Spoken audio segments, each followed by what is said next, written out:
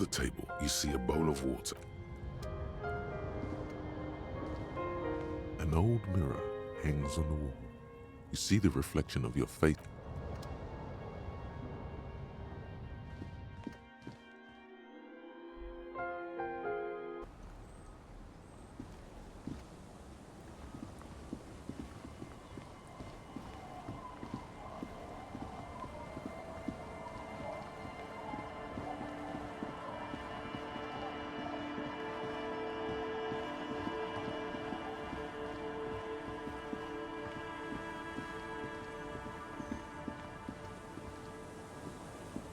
Our tenant, the policeman. I hope the waves don't keep you.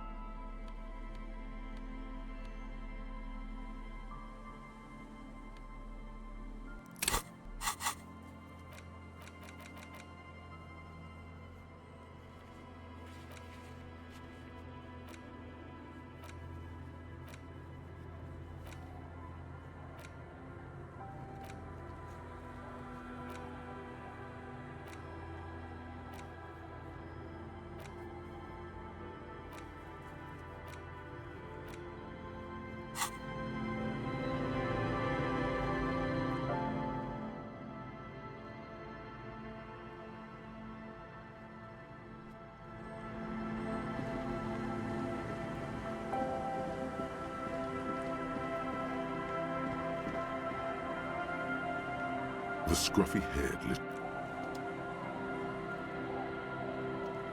scruffy-haired little boy kicks as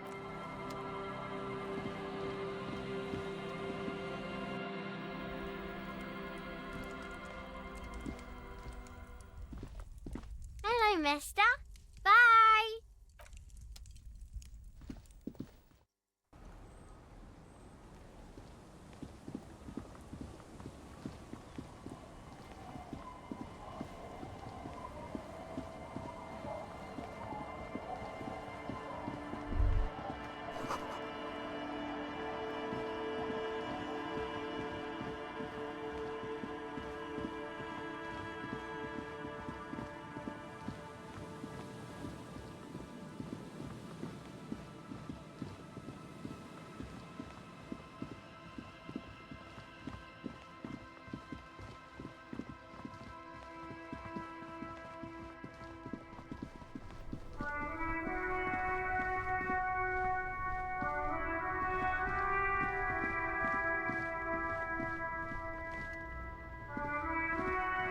That's one brutal motor carriage.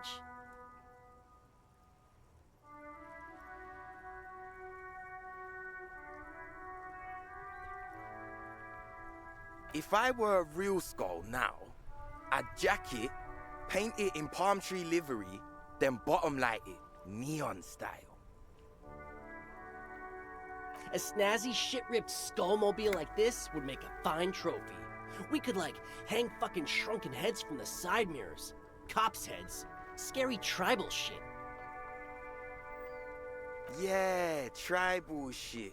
A cop carriage like this would have proper skull value. While I appreciate the interest you take in my brutal motor carriage, I have to stop you right there. The RCM takes threats directed at its property seriously. It's just theoretical work, Copper. No basis in reality. Man, if we were certified skulls right now... I can tell you who we're not, cop. We're not snitches or skulls. Which is not to say that the skulls are bitches and on the contrary. The part of this presentation you want to take home with you, cop man, is we're not part of the skulls. Yet. Oh yeah, Cindy's a right proper skull.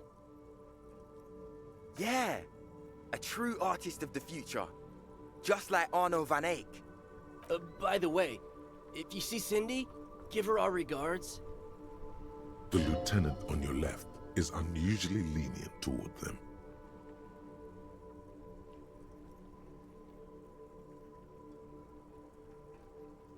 Old man, it doesn't matter. You'll be long gone before his greatness is recognized. A young woman kneels on a sheet of ice, as if looking for something lost ages ago. She bends until her right ear touches the frozen water. She listens to it crack, slowly. Yep, old as fuck. Yeah, man. It's like at death's door. No wonder you know nothing about the future. You won't be there. The Union does their share of policing in Martinez, at least where gangs are concerned. That's why there isn't much organized crime around here. Don't you worry about that. We're gonna make up for the deficit.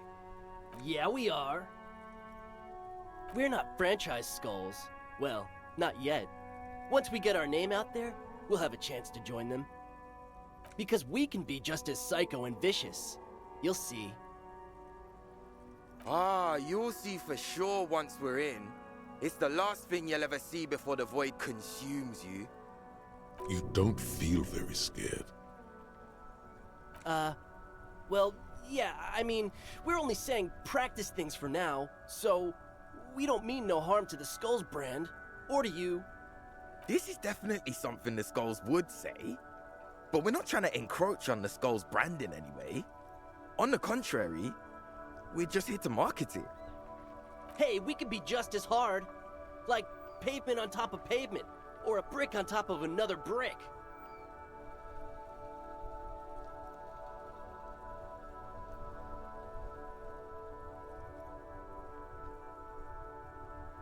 Or a grave on top of a grave. The Union does their... Don't you... Yeah, we are. Mm-hmm. What about them? Well, first off, it's a statement and not necessarily something that characterizes me as a person, even though the statement has character. And I do like piss. The word piss epitomizes the struggle taking place in the world. Things being defined as they seem, not as they are. And, I guess, it's also about communal spirit, the future, and truly appreciating our differences. Also, you've got to admit, it catches the eye. And since the Grand Piper is slowly but steadily moving towards basing the economy on it, attention, it is imperative that the medium itself convey the message. What I mean by this is, we are all pissed, and that the world is inherently meaningless.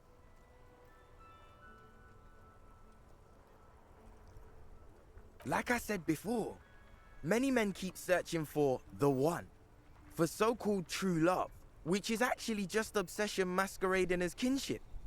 The thrill of the chase, the hollowness that fills your chest cavity after catching it. I'm wondering if the poetics come with the jacket, or are they derived from something else entirely? To catch a fish, you'll need to hurl the lure many times, and even then it isn't certain that you'll get anything.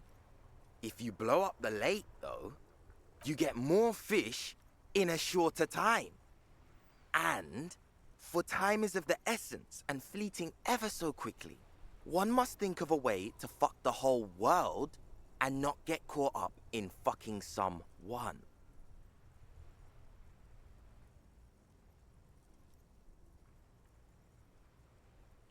Because when one fucks everything, he fucks nothing. And that, to me, feels glorious. Sticking your dick into the void.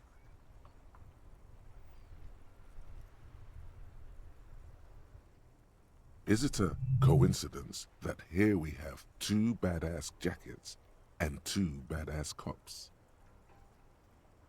Yes? Leather jackets adorned with immature writing? The ideology they convey helps the boys justify poor choices in life and fashion. I'm not a fan.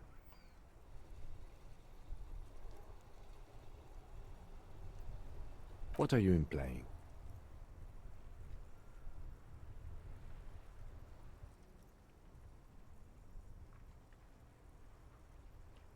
For what? The concept of getting dressed is familiar to me, but wearing jackets like these isn't appropriate for an RCM officer, unless he's deep undercover. Neither. Fine, if only to end this discussion. Theoretically, if I were a juvenile delinquent, if I were to already be down that path, I think peace is the stronger of the two statements.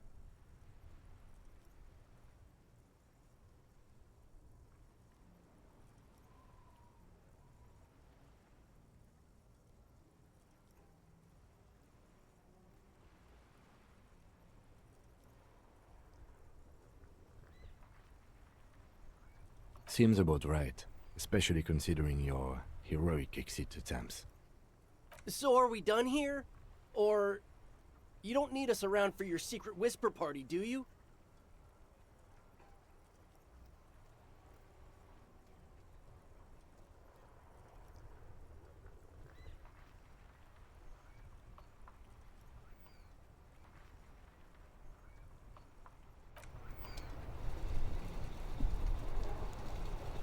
That ride is... Hey, piss.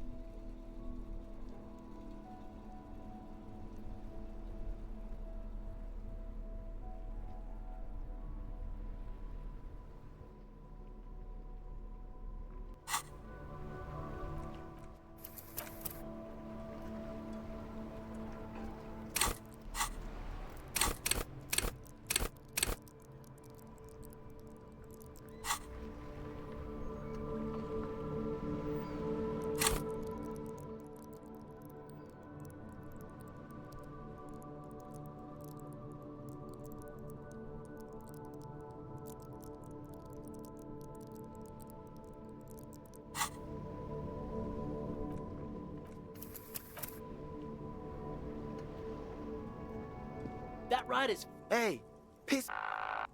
Look who it is. Shrunken cophead material. No, no, no.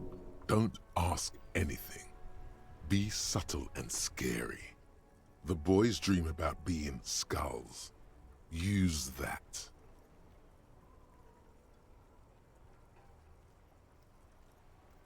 Suggest they're massive skulls. Come on. What? No. Skulls don't have kings. I think. And we're not even in yet. Yeah, man, keep your voice down.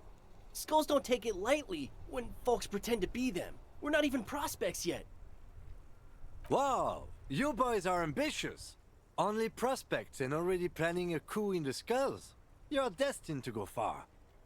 He gets it. Passive-aggressive flattery. Shut the fuck up!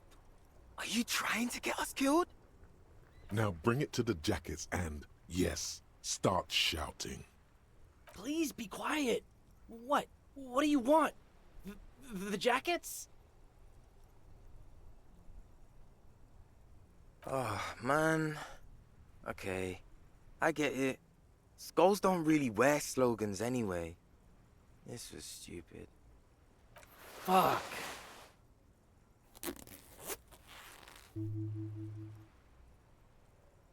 The lieutenant watches the boys take their jackets off with mild amusement.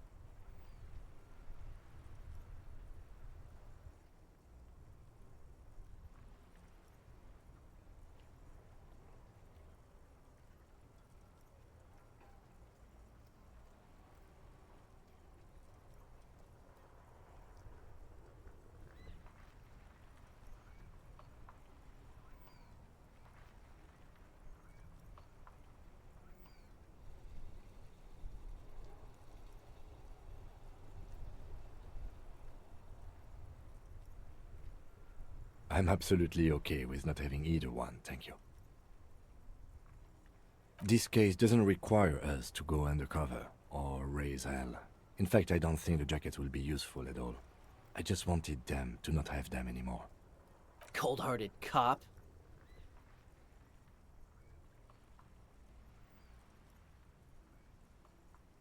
The need will not arise. The jackets are meant to complete each other. If a man was standing alone on a street corner with his written on his back, it'd just be an individual that has taken a liking to urine. And fuck the world, all on its own, is, frankly, generic. I don't know, Eric. It's cold out.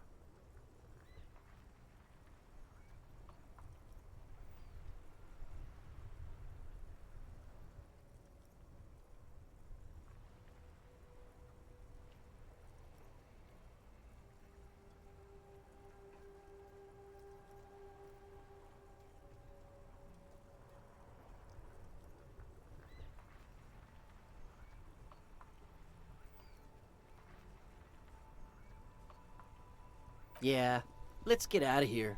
The cops fucked us.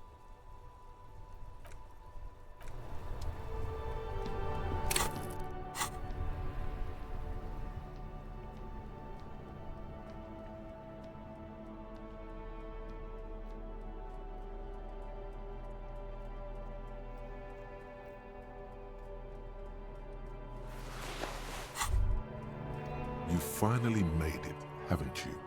People point fingers at you and whisper to each other when you pass by, wondering to themselves, where did that man get such a cool jacket? Did he receive it upon graduating the École Normale Supérieure de Badasserie? Is he dangerous? You are very dangerous, my friend. Dangerous and cool. In fact, no one dares to say a single thing about the jacket. But believe me, they are all very impressed.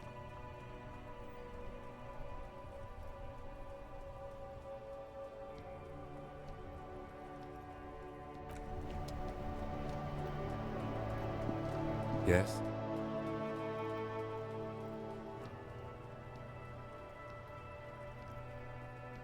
The lieutenant's posture becomes rigid and uncomfortable as you lean forward and sniff the area just above his shoulder blade.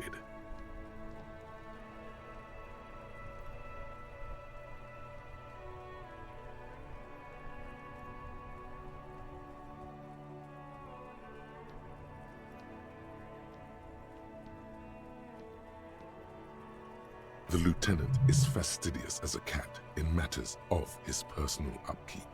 And yet, in the folds of his jacket, you can just perceive the stale and acrid traces of oil rags, transmission fluid, and brake pads.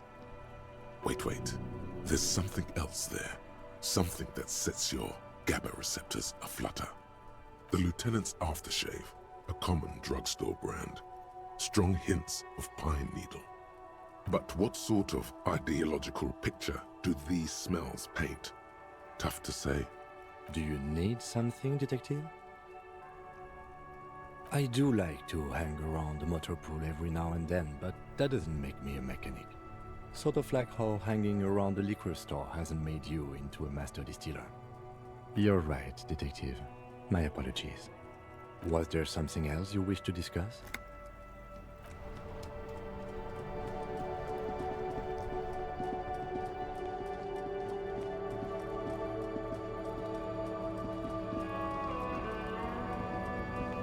Looking for something on?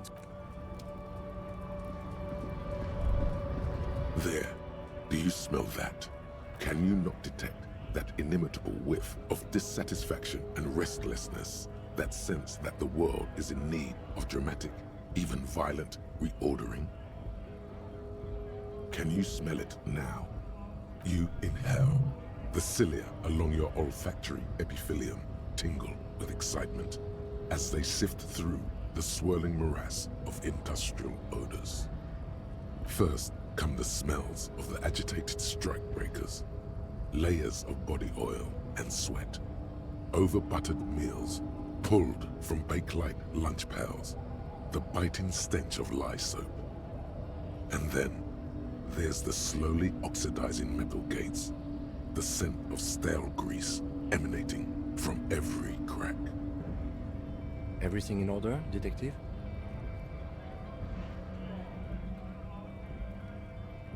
You're developing your... You know what? I'll just leave you to it. Carry on, detective. The lieutenant lacks your highly developed politico-olfactory cortex. The reek of communism is undeniable, and it's coming from that railing right there. Yes, now's your chance to establish contact. But be easy about it. Communists have been known to charge when startled.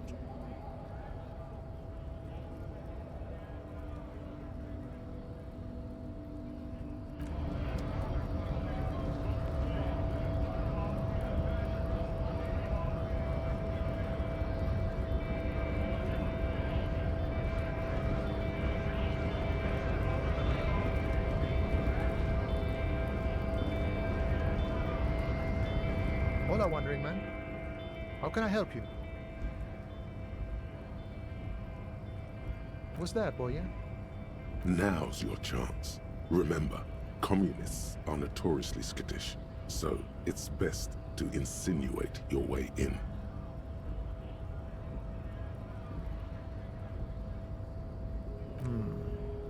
Have you tried a butcher shop? Don't think I've ever met a Kras personally. Then again, I've never been to Grad. Okay, maybe it's time to abandon the subtle approach. Ah, now I see. Can't say I'm surprised. You seem to take your communism seriously. Not a bad thing, mind you. It's good for a man to take time to think about the whole socio-political world picture.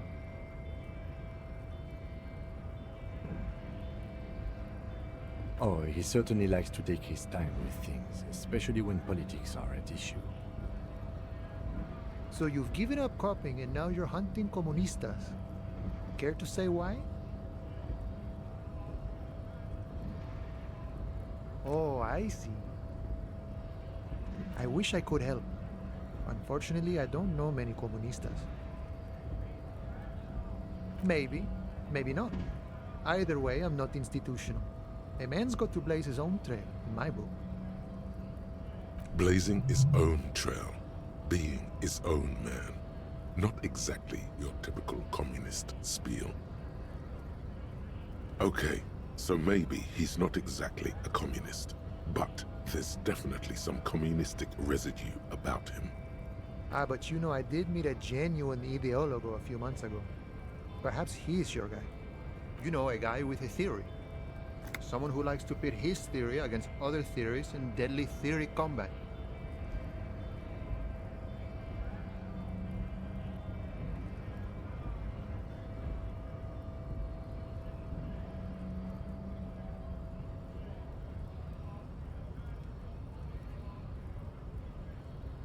It was late one night as I was leaving the armor. He was waiting on the corner in a bright white jacket, classic Sarameritian style. He asked me for a light. We shared cigarettes. Then he asked me if I ever thought about getting into some of the extra physical branches of communism. See, all this political chit-chat is just an excuse to rip tar with strangers. Let's say we just skip right to the good part then.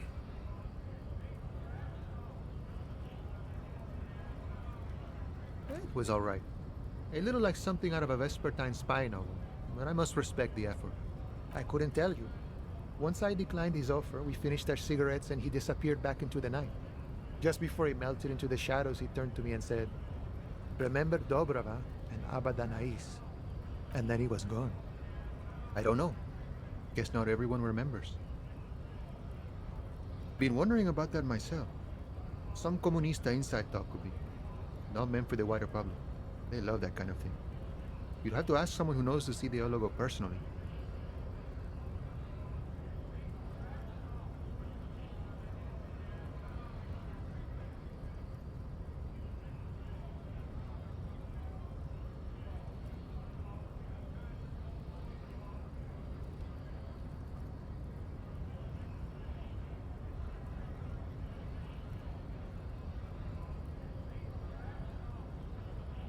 I have to say though, it sounds like you found yourselves a proper hunt. The man whispers a jaunty tune. A coastal breeze ruffles his hair.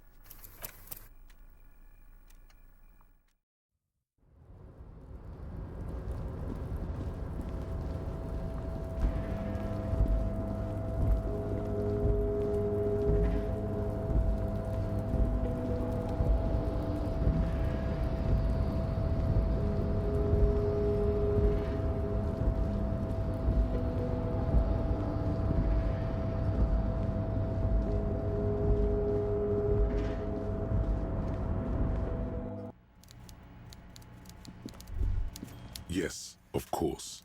Now we're on the right track. It smells like... We're getting crates and pallets calling to mind. Vast stands of winter pines. A swirl of ancient odors absorbed by heavy carpet fibers. But also a pervasive, treacly sweetness that somehow reminds you of cola nuts.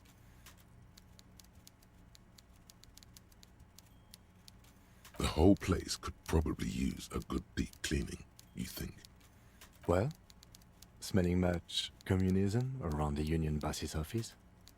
Meanwhile, Everard Clare clatters away on his typewriter, willfully indifferent to your presence.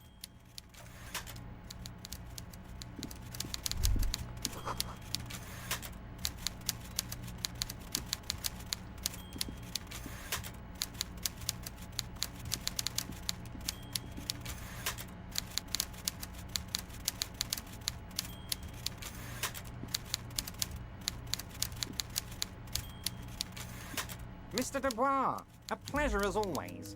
You don't have to sit down this time, since you've already sat on that chair. Mr. Dubois, really? Do I look like a man who has time for underground communists? I'm as above ground as it gets. He's got you there. You've got to be 10 or 12 meters up, at least. That's all you're going to get out of him, it appears. Now, was there anything else you wish to discuss today? The golden boy returns once more. Wonderful. Simply wonderful, Harry. Of course. I already knew this. My friend, the mailman, confirms the letter is on its way. You've done a great thing today. You've given the children of Martinez a future and proven to be a true man of the left. I can finally trust you now. You're in my inner circle. You too, Mr. Kitsuragi. We can talk about anything. The strike, the murder, your lost gun, nothing is off the table. See, forging that signature really paid off.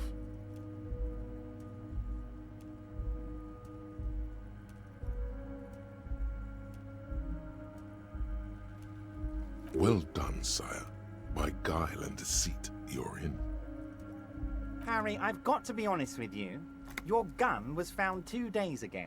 Withholding this information weighed heavily on me, but it had to be done. Your gun is with an old woman. I hear she's a character, so watch out. This must be the woman who bought the gun from Roy.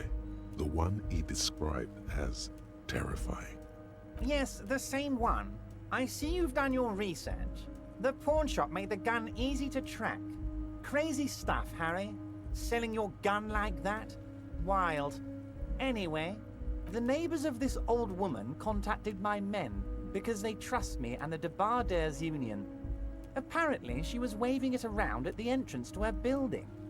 Waving the gun around doesn't sound good. None of this does. As I said, she's a character. I didn't have time for details. It sounds like she's unstable, but don't worry. No one got hurt. Unstable is good, actually. She will be easier to disarm. No, wait.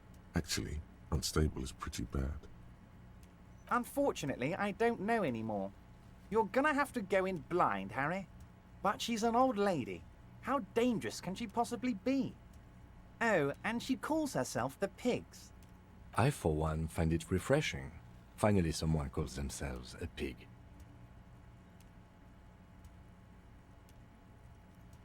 I already have. Tonight, starting 10 o'clock, near the old fish market on the coast. The one on the boardwalk, a little past the fishing village. Be careful, Harry. I would never set you up for anything dangerous, but you did ask for this. Now, back to the fun stuff.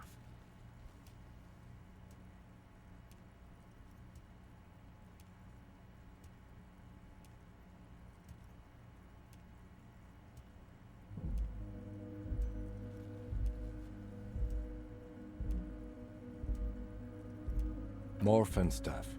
Seems like we already have fun stuff to do. I did not, Harry. Although I am very, very glad he's dead.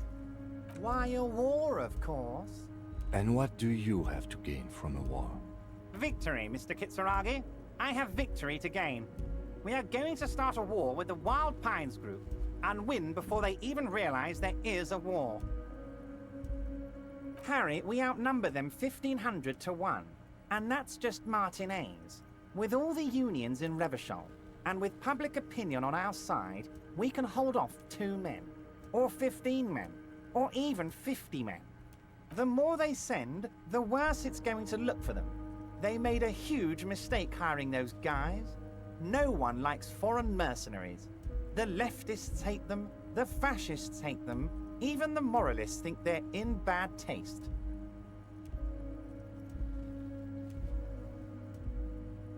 Harry, there is no strike, only war.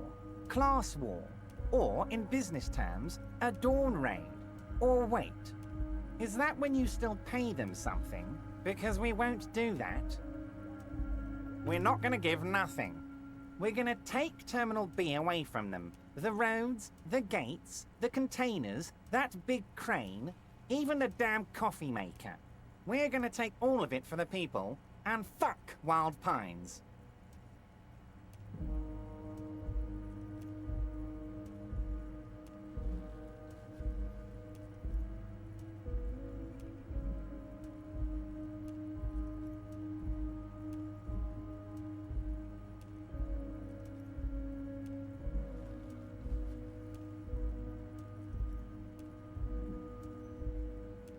The word fuck rings like a gunshot from his mouth.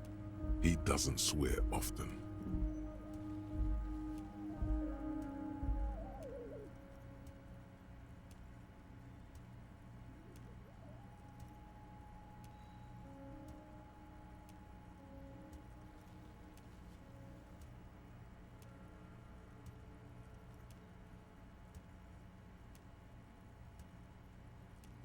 So that's why you haven't let Joyce in?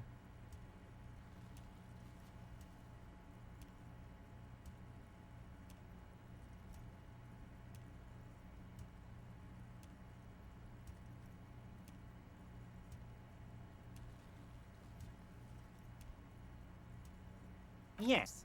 It's also why I let that midget Gaumont go. He's too nice. I can't put him through this. Plus, he knows how to get in here. That woman can't tell her tits from her arsehole. She has no chance. Because we're friends, Harry. Besides, it doesn't matter now. You can go tell her if you want. It won't change the course of events. We have a significant head start. It's already happening. 2,372. Plus yours truly, of course. Oh, you mean what sort of goods are going to be flowing through? How am I going to replace all the contacts we'll lose once the poo-poo hits the fan? The clients will ditch us. Harry, we've thought of everything. We've been running back channel negotiations with all the major clients. I think the company will be unpleasantly surprised to see how many of them stay loyal to Martinez and to the new competitive contracts we can offer. With renewed zeal sparked by communal ownership, the men will be shipping those containers double time. You'll be surprised to see how fast things go without parasites latching on. We'll have our hands free to pursue bold, exotic new revenue streams. That's drugs. Drug trafficking. Drug trafficking? Don't be stupid, Mr. Kitsuragi. There are perfectly legal, 100% ethical chemical factories on the Samaran Isola. You don't need to be colonialist about it. All they do is produce components to keep the pharmaceutical industry running. That's people's health we're talking about. Old grannies, little babes, people with disabilities. Wow, a neurochemical, psychoactive labor uprising stroke hostile takeover. The company thinks transporting these chemicals in bulk looks bad, has bad optics, may be illegal in some countries. The Debarders Union, however, we're all about the large volume column. We're gonna transport the living daylights out of those materials, Harry. So your sick kid can get his benefit and your wacky uncle doesn't have to come off risperidone. And the kids on the street can get speed and pyrrolidon. I'm an old-fashioned guy, Mr. Kitsuragi. I sometimes grab a beer with the boys, but I have no idea about the things you just mentioned. But if I were to supply ingredients for some sort of rainbow party, I would make sure the Union took a fantastic share, and I'd keep that stuff far away from Martinez. You know why you're such a good detective, Harry. You don't get sidetracked. You care about the people you're supposed to protect, not some systems that may or may not be unethical. Anyway, let's not focus on the sensationalism of the drug trade. This hypothetical drug trade is all anyone ever seems to be interested in. It would only be a small part of the harbor's turnover, just like the harbor is, but a small part of Martinez. Let's look at the big picture. Martinez as a whole. There are little girls out there with dreams of making music. Young mothers who... I'm gonna unite them all into one economic body. We're gonna incorporate this place to Kingdom Come. Everyone's gonna be in on the wealth, and everyone's gonna pull their weight. Harry, the length you're willing to go to keep your nose clean. We're way past specific union members. You can bother Leonard with that. He loves to run. There's something different about him now. He's more vibrant, more alive in his big-time mode. Harry, by now you should know I would never do anything tricky like that. However, if the construction noise and limited street access makes... well, let's just say there'll be... He proudly spreads his hands to demonstrate the size of the palaces. They're very large. So the village is doomed. You were there, you saw the place. Reset. I have big plan. Harry, Harry, enough is enough. We're taking this district back. The war was 50 years ago, for God's sake. It's time to move on. Yes, I do. The pain is true. He's seen kids do worse than that. Damn right I'm up to something, Harry. I'm gonna... A true flash of anger in him. Great, Harry, great. This has been so great.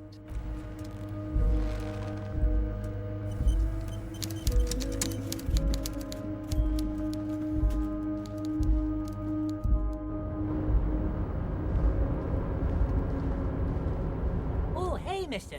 I knew you'd be back to talk with old Leo. No trouble at all, mister. Mr. Everett doesn't really want me to talk to people about union guys. But who did you want to talk? Mr. Edgar is Mr. Everett's brother. He looks a bit younger, he does. But a very smart fellow. Very smart fellow indeed. He's away on some union business. Not even in Revershaw, they say. Huh? Sure, mister. What is it? He's a union man through and through. Good guy. He's very calm, laid back, doesn't do much, talks to Everett sometimes. Honestly, I don't know what he does for us, but it must be important because everybody likes him.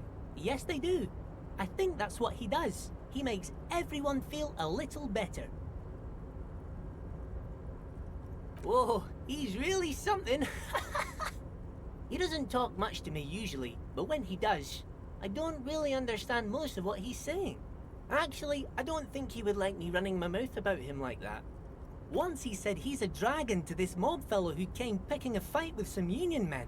Heh, I think he really believes Jean-Luc was a dragon because he ran right off.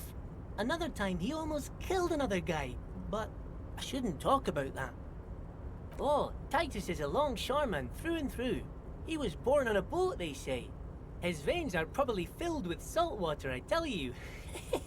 Nice, friendly sort old Titus is. I'd best not. I mean, I could, but I don't think Mr. Everett would like it very much. You better ask him yourself, mister. The night guard? Ooh, he's a peculiar fellow. He's the strong, silent type, you could say. We talk all the time, but I don't really know much about him.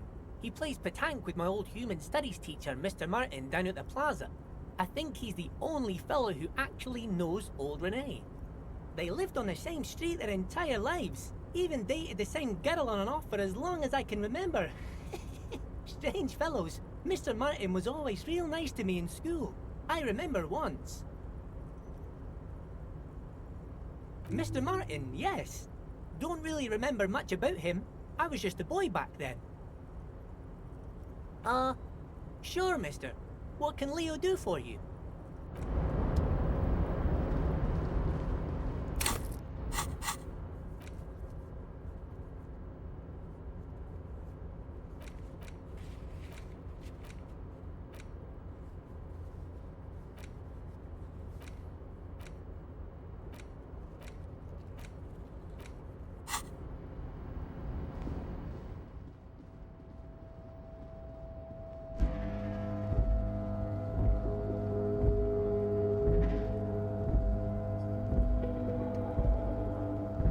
You're back before the cargo container.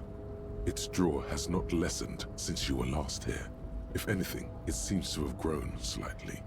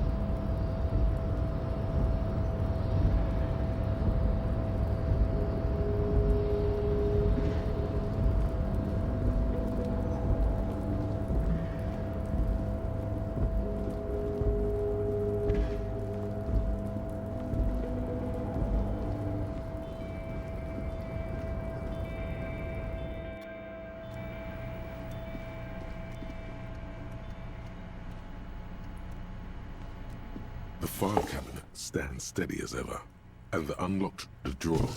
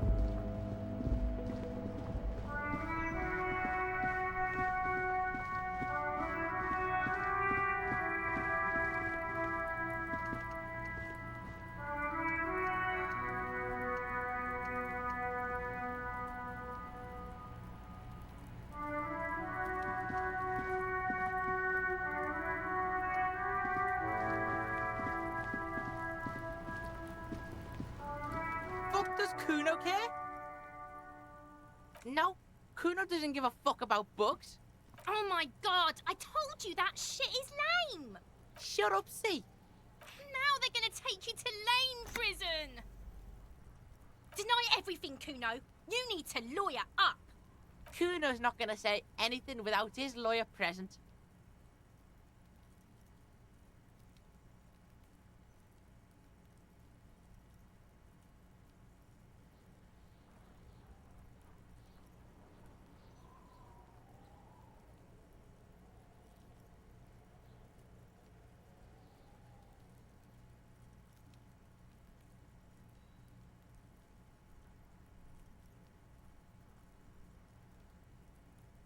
There's definitely something going on here. Remember his pig's head shack? You should check it out. Kuno doesn't fuck.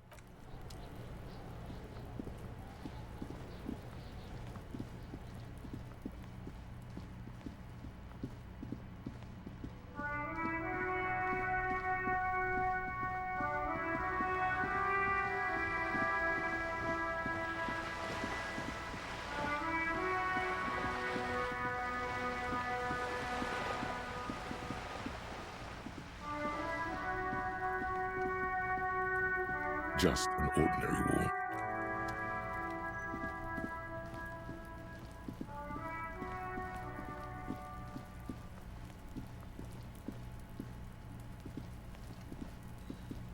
The door is closed. You hear someone inside, walking from room to room. Whoever lives here must be back home.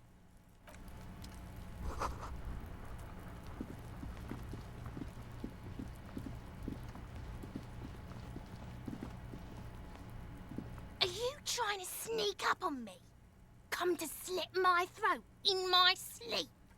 Apparently, she doesn't like people standing behind her back. Pigs come to take me out? Trying to snuff me out? If anything, you're afraid she'll take you out one day. Then why are you sneaking up on me like that? It's not a good idea to scare me, pig. Not a good idea at all.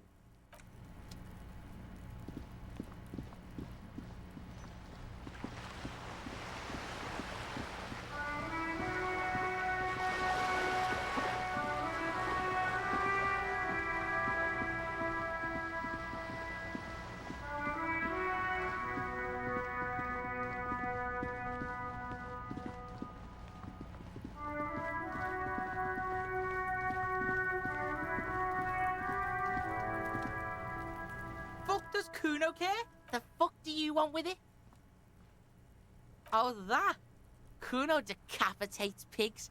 That's just a Kuno demo tape.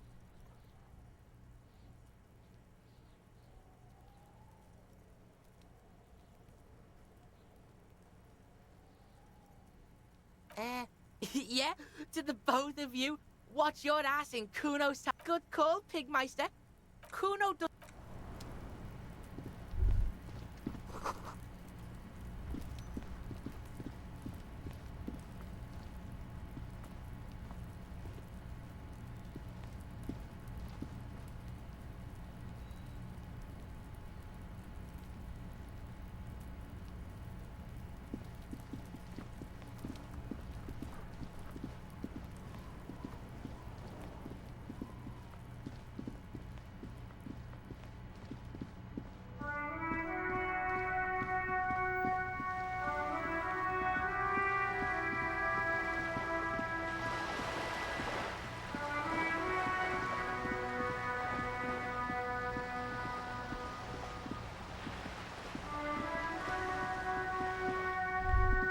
There it is again.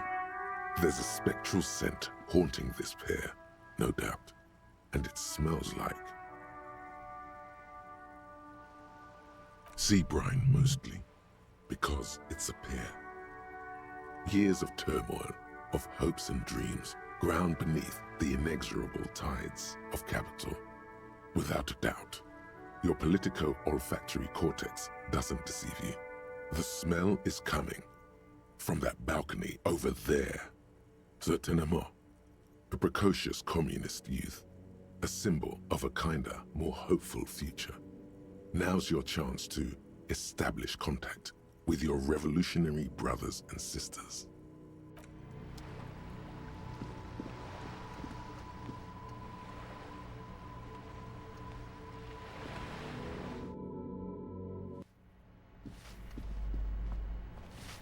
Give me a moment. Ask away, policeman. The hell am I supposed to know? Another nut job, I assume. She really doesn't like those nut jobs. Bad blood there. Some lunatic lost his mind.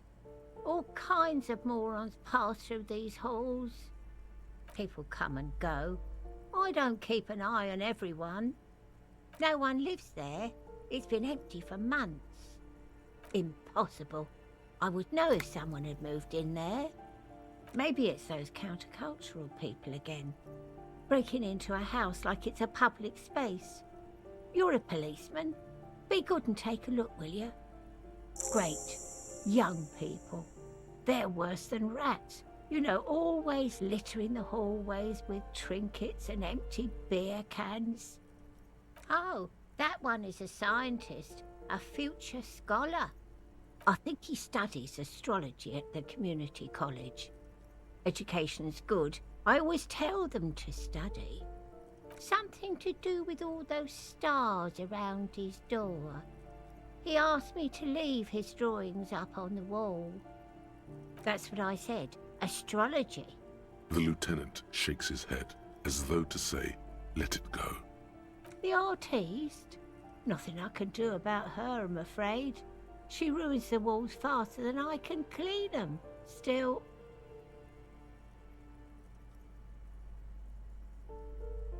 she leaves an old lady to her business. More than I can say for others. She mumbles some kind of a response, then hacks something into her handkerchief. I'm no one. Just an old woman who cleans these hallways.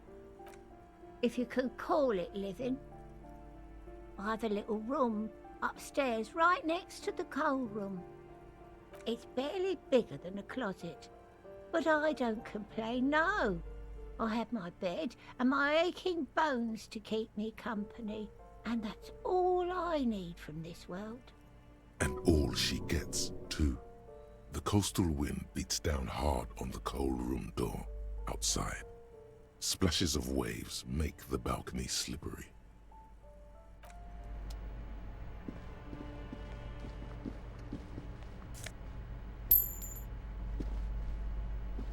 You hear someone walking around inside, rearranging the furniture. The number on the panel says 10. Excuse me? Of course not. Scare them. Suspected of some big crime.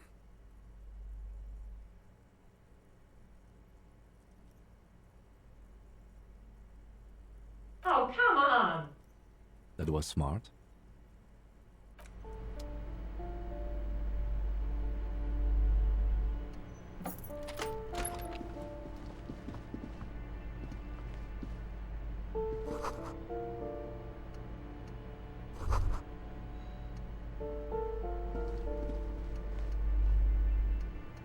Master Investigator, you just can't keep yourself away from locked and hidden places, can you? Attaboy, the world's secrets were made for you. They wait patiently for you to uncover them.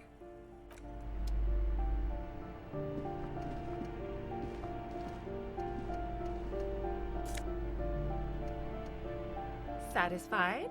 My name is Marielle Charpentier, and I'm an agent with Martinez Realty Associates. I am not breaking in, as I have every right to be here. The keys, see? Boy, there are a lot of different keys there.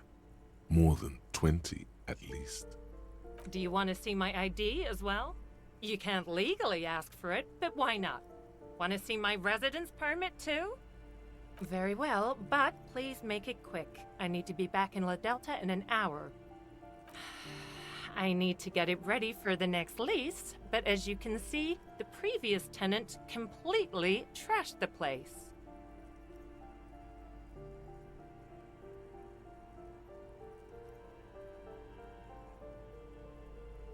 It was some kind of a moribund old man who used to be a business owner.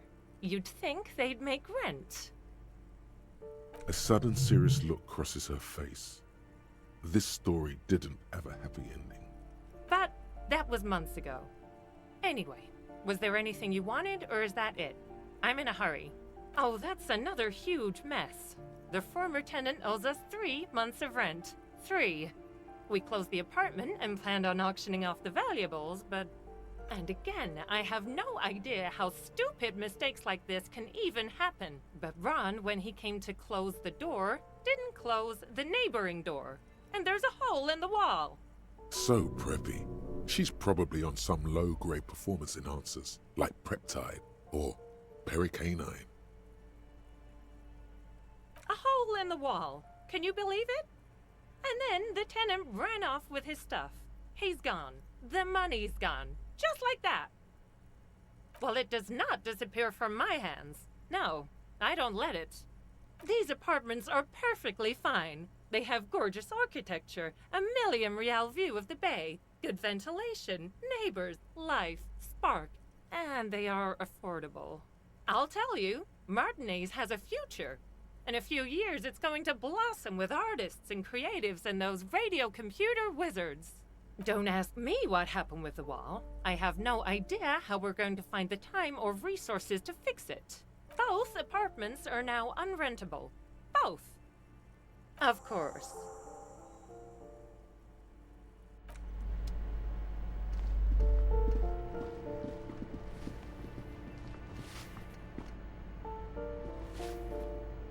Give me a moment.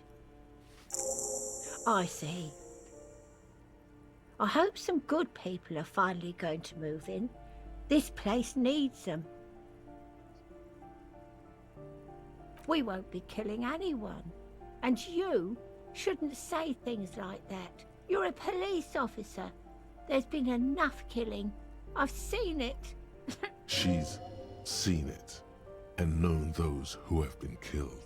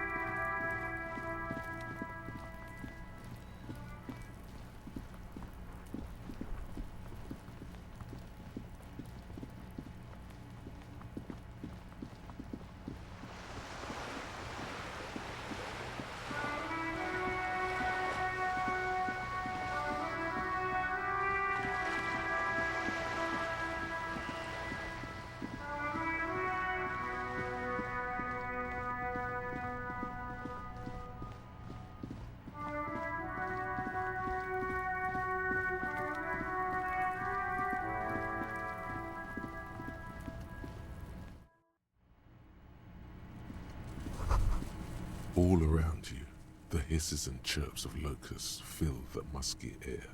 The earthen floor of the shack has been shaped into mounds of mud, dotted with little holes for windows.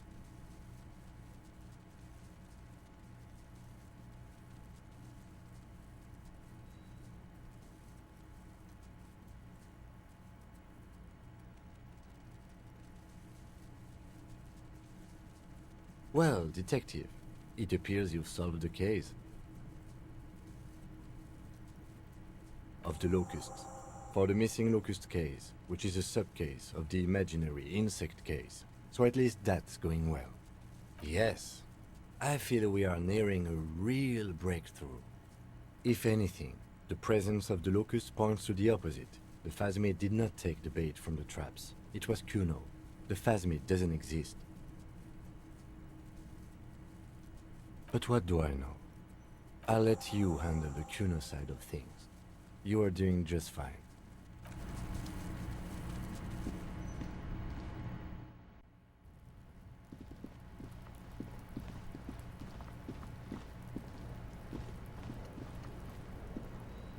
Fuck does Kuno care? Yeah. Kuno took the bugs, so what? It's not Bugtown, it's the city of locusts. Locusts aren't just bug shit. They come out of the sky like a fucking shadow. Shit descends. Stop! You stop. It's like they're fucking night. Locust City, Night City, City of Rage. The girl forces herself to watch again, the corners of her eyes twitching from discomfort. The lameness is causing her physical pain. The damage may be permanent. Maybe I am. Oh my god, Kuno! He's gonna make you totally lame in like 3 seconds. Don't let him, Kuno. Yo, fuck you, see? Kuno can be what Kuno wants to be. Kuno's his own man. Kuno's free. Kuno made himself into Kuno. Kuno can make himself into anything. Kuno can make himself into a pig if he wants. Kuno can make himself into a... Kuno doesn't give a shit. Don't make yourself into a pig, Kuno. You'll have to take me away. In it, you hear snow melting, dripping from the eaves. Someone closing a window. Without a word, she disappears entirely behind the fence. For once, the boy is lost for words. He turns completely red now, with splotches of white beginning to appear across his face. It don't mean anything. It's shit. Kuno just likes to focus. Kuno likes to concentrate on shit. Build shit when he's zipping hard. Fuck.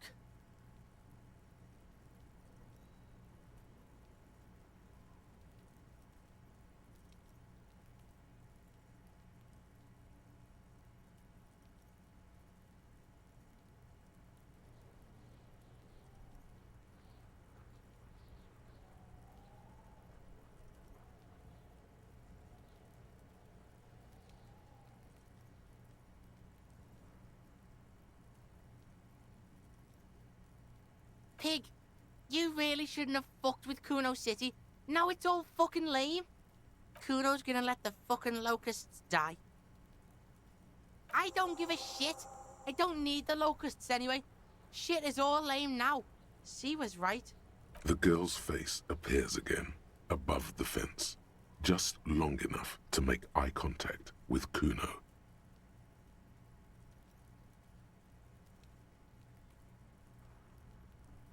The fuck are they trying to catch anyway? With the traps? Huh.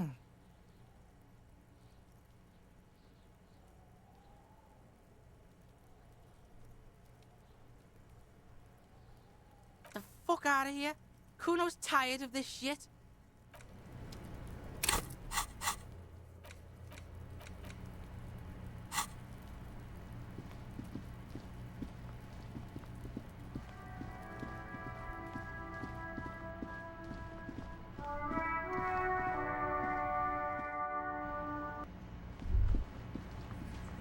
Wait, no. Something about this bunch doesn't smell right. They are, but they don't seem too keen to talk with you, do they? No, they don't. Glenn seems to be contemplating grievous bodily harm while he massages his raw knuckles. In the far back, Eugene is doing his best to ignore you. And from his perch at the end of the table, Titus Hardy himself stares at you with a cold contempt that makes you want to leave the cafeteria straight away. Besides, you're pretty sure they consider themselves social democrats.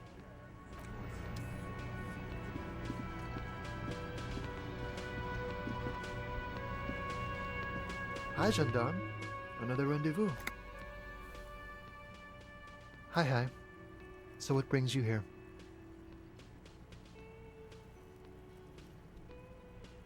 Bye-bye, gendarme.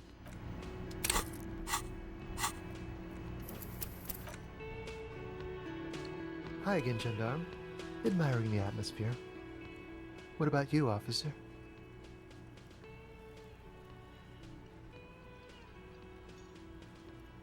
Well, here's to you. Oh yes, let's see. He knocked on my door a few days after the lynching. I think he was going through the entire building, asking questions. Nothing. That I didn't see anything. Why shouldn't he? What friend? No, I don't think it came up. Muscular, handsome, strong, like one of those military types. Yes, but he was speaking to someone on his earpiece. Yes, you know those tiny speaker microphones that fancy security guards sometimes wear. Just reporting back whatever I was telling him. Oh, let me think. He had an accent. He sounded like one of those mercenaries. He sounded vaguely Oranese. No, not vaguely, scratch that.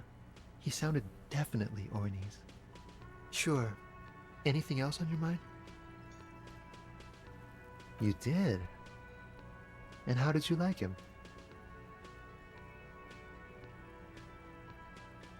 Aw, shoot. Why not? A visitor from the first world. He's not like you and me, gendarme. He can always return to his opportunities in Occident, sur la clé. Still, his coming and going brings some life to the village. Or is it just money? I don't know. Friends, I told you. Sunday friends. Friends who like to get together from time to time. That he won't be there when times get tough, I guess. It is. On Sundays. He has keys. And he likes the view. To the sea, I mean. What about me, gendarme? Bye-bye, gendarme.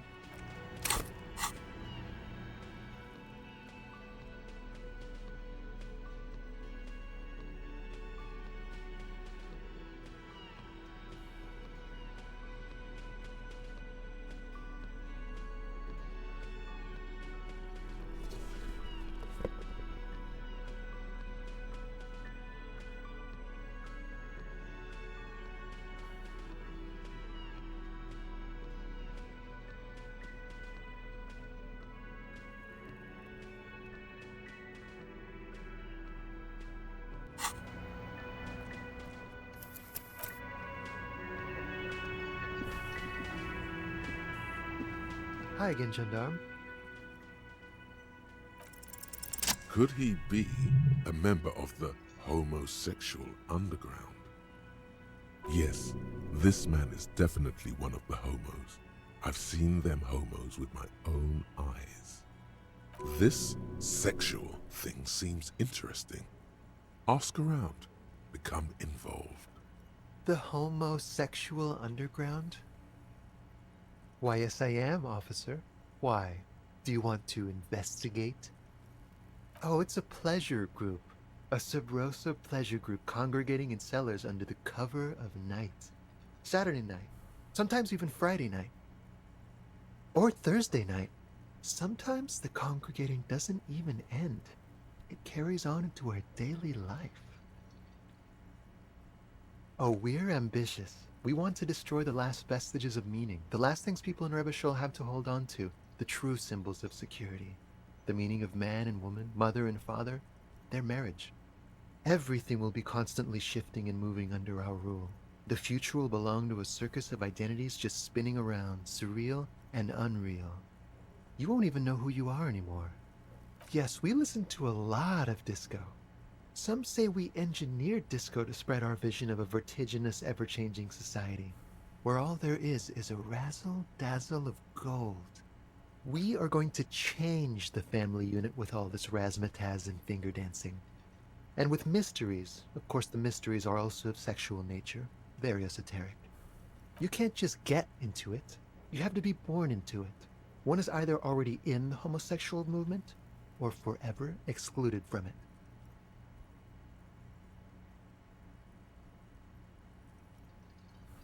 Beautiful. Beautiful. That's exactly what we're looking for. Who knows, maybe you were homosexual in the past. Maybe all of that has been repressed. I have to say that you do look like someone who might be part of the underground. You have that very distinctive, I can't understand what's going on here look.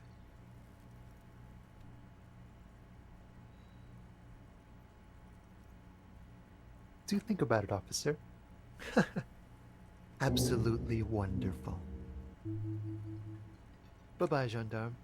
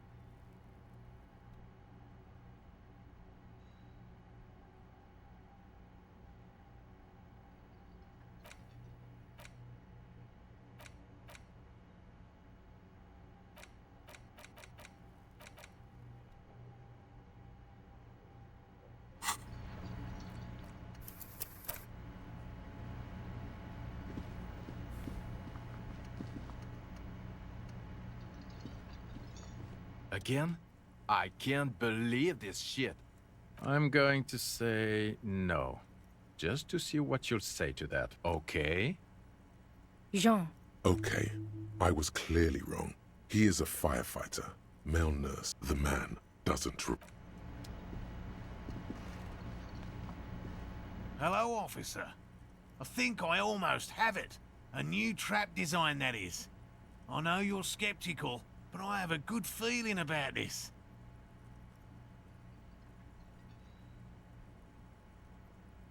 So it was just a child. Thank you for telling us, sweetie. This is good news, right? It means we can try again.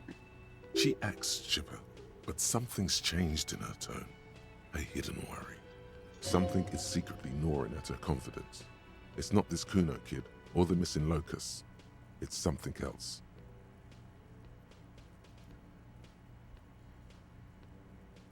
Yeah, you're right. We just need to restock the empty trap. Then we'll need to inspect the traps one more time. And then maybe we can.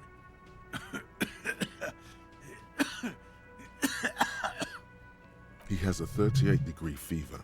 His resilience has given way. Darling, I told you to take it easy. You're getting sick. Maybe it's time to go home. You're right, you're right. We can come back next season, when it's warmer.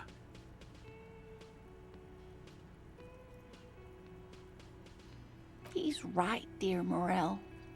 Come now, we've waited so long. What's one more season?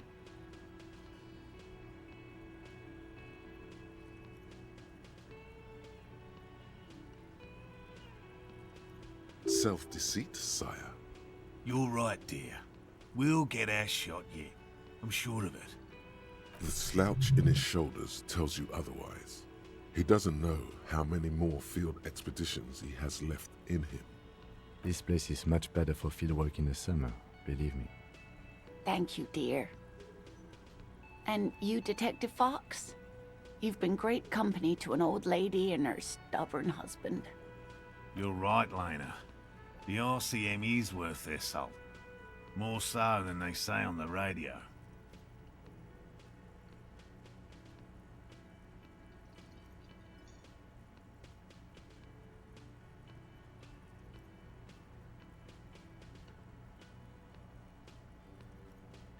Goodbye.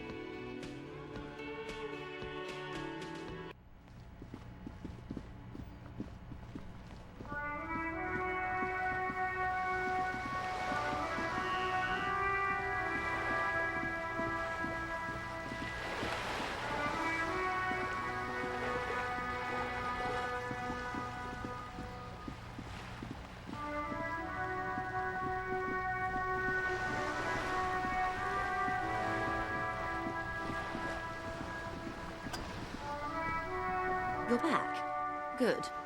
What can I help you with?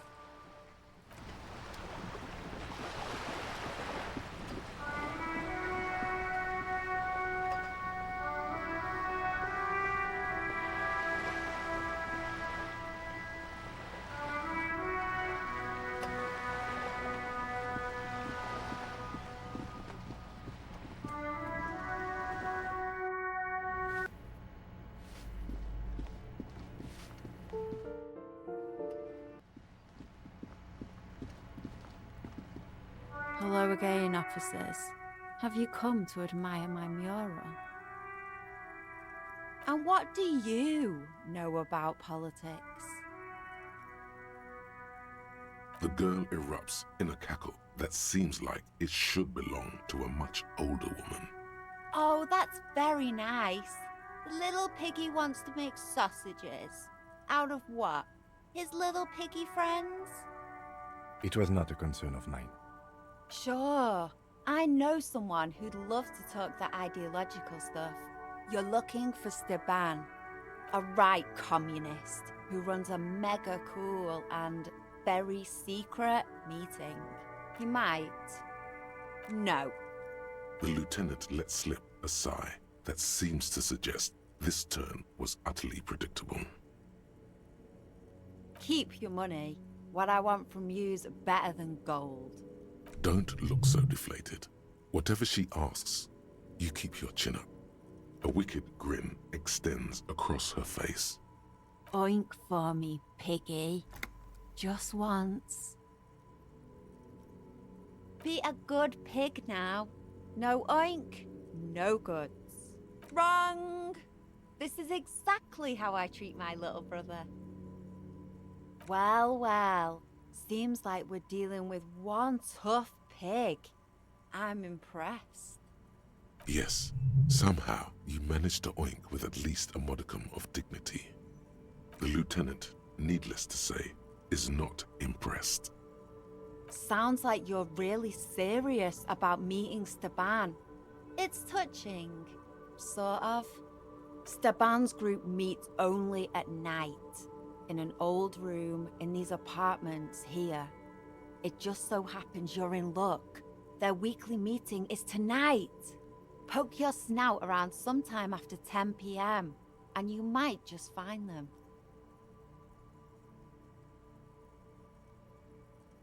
Oh, smart pig. Because there is. See, Steban's a bit on the paranoid side. He's got all these mega secret passphrases to keep out infiltrators and the like. You can't join the meeting without one.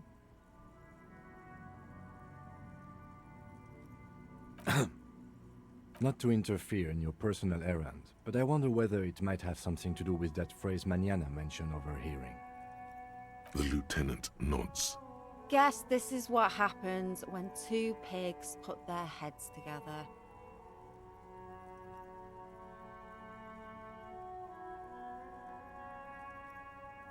That's enough. Off with you then. I don't believe it. I've never known those boys to have manners.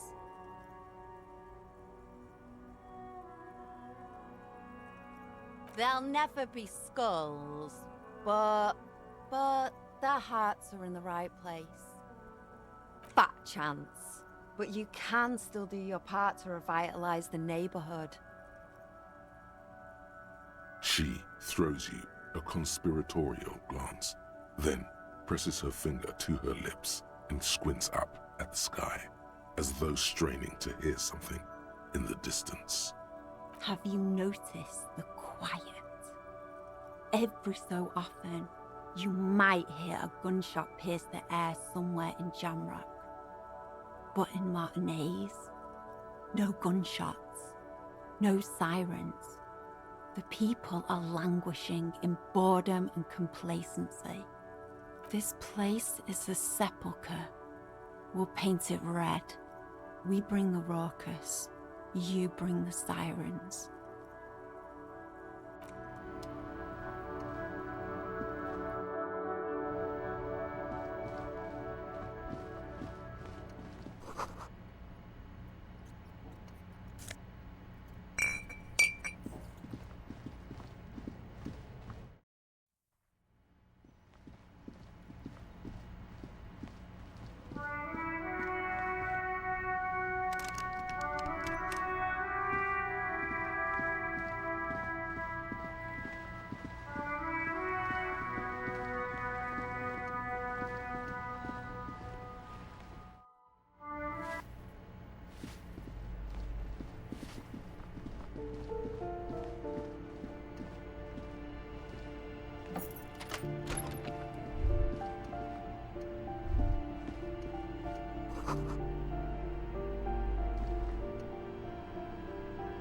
A plaster cast bust depicts a middle-aged man with impressive sideburns. The name on the plinth reads Kraz Marzov. Whoever lives here, there aren't many.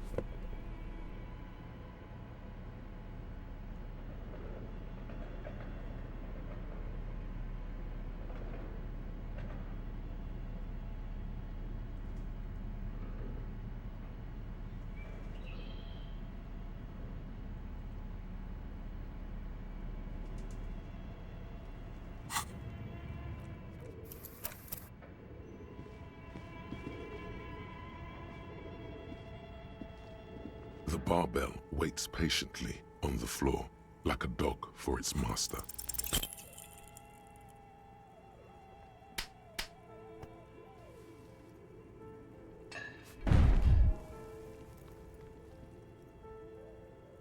You manage to hoist it off the ground.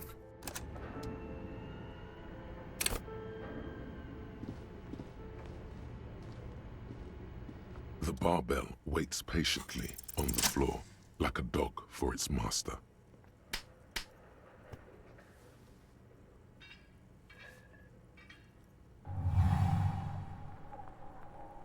Conjuring up an inhuman amount of strength, you raise the barbell up in the air. Your biceps tremble, but you're a savage. This is a children's game.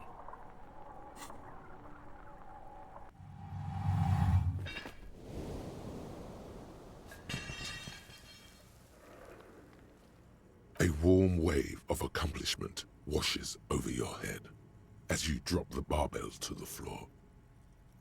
For a moment, it feels like you're strong enough to succeed at anything you ever set your mind to.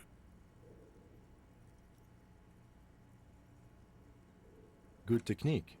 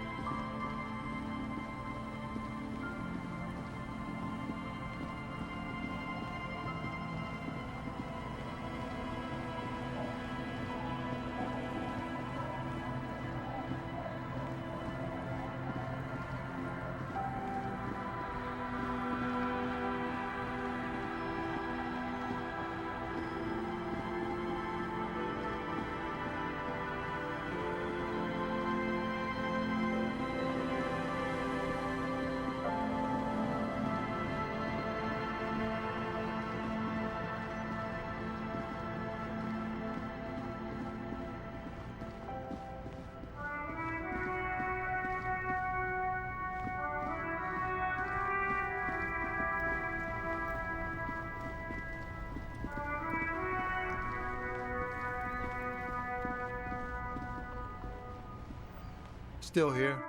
Nope. Some of the other... You really... Hey, You could also check the kiosk down the street. Frit. With 3 T's.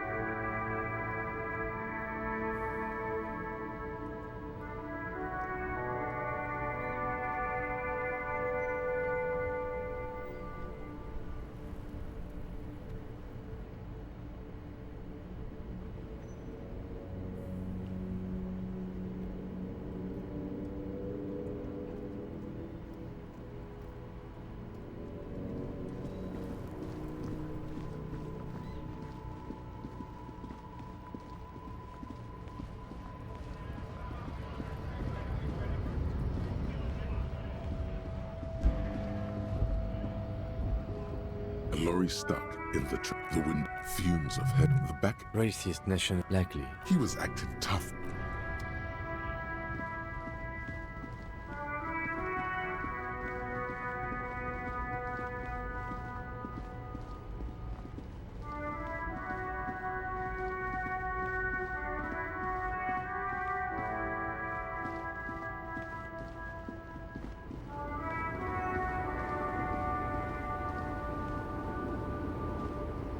The woman is still...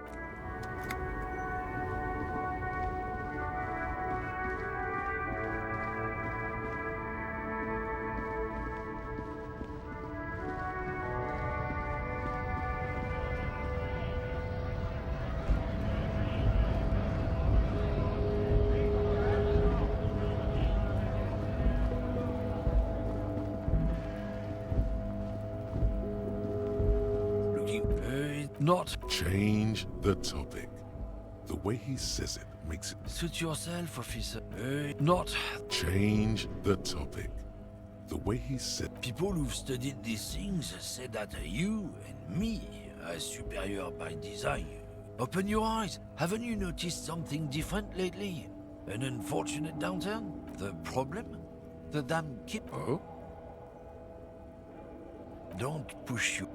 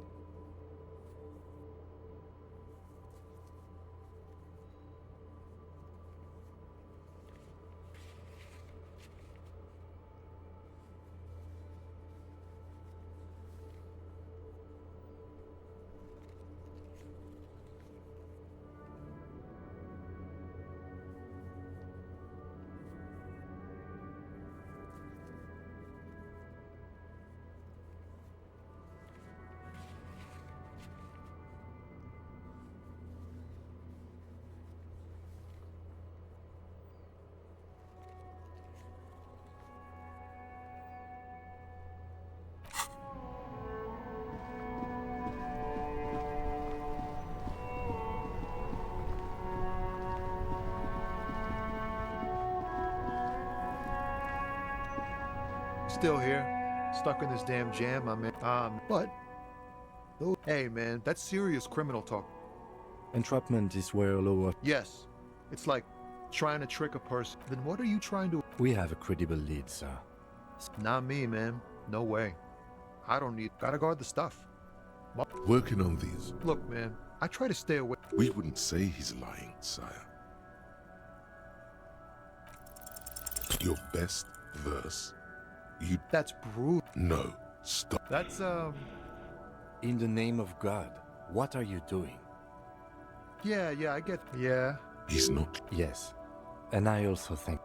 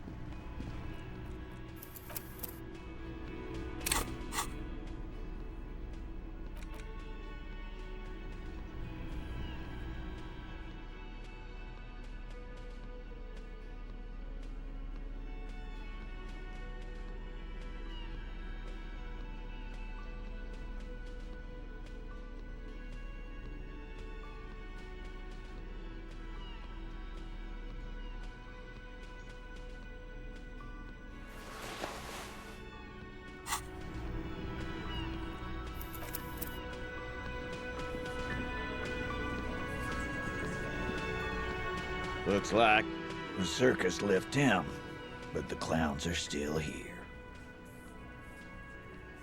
The room. Get further in. What are you looking at, Copper? This time it's going to work. Did you? You're probably right. The others are only there for... And what all the while talking, so you keep saying. Yeah. Like there is... Please stop hanging around the jungle.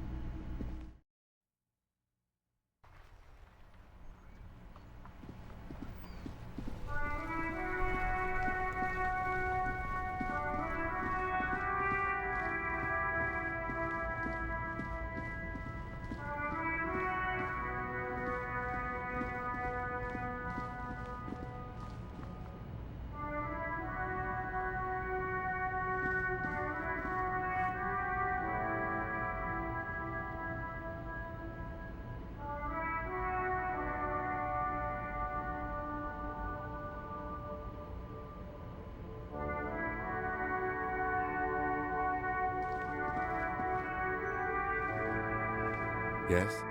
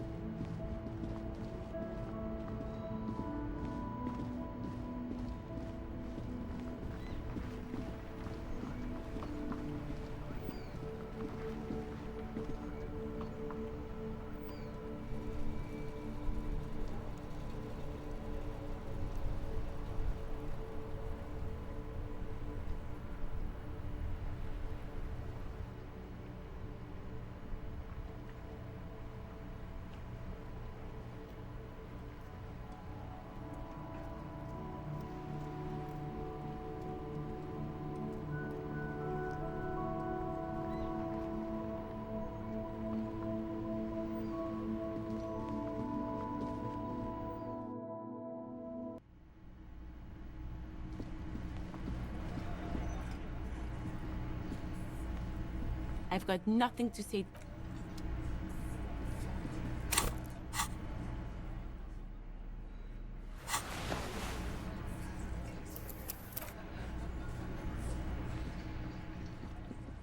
Looks like the circus left town, but the clowns are still here. Oh, so you... And what's gonna happen if we don't? You're gonna go and tell on us? Yeah. Let me state this very clearly, Capo. A witness? That's just cop tactics, Titus. Well... He's not alarmed by the sudden appearance of a witness, but he... It's like you said, Al. I've seen this shit a million times, Titus. Fly fishing. They are desperate. It's you, asshole! Yeah. Damn, they... Erebus... Well, yeah, that means... It means the... What is this? Shanky, I know you are lying. Great. Okay, maybe it doesn't feel like this did anything to them, but they have to be fretting. What are you talking about? Or what? Actually, boss... She? Shut the fuck up! So let me get this... That's right. You're not good. There's no point in pushing it further, he thinks. This is already a victory. We'll learn more about this 8th Hardy. Again. We hanged him up. Didn't they teach you anything at the cops? The autopsy showed there were no... We... Yeah. That's right, lawman. And then we hanged the fuck.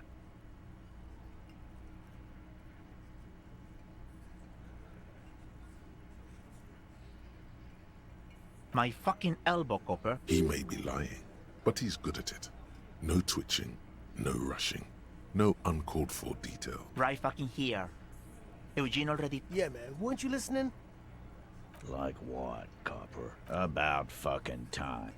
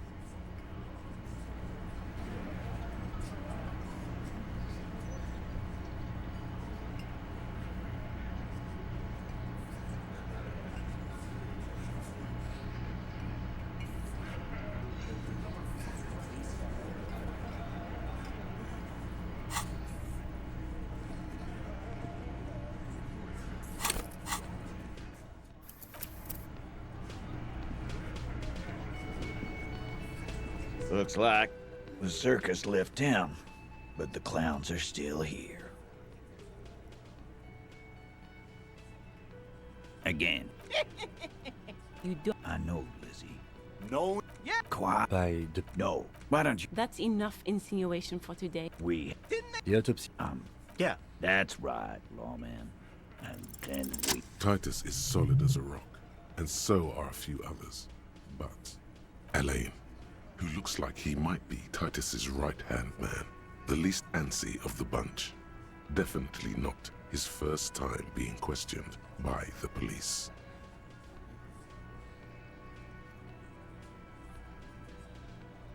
This little rat-faced fellow is solid, too. Always fidgety, yes, but no change there. Him neither. Mostly keeps to his tomato juice, or whatever he's got there. Tomato juice? Just tomato juice? A non-alcoholic tomato juice? What's the point of that?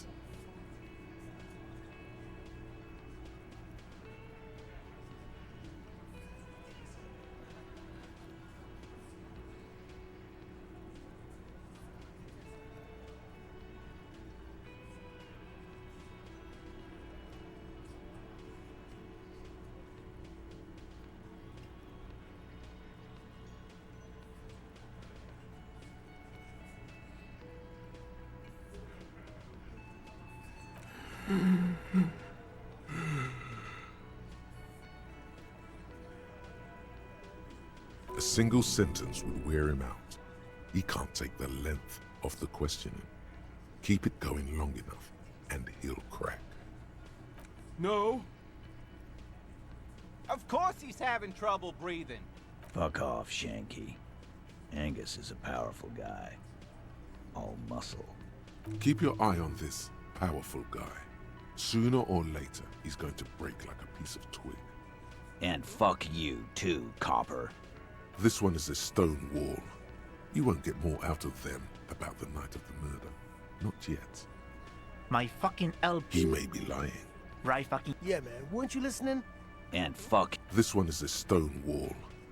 Like what, copper? About fucking time.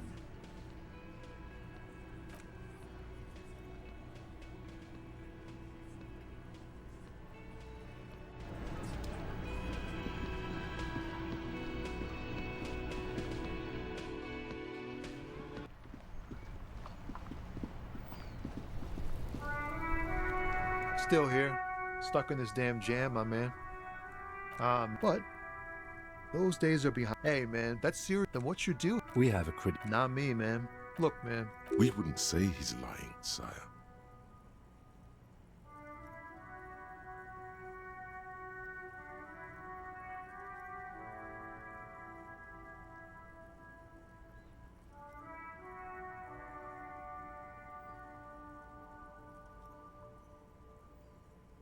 Oh, high-grade narcotics, illegal firearm. Ha! No, they usually get shipped to. The man taps his finger.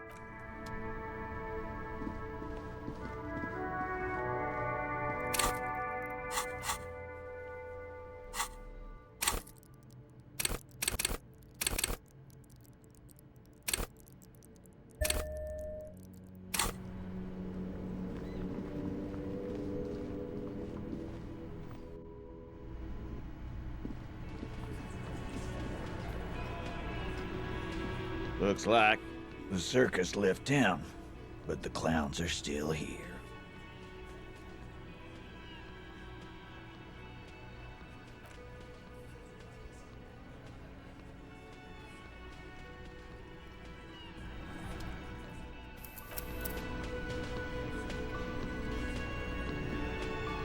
Looks like the circus left town, but the clowns are still here.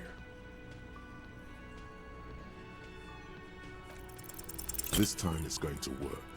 You already ruled out the first bad option that didn't. Why? This is, I'm afraid it's not what you... Yes. What? But... Police? Be careful. Your thing good. Now put it in your mouth. Thank you. Yeah. Nothing. Just a minor music.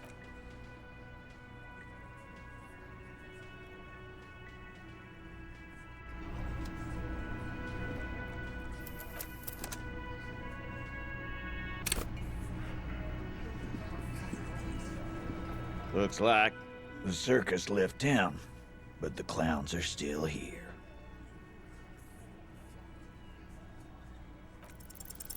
As you look around this room full of sweaty men, swearing, drinking, spitting out tobacco, does this look familiar? You believe the place was called Precinct 41. It was also filled with, almost exclusively, men, sitting on desks, talking shit and wasting time. Huh? You got a problem with beer now? Not quite there yet. Push on. Speak for yourself, buddy. We've been giving a shit for 10 years. Martinez was a dump before we put this outfit together. They don't know, man. They weren't here. We had 3 shootings a week, kids dead, fucking graffito everywhere. You cops haven't shown up since the 30s. Congratulations on the graffito removal. All I see is you sitting around talking about Monica's titties, while there's a rape victim. So what? What do you want from me? We took care of that fuck. Don't let him drink that. One more push. Quick.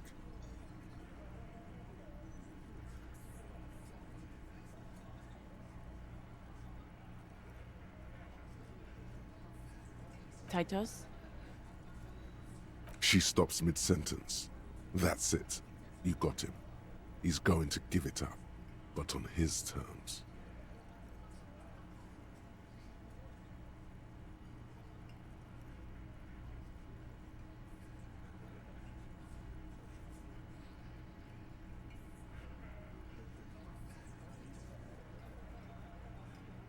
You wanna help her, cop?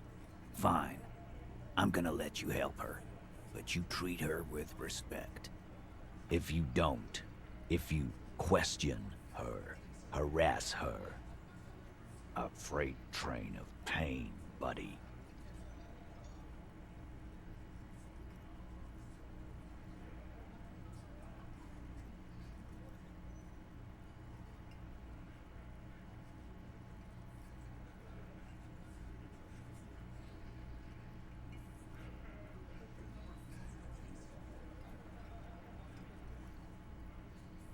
What is her name? Glacia, I'm on due. She's staying here at the Whirling in Rags, a real pretty one. Silvery jumpsuit, blonde. That's I'm on due, with an O-U. Shit. The girl upstairs? That can't be her. She knows you drank so hard you forgot you were a cop. Yeah, blonde, tall, 2 rooms over from yours. Sure, why not? You've probably seen her around. You inexplicably add cool after the victim's name, with your eyes bulging like some wild beast. Your fingers are fidgeting and sweat starts forming on your brow as Titus looks at you oddly. I don't understand what's so cool here. Nothing. We just have a few more questions. Then we'll be on our way. Remember what I said. Freight.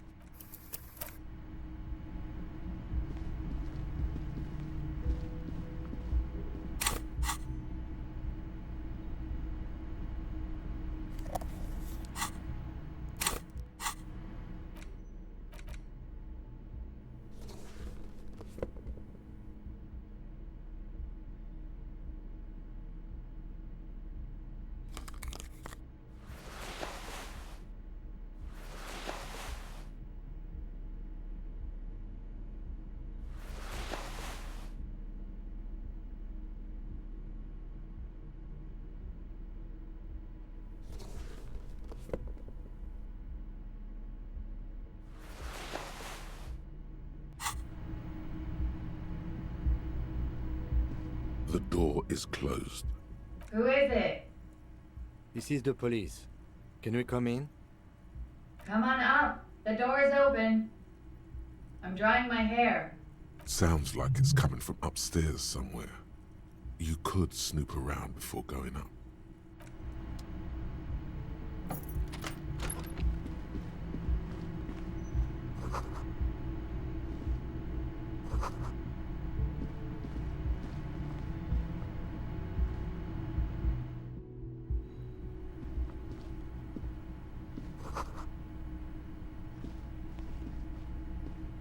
This window is pristine on the inside, unlike the one next to it. Light from the desk lamp reflects off the glass in an untarnished golden halo. Smooth as ice, there are spots of mud and rain on the outside, even smudges. But the surface of the window is clear from the inside. No chips, no hairline fractures. Following your lead, the lieutenant leans in closer to inspect the surface. Looks like it, yes.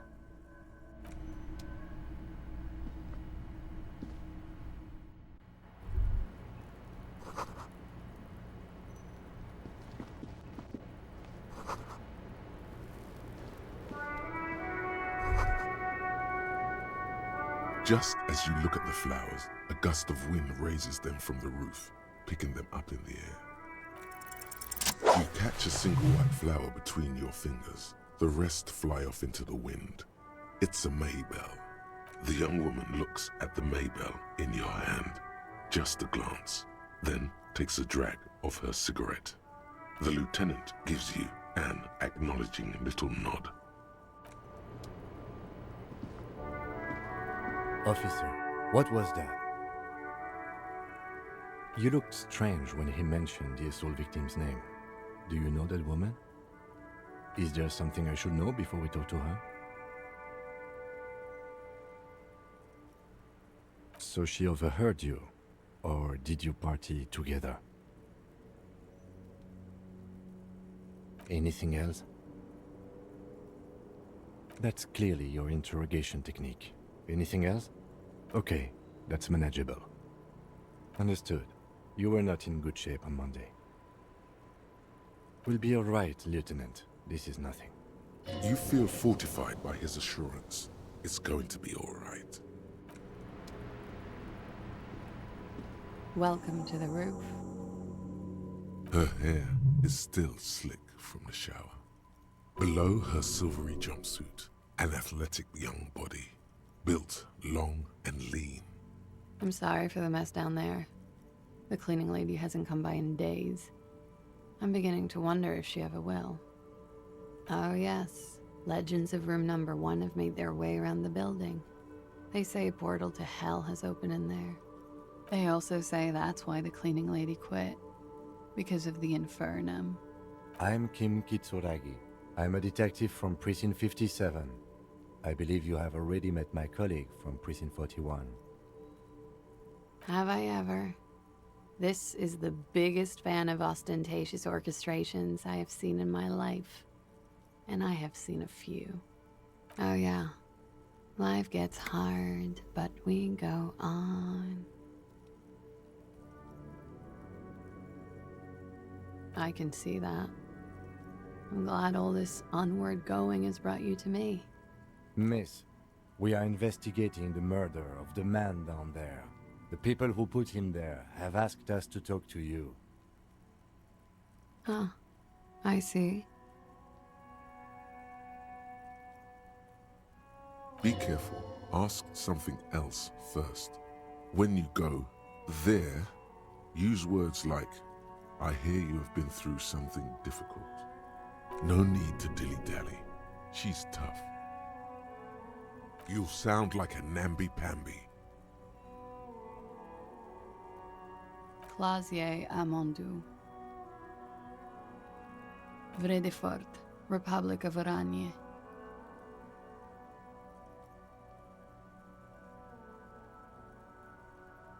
The record. So official.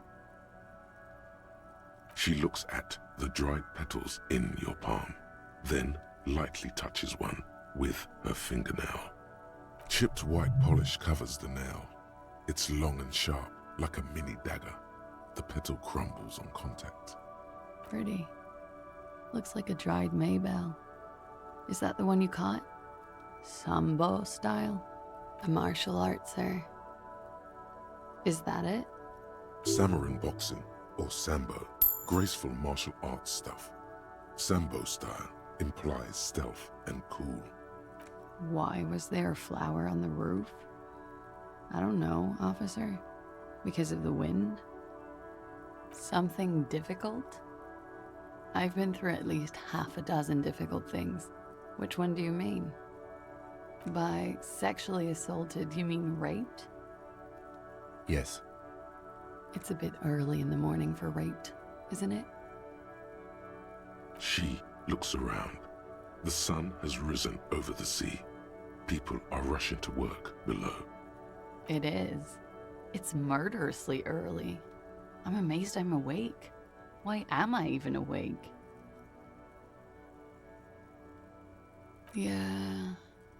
I'm gonna go with not raped. I don't want to say that shit about him.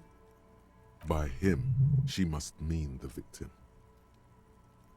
Tell them it's not my style. They'll have to, you know, if they want to jazz up the charges, They'll have to get someone more, rapeable. Are you saying that you were asked to tell us you were assaulted? Not explicitly, but I understood what they meant. It wouldn't hurt to spice things up a bit. Some assault and battery. Sexual assault, maybe. It was clear the latter would be spicier. Pretty much. Warming them. She must be very cold and exhausted of this life. We partied.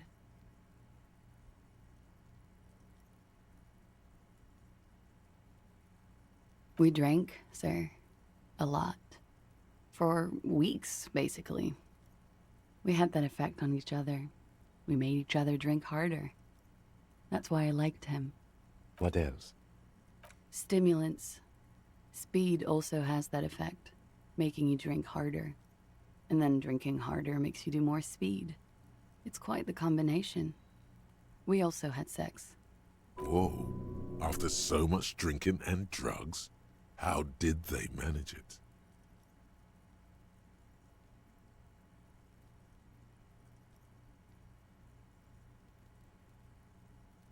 A little. The drugs were good enough, and we did enough of them. How did you two meet? Downstairs, at the bar.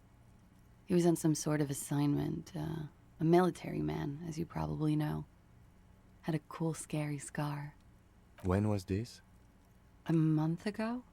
Something like that. I'm sorry, I can't do it. Not right now. Later, maybe. I keep seeing him. Like he is now. I can't talk about his... I don't know... hair. I know it's difficult, miss. We can return to it later. Oh, yes. I've had a great view. From the roof, out of the bathroom window, in my dreams. A bitter cringe. It hurts. You look to the lieutenant. He takes a small step closer. You called us, the RCM. Yes. Jackpot. I made it. And I would appreciate it if you didn't tell everyone. In Martinez, they call it snitching. Reporting crimes is confidential in Ravachol, miss. Because I couldn't handle it anymore. None of these people called. He just kept hanging there.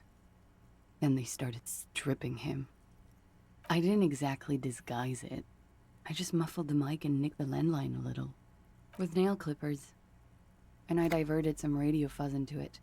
Into the cold wire. Which landline? The one downstairs, officer. I used the whirling landline. That's some clever tampering. Simple and clever. Crossing the lines like that.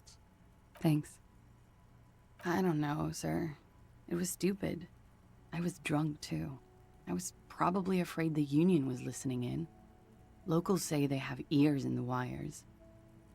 Thank you for making the call, miss. It was the right thing to do. I didn't want to, sir. But if I hadn't, he'd still be hanging there. He had something to do with the strike. One has been roiling since I got here. Rotten timing. But you probably know all about it. And his role in this strike was... what? I think he was in a security detail. He was ex-military, worked for Wild Pines, and against the Union. We didn't discuss work much, if you know what I mean. But I understood it was dangerous. And they lynched him for it? She nods. They're frequent guests. Downstairs, they have a booth for Union members. They're probably down there now. Over drinks. It's been a long, boring winter. A little, yeah. Like you partied with the deceased? No, not as hard. I'm sorry to have to ask this, but have you had a physical relationship with any of the Hardy Boys? I have. Which ones, sir? I don't remember precisely. Titus, obviously. But as I said, it's been a long winter. I'm 89% sure. You know how it is. You may know.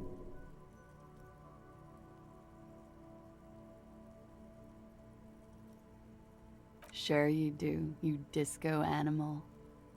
In conclusion, officer, I'm gonna go with a mild to medium not raped here. I'm sorry, miss, but we need a definite statement. Let me make this 100% clear then, officers. I was not sexually assaulted. Would I be this flippant if I had been? She breathes a silvery sigh of relief and weariness. The air on the roof feels humid. Should we head by downstairs, officer? We may have things to discuss there.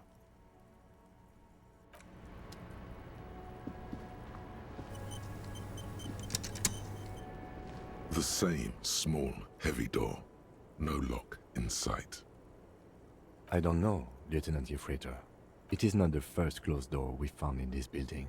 There is also your mysterious blue kitchen door. I don't know. The further we get, the more this building seems to be tied to the case. Below, the hostel cafeteria creaks and groans under your added weight. A skeleton of composite support beams and cantilevers. A dull thump. Somewhere inside, a wind brace rattles from the imperceptible motion of the building. The vigilantes, the cadaver, and a number of people connected to the case are in or around this building. This door is part of it. It's not unimportant. I hate it when that happens. It's barred from the inside. You hear the bar rattle in the brackets. Sounds like it's heavy, too. Very sturdy.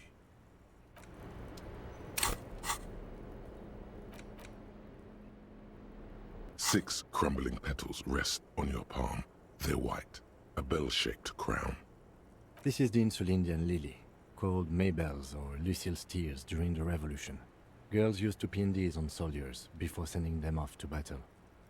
The revolutionaries saw the communards and the anarchists.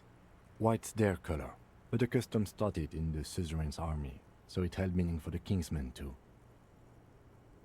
It's about girls and boys more than sides. Girls sending off boys who are going to their deaths, then also dying themselves in the ruins from dysentery and consumption. It's a symbol of the Civil War. Yes, but not this early, not to my knowledge. It looks dried, preserved. Maybe, maybe not. We'll see. A big political and military conflict. Ask around or buy a book. The petals feel dry and fragile in your hand. Water flows under the channel bridge. Dark water. You rub your sides for warmth, but there is none. The feeling recedes.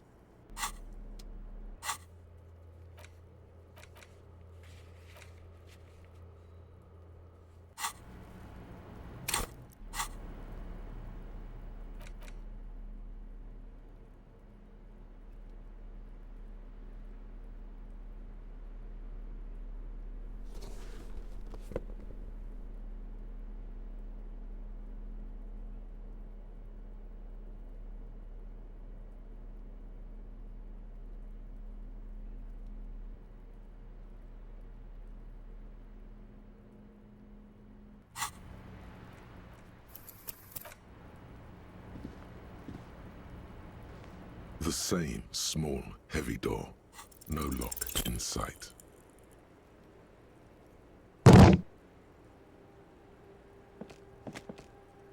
You kick it, gung-ho style. All right, let's trash the... Let's not. Your foot is ready to explode. The sturdy wood door as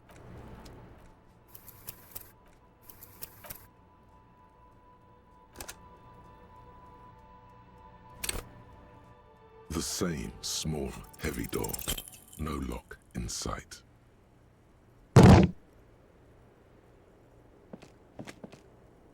You kick it. All right. Let's not. Your foot, the sturdy wood door.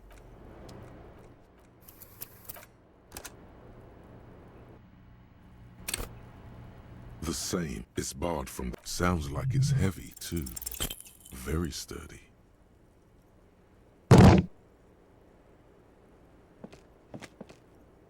You kick it. All right, let's trash the place.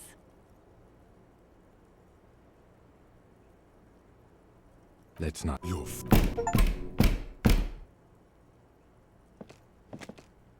The door receives a thorough.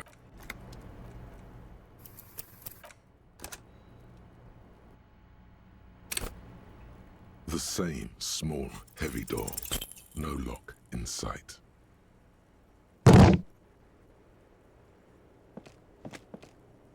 You kick. All right. Let's not. Your foot, the sturdy wood door.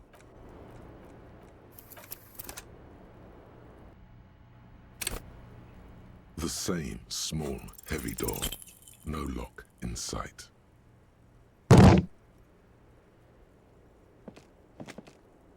You kick. All right. Let's not. Your foot, the sturdy wood door.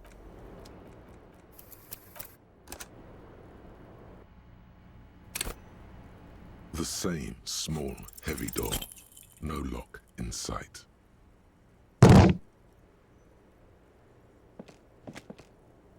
You kick it. All right. Let's not. Your foot, the sturdy wood door.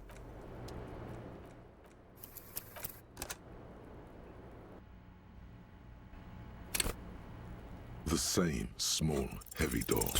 No lock in sight.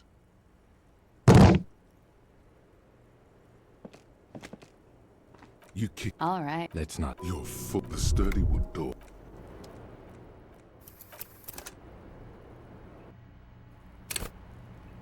The same small, heavy door. No lock in sight.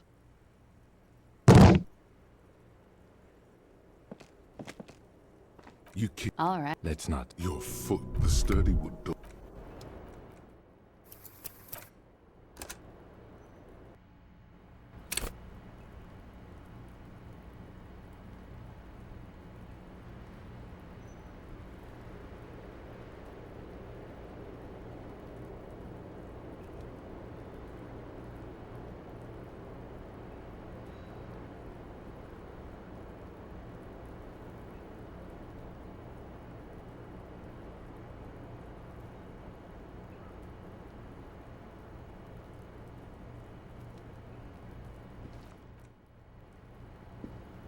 The same small, heavy door. No lock in sight.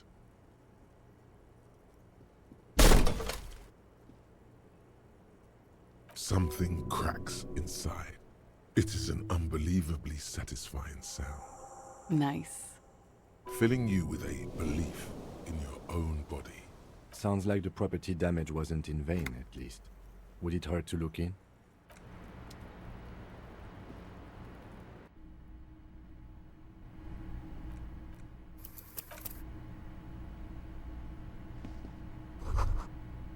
You can almost see the shape of a man and a woman writhing inside, bathed in drug sweat and dirty linens.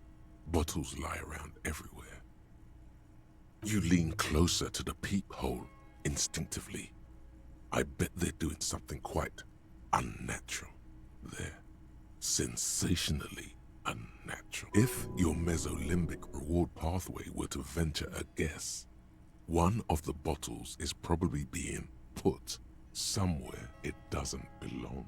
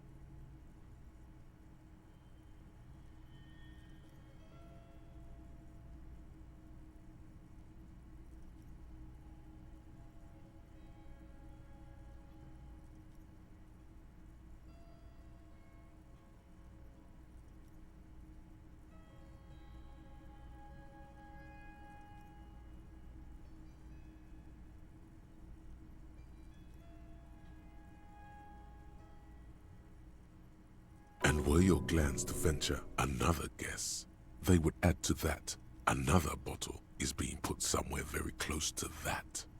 The bottle is a bit smaller, you see.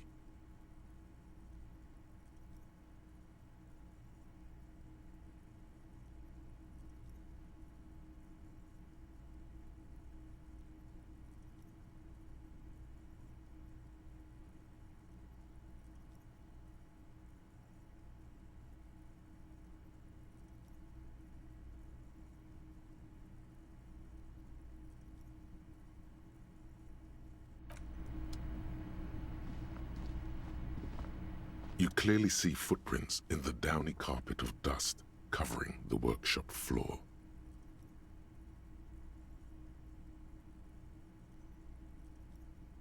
Jackpot. These, unlike everything else here, are new.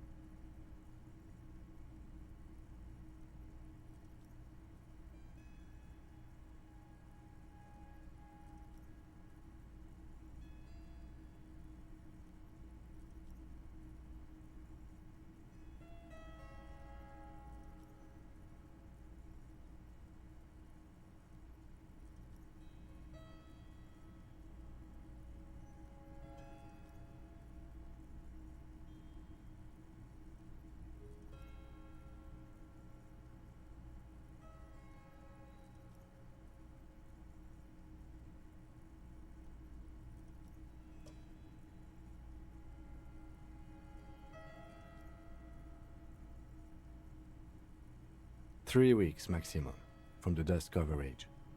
It could easily have been 1 week too. You know, officer.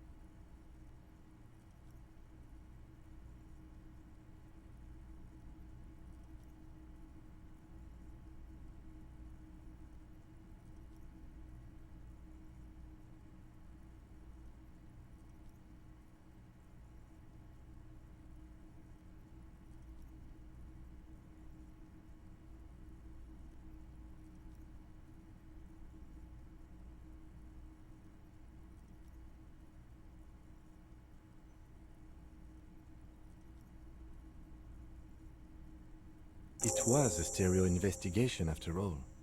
It has now converged with our main investigation, adding a new fact to consider. It means someone snuck through what seems like a secret route, behind our rape victim's room, in the recent weeks. This may prove to be significant.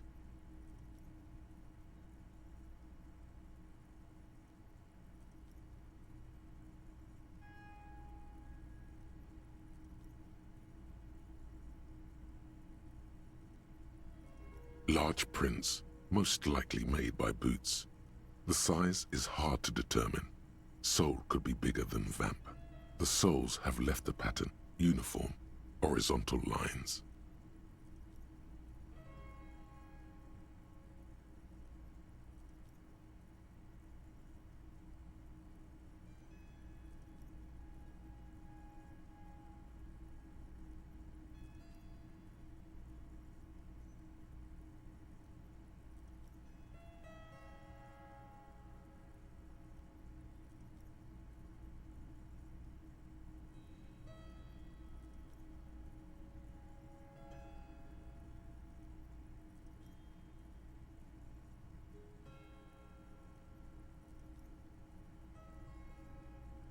The size looks about the same, actually. They are not the same shoe, but they could be the same person. No, these little horizontal lines are different. They look custom-made to me, or some kind of foreign print. Hard to say. Still a boot, though. Everything around you is quiet. The prints crisscross the workshop floor.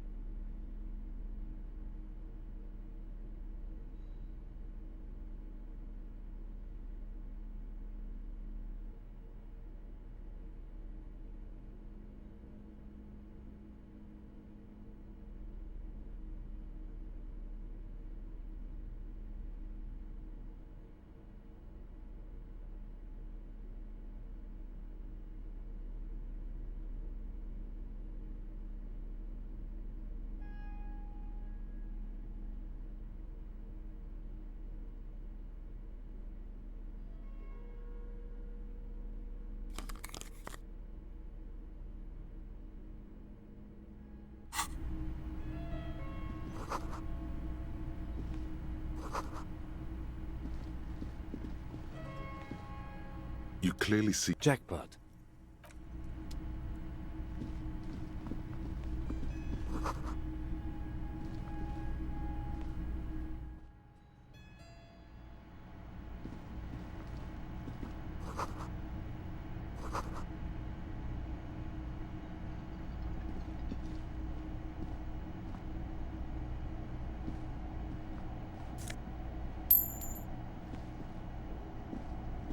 over there in the corner.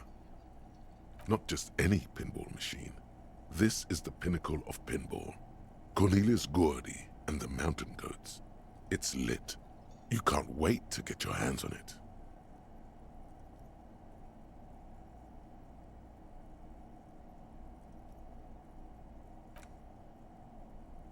Ah, great.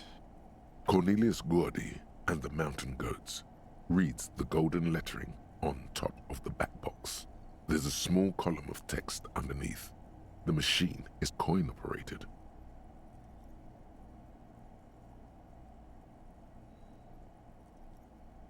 Get the game on, Fingerboy.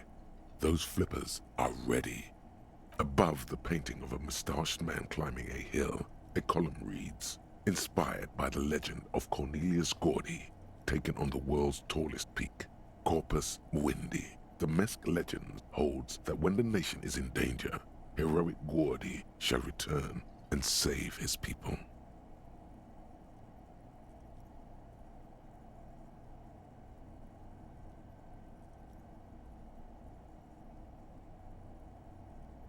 The theme of the game is to explore Gordy's climb through the perspective of goats and to ascend to the top of the mountain in a time of trouble. The peak of the mountain is at the top of the playfield. All the balls have small goat icons on them and represent the goats as they race up and down the mountain.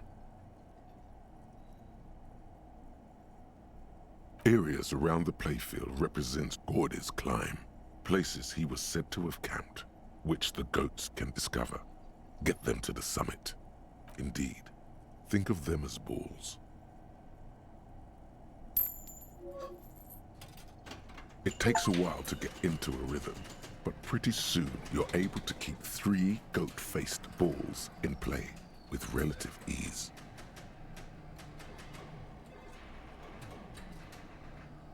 Go, go, finger boy. I feel sorry for the goats. If they only knew the kind of guy old Cornelius really was.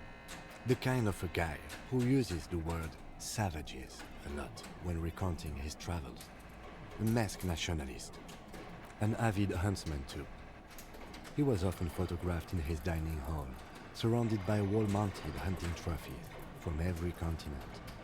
He also hid his wife and kids. Other people's kids too. Sometimes pets. Hateful little man. But you seem to be having fun. Your game is definitely improving. The jolly goats are flying all over the board, and although a few plummet to their deaths, you're never left with less than 3. Suddenly, a special passage leading to the summit slides open at the top of the board. This is where the balls need to go. Maneuvering a goat ball into a position for a perfect hit isn't easy. More fall to their deaths.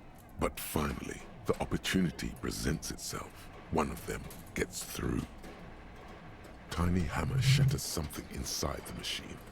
Something blasts. The words "Pale Rupture" light up on the speaker panel, and the machine starts filling with a thick, milky fog. Something's happening. Congratulations. This is where the game ends. It's a cheap way of getting more money out of the players. A stupid nihilistic finale. There's so much fog, you can barely see anything. Some is actually leaking out of the machine, and one by one, your goats start slipping, disappearing into the milky nothingness. This can be navigated. The balls leave almost imperceptible disruptions in the fog. Use them to calculate where they hit next. Hit the pads as fast as you can. Maximum attack. Not even a bullet can get through. You're down to your last goat, going mostly by sound. Eyes are useless at this point, but that goat is something special. 5 times you snatch him back from the jaws of death. I am. I've seen it before. Played it too. You will eventually make a mistake and then it's all over. Ah, if you can't even see it.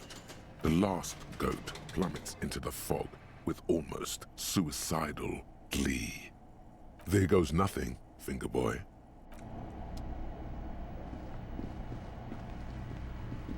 You see a heavy steel door with a prominent dimple lock. It's painted blue.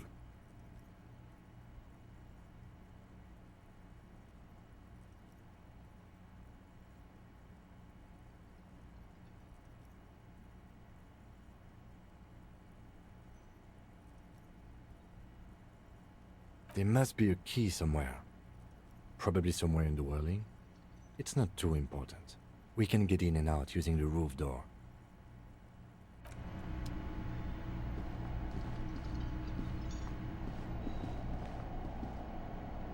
This small elevator is dimly lit by a bulb that's been glowing for ages.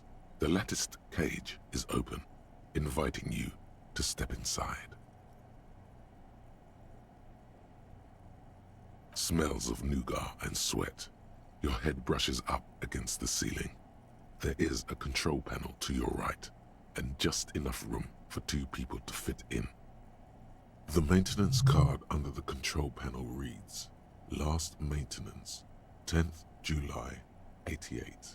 There are large rectangular buttons, monter, descente, and an international call for emergency assistance. That third one appears to be broken. That it does. I say, let's brave it.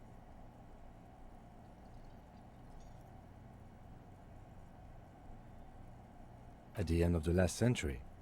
Look on the bright side. If it fails, we will only sustain minor injuries. I'm talking 3, maybe 4 months in the hospital. Maximum 5. Seems so, although it's pretty quaint for a freight elevator.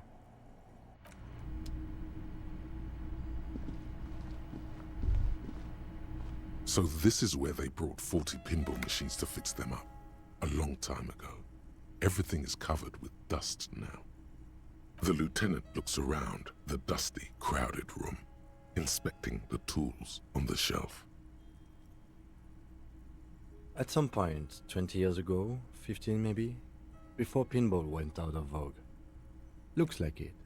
I'm guessing Martinez North 22 used to be a pinball arcade before it became a hostel. There are machines left over. A creak. Some dust falls off a shelf.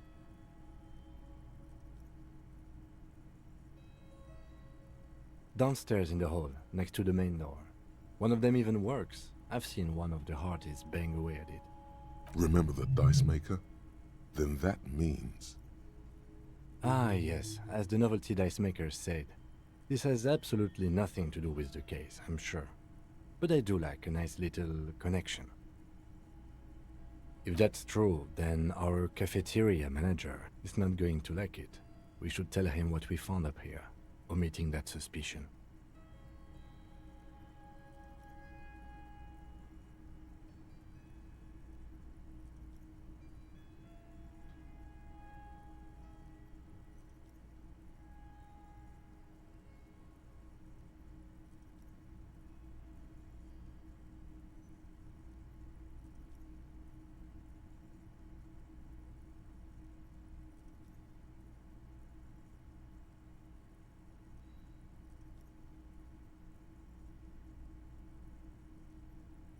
He does not appear to be the kind of man who likes his establishment to be part of a neighborhood ghost story about bankruptcy.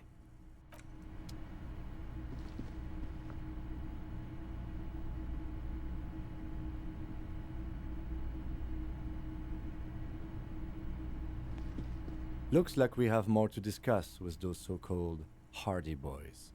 Half their reasoning just went out the window.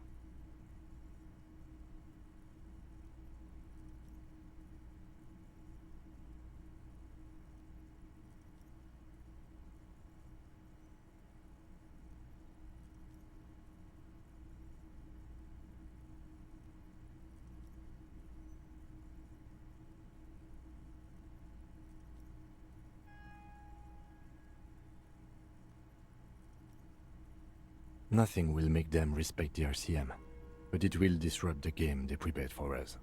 We just stripped off one layer of whatever it is. Her decision to not corroborate their story was definitely not part of the plan.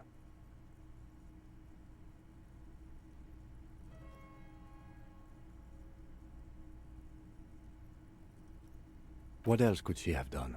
Lie? She saw there was no way to lie and get away with it. You would have caught it. If not you, then me. It was a smart move from her. You think so? She seemed forthcoming. Unusually so. Being forthcoming about some things is a good way to obscure other things. The best liars are always forthcoming. Anyway, we should move. I suspect our investigation will bring us back here soon enough.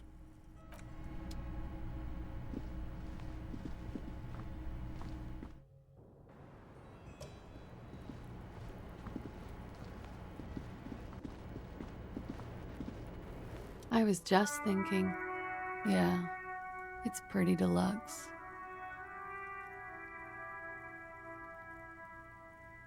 I did not. Mystery solved then. I kept wondering where it led. There may be more to this mystery at some later time. She's holding back. Let's make a mental note for now. A peephole? You mean like a hole in the wall? Yes, looking into your bedroom, miss. Okay. A jitter of fear and disgust moves through her body, beginning from her shoulders and ending in her hips. The cigarette tastes foul to her now. Do you think this is somehow connected to me? Okay. Do you have any way of knowing how long it has been there? Unfortunately, no. But if I were to guess, long enough. The perforation is under the bookshelf on your wall. It should not be hard to cover with some tape. Shit. I don't know. Maybe it's been there for a long time. Maybe the local kids use it or something. I don't know. I'll be fucking covering it up with a lot of tape, that's for sure. Was there anything else back there? Huh. This isn't good. She's straight as a stick, suddenly. She feels like quarry, encircled.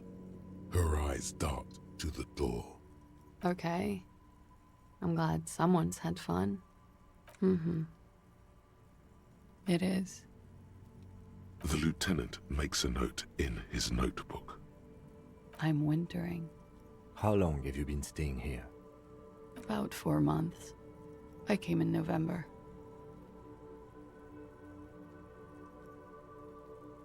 Here in the Whirling, here in Martinez, or here in Revachol? Because it's the funkiest building in Martinez. And because all the other buildings are bombed to hell. Okay. Watching herself reflected in the bedroom window, tall and sparkling and draped in smoke.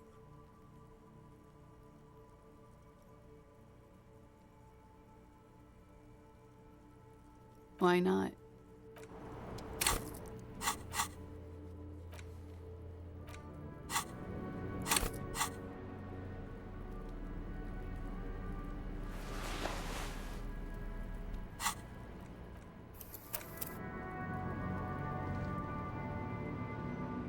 I was just thinking, what a nice day for questions.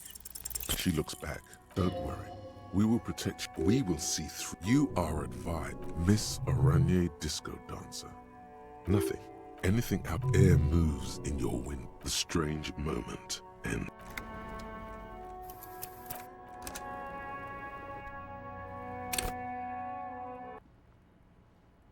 I was just thinking, what a soft, light brown eyes look back at you, directly into the space behind your eye sockets. You see the smoke rise from between her painted red lips. She's beautiful. I have bad news for you. You know these guys? Who? Me?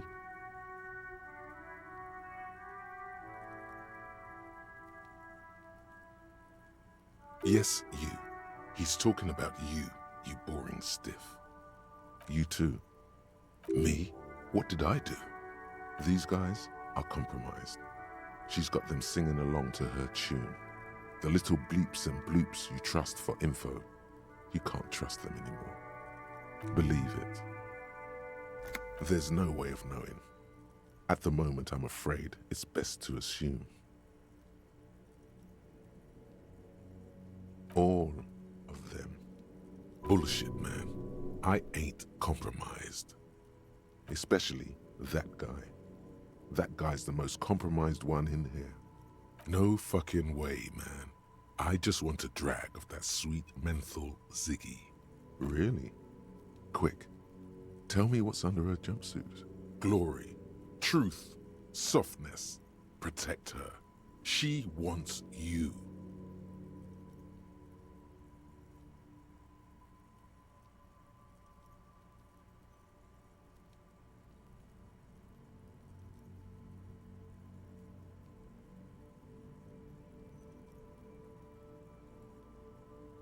I take it back.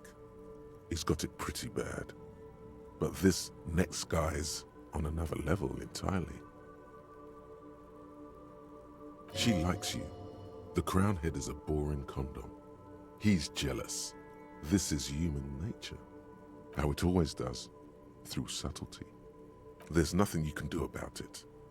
You are how you are, and she is how she is. Things will go as they do. No. It's better to know you're being played than to be played without knowing it, is it not? I think it's safe to assume, yes, Mr. Thespian here hasn't been speaking up. If he were, I suspect there would be paeans to her truthfulness. Like this, she is a lady, most fair and just. In his defense, to reduce him to such inadequacy, she probably had to employ half-truths more often than outright lies. You can't draw a sound conclusion. The one he usually does says, huh? No, Mr. Conclusion. You're always kind of limited in your analytical abilities. That's not her fault, but still. Don't worry. It's only been 4 or 5 seconds. You've got this. For a second, her face disappears from your cornea. Only a silvery negative remains. Still smiling, a tired smile.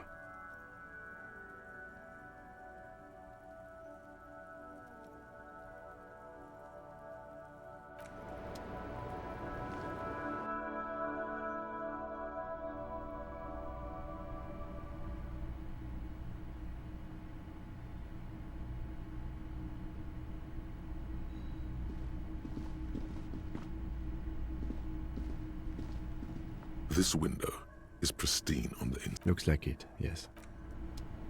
This window is pristine.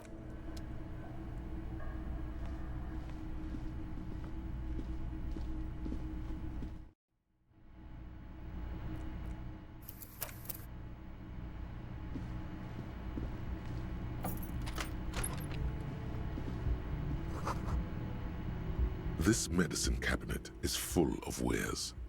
It's been used. Pharmaceuticals line the shelves. Sheet upon sheet. Anything of note? Pill bottles rattle like bones as you search the cabinet. Paracetamol, histoperidol, something in a foreign language you can't read. Behind them, an unusually shaped nasal spray. Its label reads, Necra.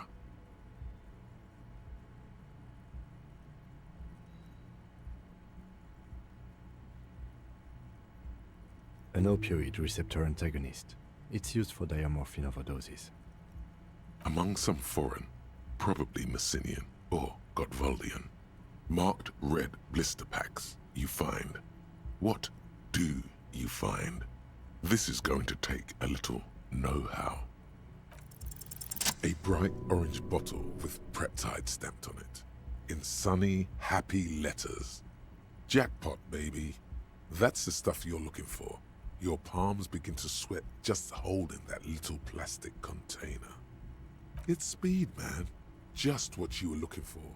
They call it dextroamphetamine and talk about psychological disorders. But what we're seeing here is some scientifically advanced trucker speed.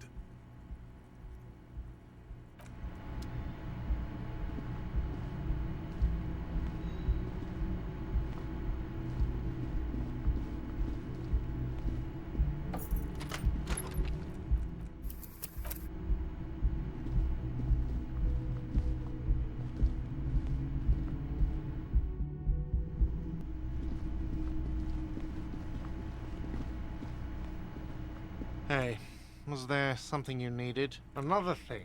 Great. I love those. Oh, okay. Well, I did hear you make noise back there, so good for you. He's really holding himself back here. It takes a lot of willpower not to ask. Obviously, he's been wanting to know what's behind the door. Okay, what is back there? Ha! I knew it. I've always wondered where those machines by the door came from. And they told me there was some kind of pinball thing here too. I knew it. Were there any back there? In working order, I mean.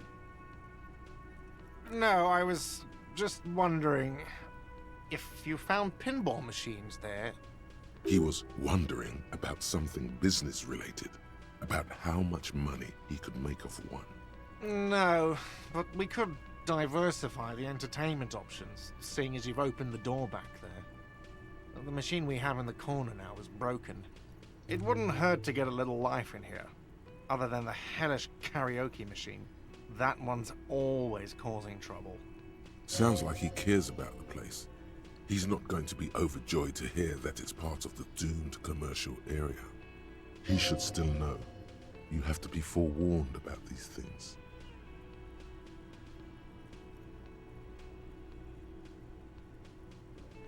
What wall? I'll have it fixed at once. Thank you for letting me know. I assure you, the Whirling does not abide spying on its guests. The color has drained from his face. What a shame to fix such a good peephole. Thank you. I'll patch it up personally. Was there something else about the establishment? I hope not. What? Why would you say that? We're at a completely different address from that whole thing. So he knows of the doomed commercial area and its address. He's thought about this. I've been working here for a long time, and that intercom has never been used by the Whirling. Does this look like part of a doomed commercial area? This pre-revolutionary tilework, these high ceilings, the nice rooms, well, most of the rooms. For 14 years, man. That's how long I've worked here. I've kept this place up through hail and through sleet. Fuck me, some doom ghost.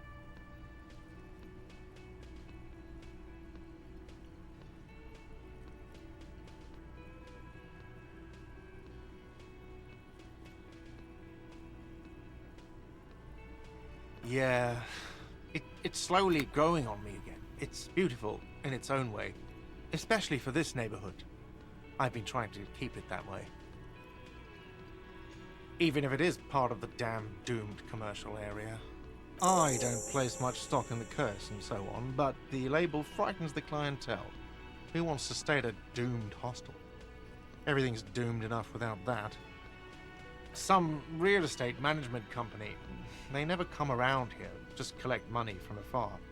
Honestly, I think some money laundering might be involved.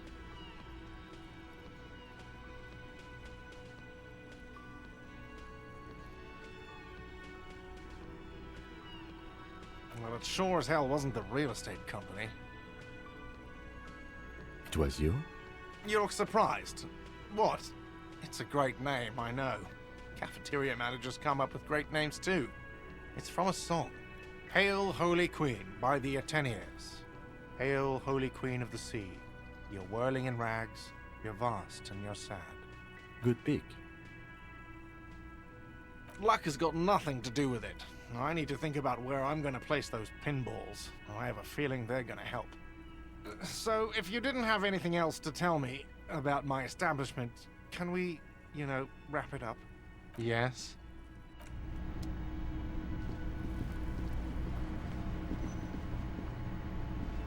The man ponders his cooking utensils and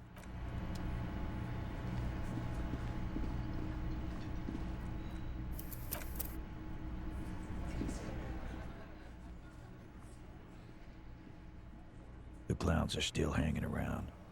What is it now?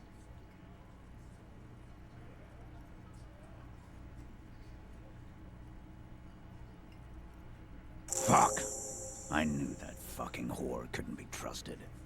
For the record, Titus Hardy did not explicitly specify the victim as a whore, nor did he say anything about trusting her. Oh, shut up and stay out of this, Liz. He raped her. He was out of his fucking mind. You have no idea. She's just in denial, asshole. You don't understand the traumatic experience. She's shutting down, and she doesn't fucking trust you. Yeah, she's crazy, you know. A crazy bitch. You know the type. She's fucked up. Lawman, I'm at the end of my goddamn rope with you. I fucking told you not to push her. his hands become fists. And you went and pushed her. I am gonna fucking hit you. Duck. Titus Hardy. Everard personally sent me to take care of this. If this goes south, we'll all be in the shit. But you, Titus Hardy, are going to be buried. Am I understood? The room is so quiet you could hear a pin drop. The rest of the cafeteria has gone quiet, too. Someone has to rush in to break the tension. The second in command. Look, Copper. We know that that fuck was a rapist and a killer. We got him confessing to it on tape. Show it to him, T. What's the harm, right? Here, jerkwad. Listen to this shit. And then come back and tell me the soldier of the apocalypse was an innocent man. You don't care about evidence. The fuck are you a cop for, then? Pigs, T. They don't care about getting the truth. They care about getting convictions. They are fucking keeping a score on their bulletin boards. I won't be on your bulletin board. If you don't listen to the tape, we got nothing to talk about. You think we go into this shit deaf and dumb? You RCM aren't the only ones who know how to bug people. There's no university degree for that. We have machines. We're in logistics. How do you think a harbor works? It's advanced stuff. Understood? You've listened in on their communications. How long? Since way before their chief started taking swing lessons. Things got nice and quiet after that. It's not advanced. You just hold up in a coop all day, writing down what they say. It gets hot as hell in there. Don't put yourself down, Angus. It's important work. Yeah, man. You're like a radio genius or something. Those notes are some in-depth stuff. Indexes and shit. What's on it? We call it the door gun a mega mix. You'll know why once you listen to it. A door gun is a gun mounted to the door of a transport airship. They have a habit of mowing down civilians. Farmers mostly. I'm sure we can find a tape player. Where can I listen to this? Why don't you try shoving it up your ass, genius? Yeah, play it with your ass, cocksucker. I'm sure we can find a tape player. It's not a problem. Your room had one. Don't forget your tape, lawman. Compliments of Titus Hardy. You do that. Oh, and keep it. Maybe you'll need a reminder of human ugliness someday.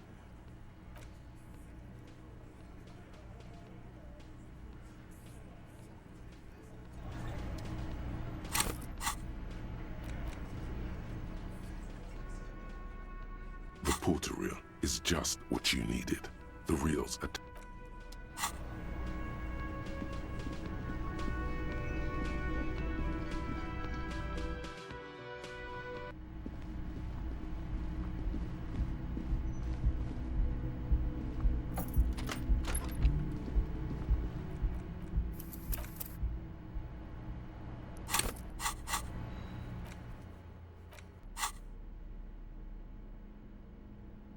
The porter reel. If you push, command set, and the tape starts spinning.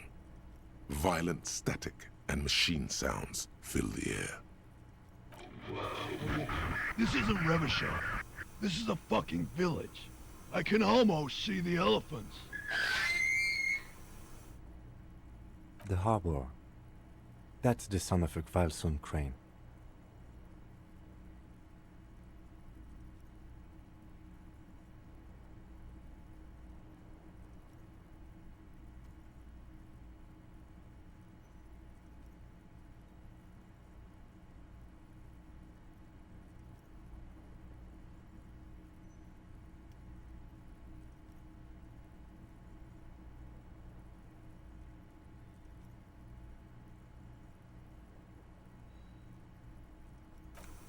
When this shit is done, I'm gonna tear that place up. Soldier of the Apocalypse style. Kill shit. Dogs and chickens too. Gonna run a room, Cordy. A real nice room. I don't give a shit. I'm fucking done. I'm done mentally. I'll fucking do them all in.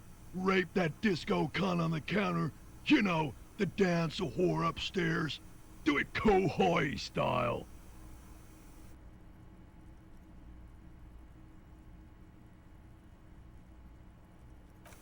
Never did get that taste out of my mouth. The lieutenant presses the button marked Arrete on your porter reel. The tape stops spinning. It seemed authentic enough. Probably recorded off the shortwave, then edited to seem more incriminating. He sounded like he was on patrol around the harbor walls.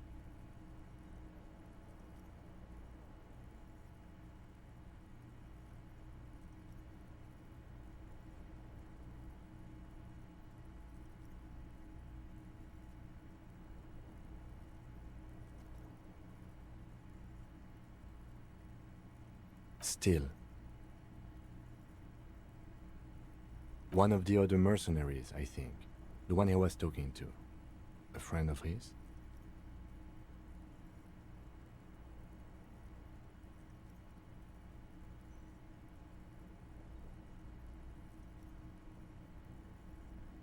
Bad news.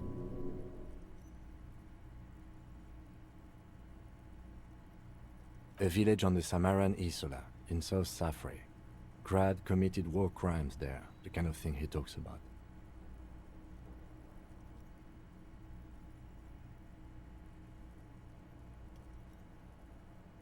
Who knows?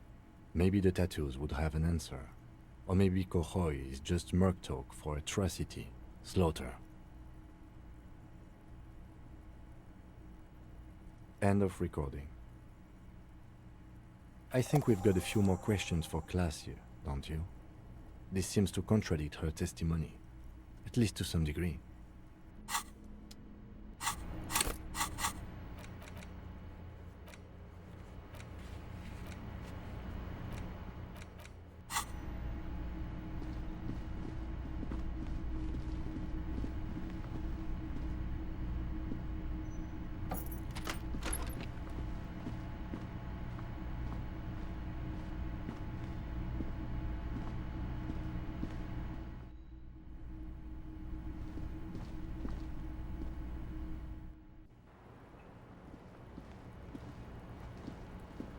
Officer, it's a fine day for questions.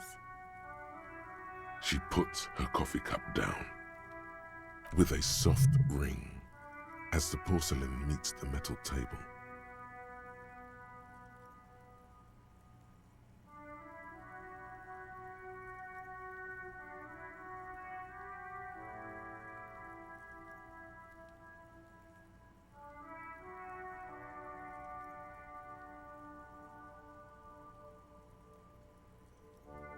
Did he? I never said he was a good man, or that he had good intentions. Only that he was never bad to me.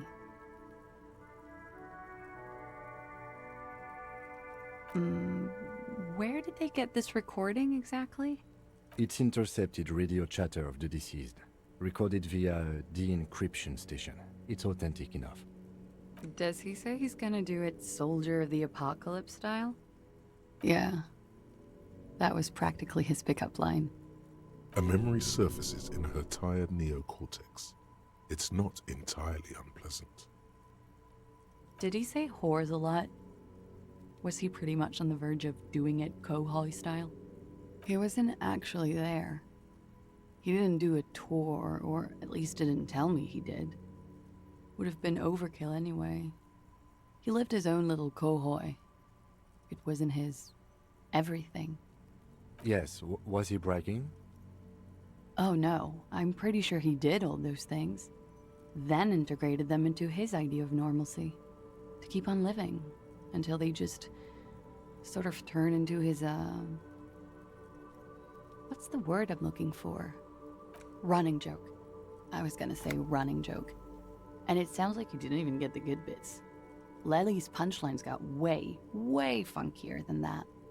He was like the Semonese conflict, the Kohoi massacre, and the 36 famine in Yezut all rolled into one person, then cast in Orani ceramic armor, which he wore in bed and in the shower. Afraid of what? That tape the Hardy Boys recorded?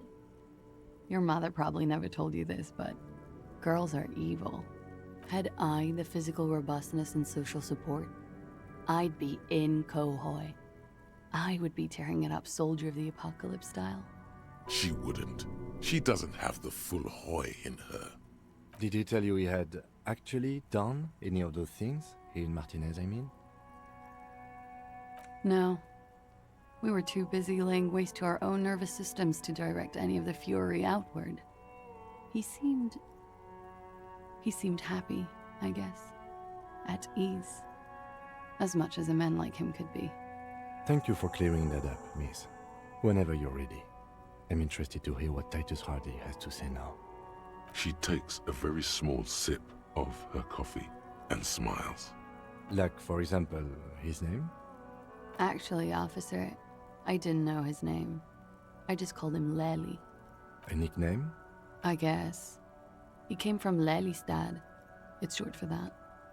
And it was his army name, apparently. He said his real name wasn't his.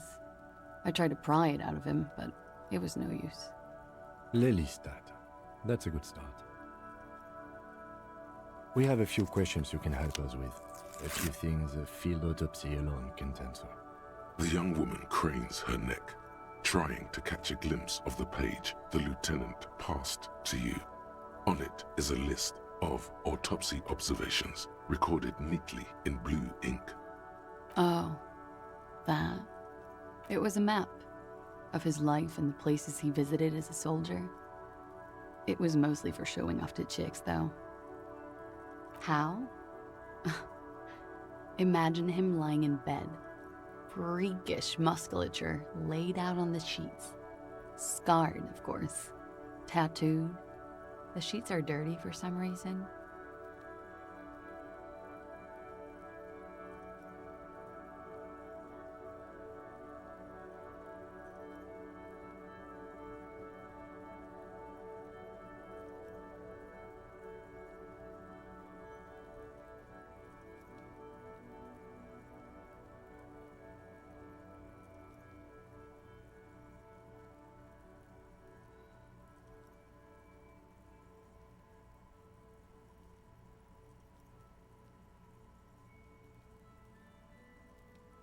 He's smoking and drinking, of course.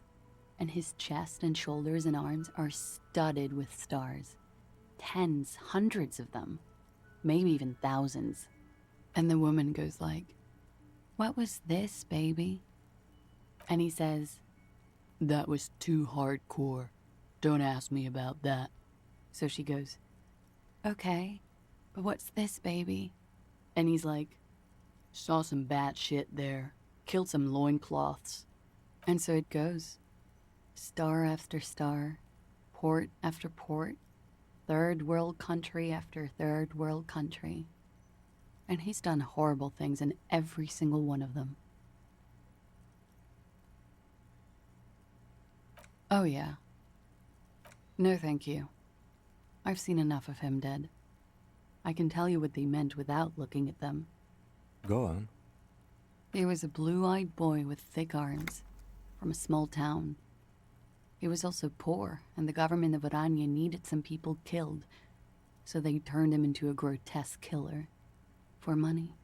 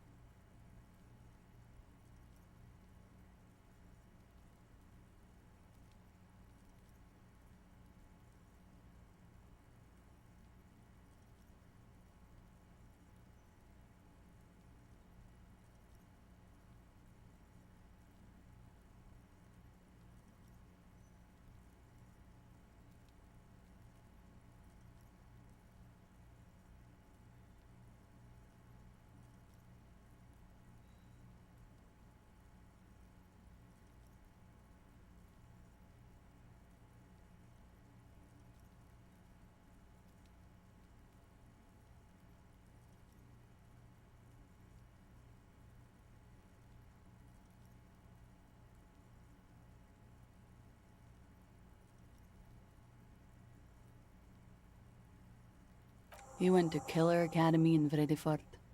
Then he killed some people in the Seminine Islands. And on other islands, too. All of the islands.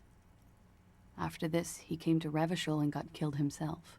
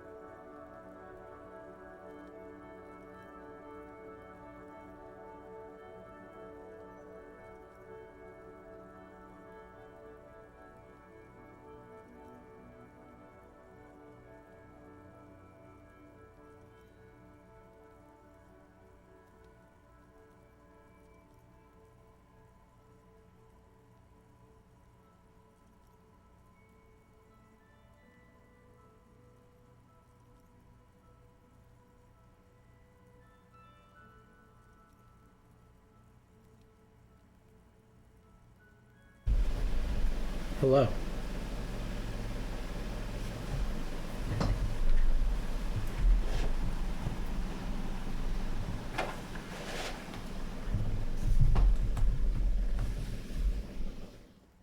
Okay. I was trying to make sure there wasn't too much background noise on my microphone from the fan behind me, and there doesn't appear to be. I'm done with distractions, and now I can return to my video game. Change of topic, perhaps? He was 42. Okay. I want to deal with that at some point, because I guess I want to complain about this, that it bugs me severely when there's any audio issues on the stream, even if they're minor. But I can't fix it right now, so. 42? Are you sure? I would have had him above 50. He had many scars that made him appear older. But no. We even celebrated his birthday, like, some weeks ago. It was a funny 2 days. He had little reason to like it adjusts over time, and also I reposition myself to maybe block more of it. Like, once it, like, dials in, maybe it's better. We were slightly off then. Thank you for clearing it up.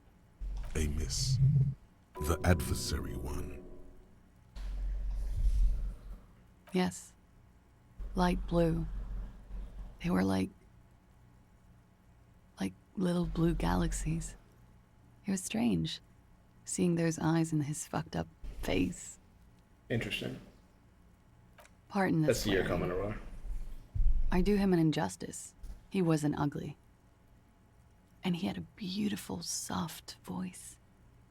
Very surprising, what with all the scarring. It was quite something, watching him speak. He had a combat wound on his chin and mouth? Yes. Severe. It made him look like half his face was cracking away in some strange smile. That and those eyes. It's clear she was very much attracted to him, and still is. Of course. He was the most strangely beautiful man I've ever been with. And I mean that. And now, he's dead. A pity. I think it's really neat that Clisage comes back up, like a decent ways into the story like this. Like, after, you get that meeting right at the start, and after you're able to kind of see her up here, but have no way to get to her. Like, that she comes back up now, and, like, in this way, and, like, has this strong and, like, fond perspective on the deceased is really good. I like it. Ah, yes. Is rare, if you can remember. And, like, I don't know. I guess, like, a kind of, like, dark way of saying it, where, like, I don't know. I buy that she's not, like, lying about, like, the relationship she had with the deceased, but there's also definitely a vibe of, well, not only, like, they wanted her to lie, but it also felt like there was a wry, I'm not the kind of woman that would be believed, like, angle to it, or, like, a subtext of that in the way she's talking.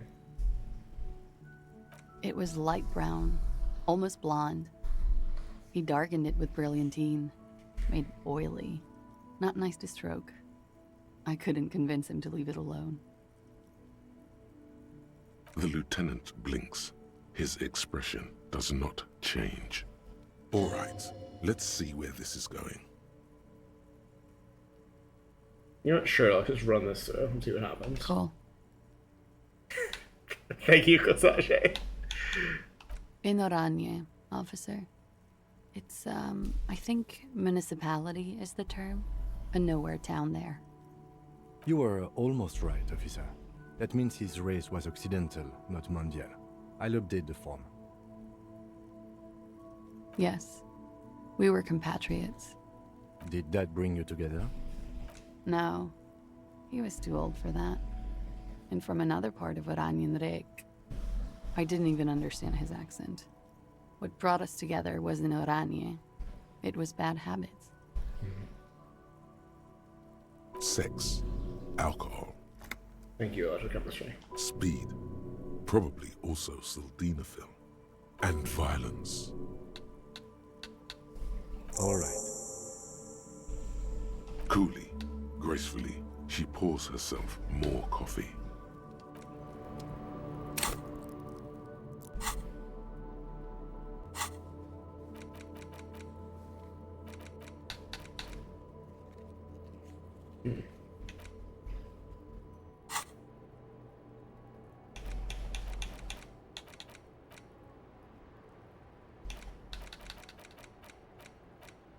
Do I want the Jamrock Shuffle?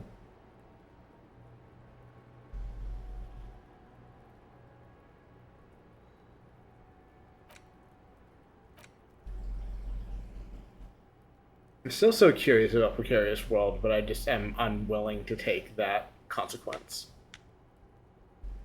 And also the fact that like that is the thing they have chosen for the temporary consequence makes me think it either is interesting but not in a mechanical way, or like I don't know, telling you, trying to communicate. Let me actually drop that line of thought and put a new one in. Like it feels like they're trying to communicate something with that, and I'm not sure what they're going to land it into.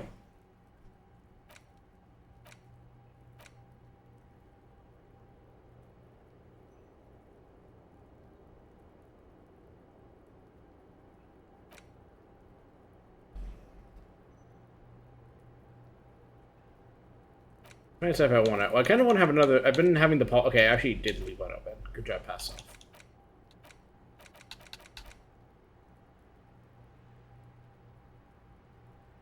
Sure.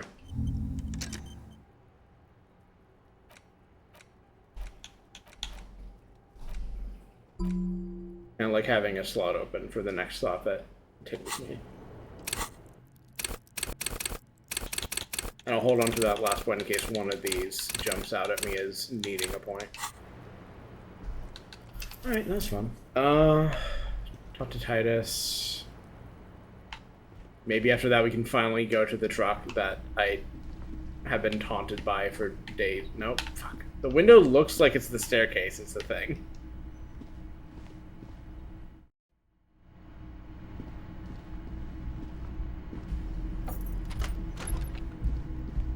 I think the navigation downstairs is among the worst parts of how this navigation system works, in a system that I think broadly I don't understand why it's set up the way it is.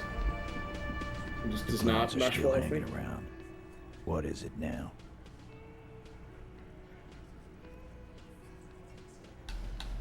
Man, that fucking fucker. You're the worst cops in Revachol. I gave you gold on that tape. You caught him off balance.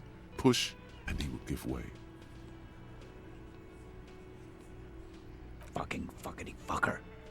And what did she say then? That it's fine. People are supposed to be like that. Yes. In fact, I think she thought it was a little funny. Corsage also may be a little fucked up, but she pulls it off. Funny. No good goddamn psycho whore. Watch your goddamn mouth, Titus. Right. Oh, fucking righty then. I guess it's good then. That fucking... Please try to control yourself in the presence of visitors, Titus. This is just perfect. Just fucking perfect. Any thoughts on this, lawman? Many. Women are crazy. Irrational. That's what you're thinking, right? Also, your fists are itching for a bump.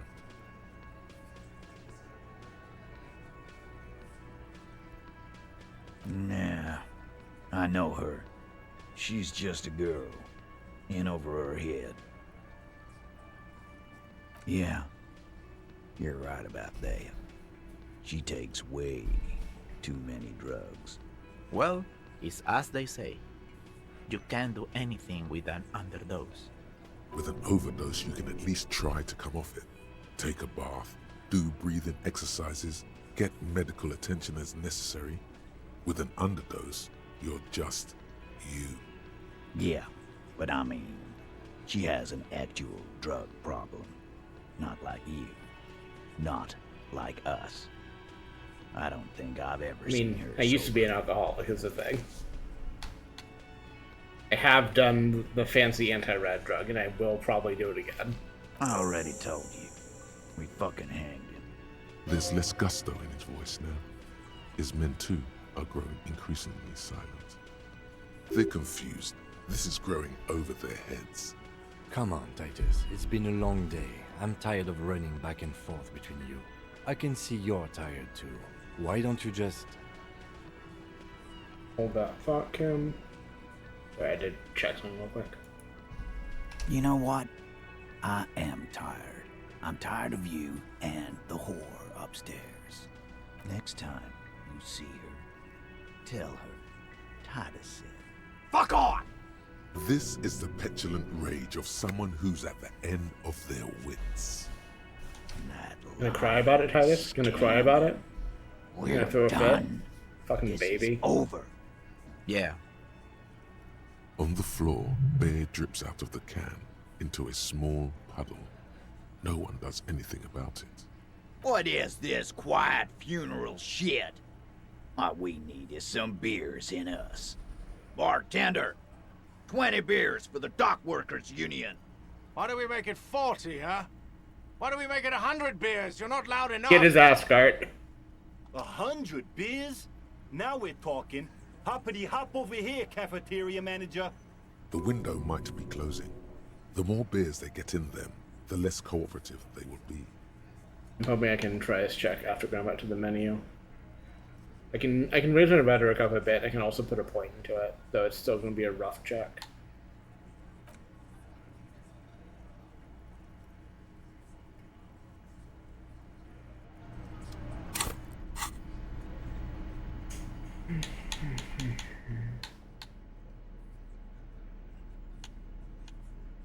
Not doing any, I don't have any debuffs against rhetoric, which is a good start.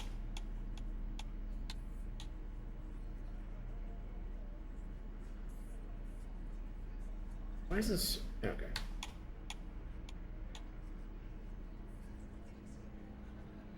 Thought I had a plus rhetoric somewhere. Possible I don't. Oh, there you go.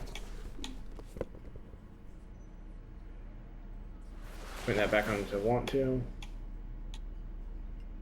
Don't really want to wear either of the racism clothes if I don't have to, but I do have them and I would consider it if it was relevant for a check, but...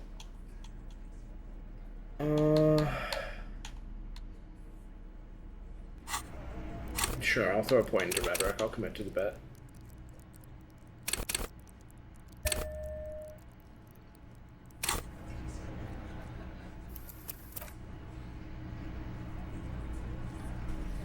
Didn't It's Monica you have again. giant titties? What is I'm it? curious about this. This is important to my understanding of the world.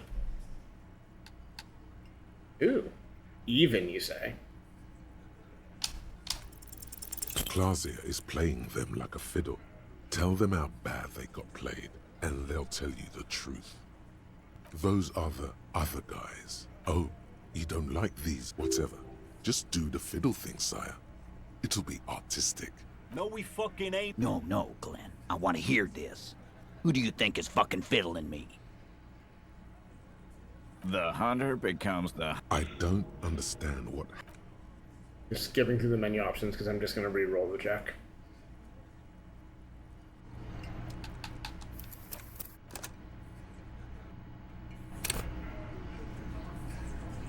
It's you again. What is it?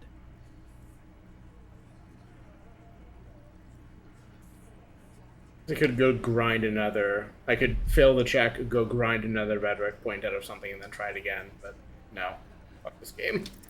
It just incentivized me to roll these until I succeed. Tell them how bad they got played. No, Glenn. I want to... I don't understand.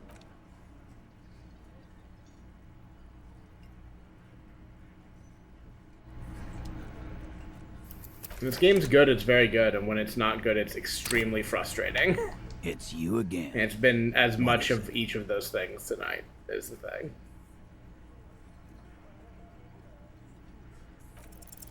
Convince There we go. Titus he's being manipulated. You should know by now. Titus Hardy will never falter. But you know someone who might. Fat Angus, the powerful guy. Mr. All Muscle. The time has come. Put him in the pressure cooker. Just remember, it's about more than Glazia. It's about these men and Martinez. Their district. Their responsibility. Outside, in the midday sun, ruins. The pavements are cracked and the benches peeling. Newspapers blow in the wind. Do I have to talk to him separately? Fat anger. I Just remember, understand outside, that. in the Okay. midday sun, ruins. Huh? He'll get it. Go on. Okay. I'm doing a thing. I see. Got it. Kill you because they don't like you. All because...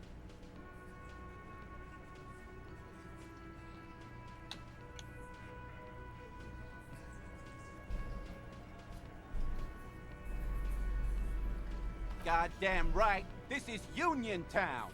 You work for the company, we will kill you. Fuck, Dennis. We don't kill you if you work for the company.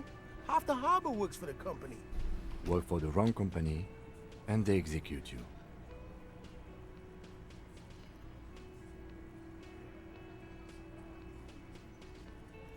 It wasn't that. It wasn't... We just couldn't get him down, okay? That's it. That's the weak one. You flushed him out. Now go in for the... Officer, you will be next if you don't shut up. Firearm. A Glass 08 or a 38 caliber pistol. Either is small enough for you to have missed. He's onto you. He knows what you're trying to do.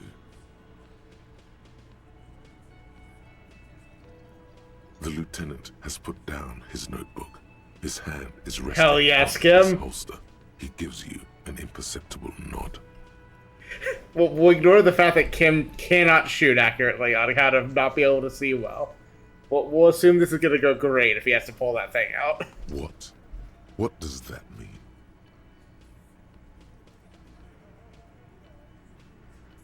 I want to push Angus, right? Yes, I want to push Angus. I don't really have a good feeling if you're in this kind of sub-true, you've already hit the success, like if it makes you, if you're starting to kind of like play correctly, or if it's just like locked in and it's just flavor at that point. Like I'm gonna pick Angus, but I don't have a good understanding of like how this part of the dialogue tree tends to work. We didn't kill him. We didn't even hang him. He was dead when... Interesting. Shut up, Angus! Fatty! Say one more thing to the cops and I'll...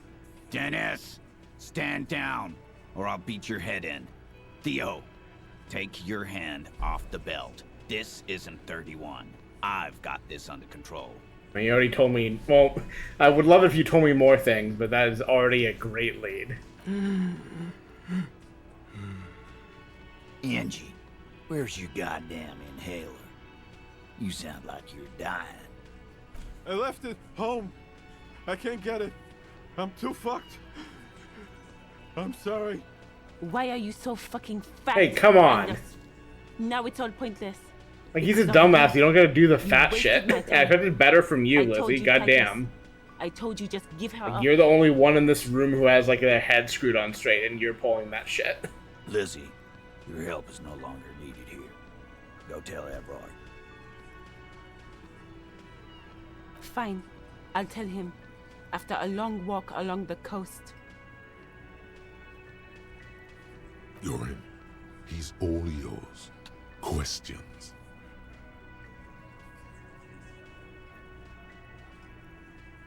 In a manner of speaking. We had help from another girl.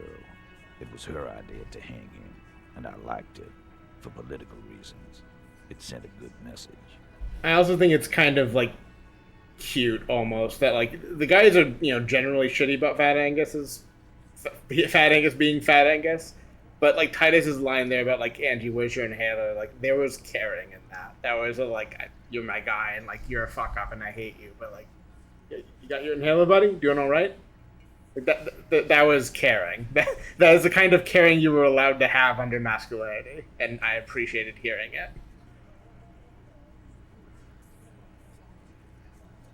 The big guy turns to Glenn, who's about to say something. The blonde shuts his mouth Maybe this may be a word third escapes. trucker that I was supposed to magically find from this line of dialogue and that I only know about because I went and spoiled myself on the wiki because I was so frustrated about being stuck. Is it that lady trucker? I'll say it again. All the Hardy Boys are right here, cop. That woman is just affiliated with the Hardy Boys. You don't know her. Anyway, we're Hardy Boys. And that's it. Maybe they could be a trans mask Hardy Boy. I gotta go talk to him and get to know the gender situation. Nope. You're not getting to her. It's Klasia you want to talk to. He nods. You hanged the corpse to cover up the real cause of death. What was it? We're not sure. Probably a bullet. The wound was difficult to see. So there was a wound. You should try looking for it one more time before you send the body away. 'Cause the girls asked us to. They were in some shit. Did she kill him?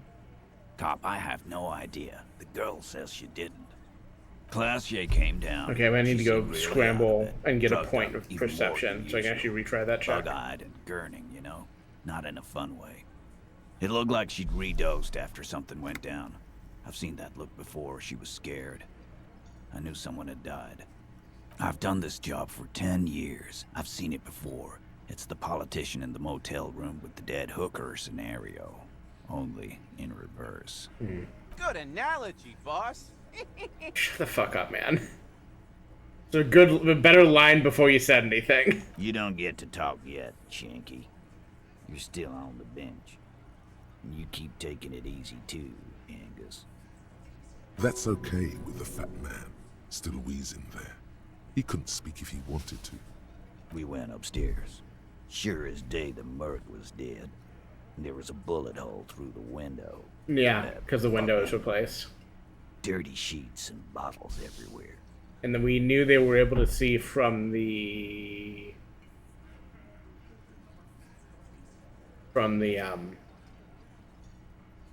peephole that's in the wall. God, I kind of feel, I mean, like I kind of like was, well, I guess I could have imagined the game works this way just from knowing how this kind of game works, even if it's like a more flowery game than like, you know, your typical like adventure game that I compare it to, usually derogatorily. Like it makes sense to me that like if you just know all the answers, like you can kind of just, you know, path through much faster because you know where things are. And like that, and if I hadn't worked that out on my own, the fact that there's an achievement for like doing this or solving the case about like inspecting the body at all, like totally makes sense. That you can just like, you know where your alternate clues are for things that you would find by looking at the body. Like for instance, like I assume like I could have perception checked if I do that perception check on the body correctly. I assume it would have just told me there was a bullet hole, and like I figured there was something, which is why I have not sent the body away. But I failed to check. But like I did, there's something there. Like now, with this context, I know like that probably is what I would find, and probably what I'll confirm as soon as I'm able to do that check. Tibbs patched the window, and the corpse we hanged. Nah, he's my brother. He's in the window replacement business. You may have noticed our girl's in some shit of her own. They can't show up on police radar kind. There are people after her, from the old world, where she came from. They're powerful, connected to the moral intern. She's clearly afraid for her life. Says if she showed up in your systems, she'd be ghosted away. That's all he knows. That's all she's told him. And why would you help someone like that? By taking on a murder? Why would I? I guess we abide all sorts of runaways and losers here. It's a Martinez thing. This would be a real one, even if we very severely did not get along at first blush. Not yet. Just some ideas. She says the shot came from outside, behind the window somewhere. So that's a clue. I'm thinking someone's past caught up with them. Either hers or his. Hers, you mean? And like I'm not I mean, I think I don't keep it front of mind all the time. Like, it's not lost on me that, like, we are outsiders here from an orb that they have a great deal of reason to distrust. And, like, it's not as simple as making them the good guys, making the Union the good guys. Like, there's a lot of reason to treat us like shit the way they did when we showed up here. And, like, it's good to be put in that position as the player. Just like, yeah, you're the outsider here. Like, people are not going to be necessarily forthcoming with you, or are going to have, you know, their own framework that they're placing you in before you've even arrived. And, like, that changes the way this progresses compared to, like, you know, if you were anyone else. And, like, I guess, like, you can kind of, like... Sorry, I positioned in my chair and got out of the campus field. It kind of, like, even frames you up for that, like, you know, you come in media res, like, Harry having already, you know, fucked up and been on a drunken bender, and, like, Clasage is the first person that meets you and tells you, like, yes, I heard you, you know, singing loudly and smashing your room up. So, like, you're given the idea very early on that, like, yeah, you are preceded by your own reputation, or the things you did, the dumbass things you've done. And then, like, they kind of lead in after that with, like, oh, by the way, even if you hadn't been, you know, the world's biggest fuck up, you are still a cop from an organization these people do not like. It's good. It's really good. I mean, the people after Klausya. Maybe the shot missed. Maybe it was meant for her. I like that. Been thinking the same thing myself. I do. One of those mercenary buddies of his could have done it. They got guns, training, years of bad blood, probably. Or it could have been someone else from Crenell. Tell you what I'd do. Check out the coast for vantage points. Maybe consult with a ballistics buddy of mine. That's what I'd do if I wasn't too busy doing this clown dance with you. Yeah, we're nearly done, bud. He's calmed down, threw all that turmoil away, and became himself again. Me too. You do that. Hey, cop. Before you go... Suddenly, the wind picks up outside. You hear it rattling the large windows in their frames.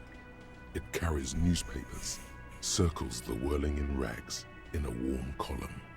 She, Klausya, came to Martinez to hide. Many of us did. This is where you wash up when there's nowhere left to go. The Union takes you in. Now, she refused that protection. But, that's right. If we didn't take care of the people who end up here... What I mean, man. I ain't doing shit. Just be a couple of ruins. We didn't solve a murder. Some cargo containers. That's it. We'll take that into account. And also, I don't think she did it, which is the only circumstance where I would be forced to take that back. Behind the dockworkers, a ceiling-height Huh. window. Didn't realize there was a hawthorn check here. branches scrape the glass like bony fingers.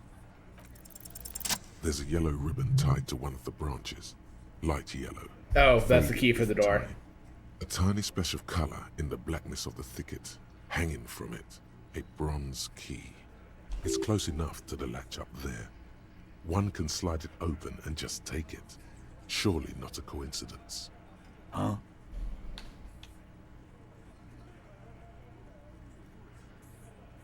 I'm not your janitor, cop. I don't even know what you're talking about. There's nothing there. If he says it's there, it's there. I don't know about that. I'm comfortable. I knew here. these guys are gonna be shits about Don't it. think I any just don't side really will know if I have a really better help option. right now. Sorry, fucko. Looks like you're gonna have to go bush diving. Good fucking luck with that. The Hawthorne's got a bitch of a bite. I'm gonna enjoy the sight of you in the bushes out there. With a loud thud, the old man stands up. Theo, huh? Pushes the window open, grabs the key from the hawthorn branch, and slides it across the table to you. Thank you, Theo. The key is brass. Workshop spare is etched into its bow. The old man closes the window and sits back down in silence. This seems like one of the things that is very well. I guess maybe you can't do this until you've gotten a hint it's there. Well, I mean, I guess I just missed this window was detectable, so it's possible I could have done this. It's also I could have checked this window day one and seen the key, and if it's possible to do that, I imagine knowing it's there, you just grab it and go into that back room like from the start. I can also believe you have to wait like later in the cycle for reasons, or that you need to get back there a different way first or something. Come on, man. We were just having some fun. Where's the harm in... He probably wants me to leave. I'm tired of listening to your shit. Don't thank me.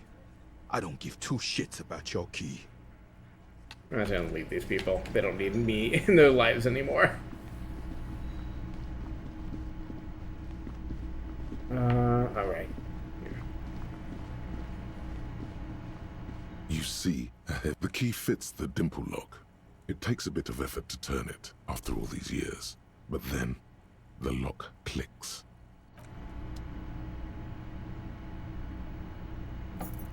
Wait.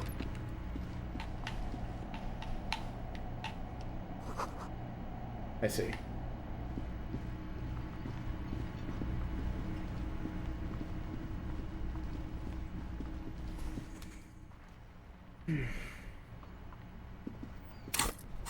Oh, I have a spare point now. Oh no, I don't. It's saying I don't like the UI for this game.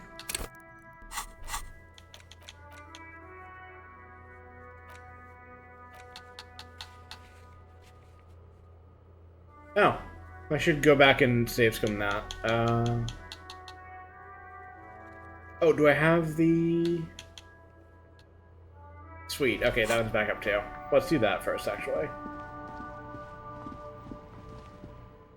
I might have a +1 to the perception for the ice bear check, because I have reason to suspect there's a bullet hole there.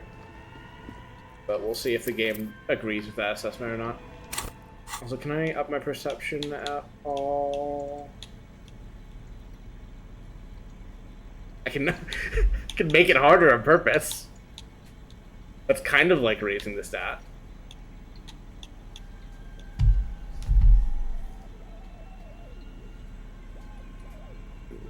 My hair is getting longer, and my head fur is getting longer and tickling my ears much more often, and I don't like that that's happening. Why do we have so many negative perception items, but no actual perception items? Great. I guess I have these.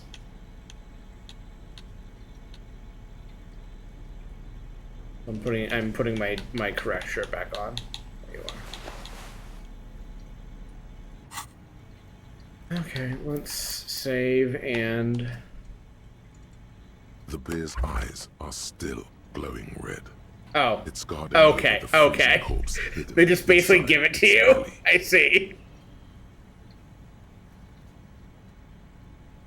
I guess I wonder if in theory you can get the +1 but not the +14 there and still have it be a thing. Your arms reach out and your eyes close, as if by their own volition. It's dark all around. You feel cold, slippery flesh, first with your fingertips, then under the palm of your hand.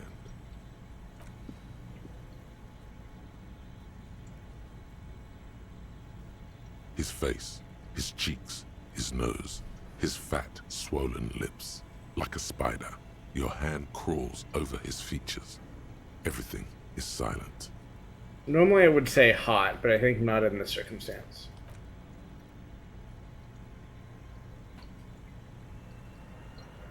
The oral cavity is cold and moist. A ball-like tongue attaches itself to the base of the mouth, lolling around like a scallop. Fuck it, sure, man. The tongue moves freely in the cavity. The mucus of the mouth is slippery. Like, this is quite something, but I'm honestly not sure that hard pearls looking at what I'm doing would make this experience better. In the back of the mouth. Can you feel it? You're so close. Rip his jaws open now. Look in. A vision of black and dark red death, pried open by your naked hands and studded with teeth. Looks like he's laughing. Death fumes rising from the throat. And there, in the back of his mouth, above the bell of the uvula, right in the soft palate, you see a hole, barely visible to the human eye. It is swollen shut, almost vanished. No larger than 0.4 centimeters in radius, the edges appear darkened. Keep going. A black trickle of liquid runs into his throat from the wound. Sure, man. Your index fits right in there. A tight tunnel of flesh opens up. Tissue damage. Wide enough for 2 fingers. As you push both in, you reach through his mouth. I'm not wearing right gloves into his for brain. this either, or I am, but I'm pretty sure I'm wearing fingerless gloves. Yes, that's what this part is called. You've seen the drawings. You've studied them. The basal ganglia feels clumpy. The bullet has torn apart his reptilian complex. The funk soul brother at the back of his head has gone dark forever. Your fingers slide into the remains of his limbic system. There is no resistance. It's gelatinous. The slug-like structures are damaged too. The tearing extends deep into both hemispheres. The lieutenant answers with the sound of his pen on paper. Your fingers are all the way in now, reaching toward the inside of his skull. The cavity goes further, but the entry wound isn't wide enough for the rest of your hand to follow. All the muscles in your body harden. Time to enter him. Your fingers reach toward his skull. His cerebral cortex feels like jelly. Cold jelly. Strange fluid streams down your wrist as you push deeper, until you feel it on the tip of your finger. Sharp, serrated material. The edges cut right into your skin. This must be the bullet. The pain is barely noticeable under the adrenaline rush. If I fail this check, I'm reloading.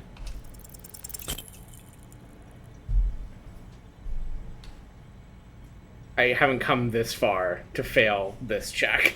You push your hand further in. The bullet keeps rolling between your fingers as you beckon it to come out. Interfacing? Okay. Out comes his small folding knife. The lieutenant moves its blade across the man's with a crack. Push it up. A bullet. Here's your I am need to reloading this. opinion. And what I had my his brow. Oh, you really yes. This little thing. We bag the work on the. I leave that choice. After you bag the corpse, Lieutenant. You're gonna fucking make me go through the whole thing of pushing through his mouth just to have me fail on like grabbing the bullet check? No, I don't think so. I disagree.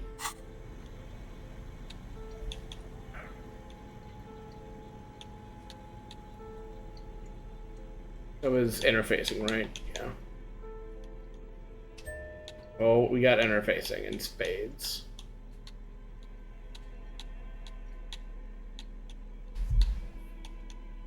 I'm really curious where you find the rest of the six. Because I contemplated going for the boots, but like not. The boots are clearly like, you know, an master level thing to go for. Like especially the fact where you need Kim to not be there, or he'll judge you severely for what you're doing. But like, I don't see the point of going for the boots if I don't know how to get like the like legs or arm pieces, and I have no fucking clue where those are.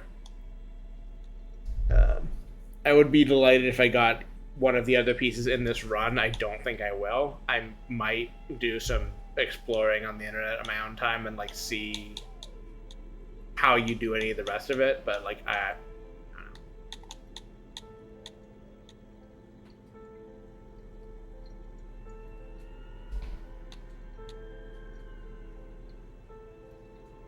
I guess it is oh no, I got the gloves. I mean the I guess I was thinking like an arm piece or something.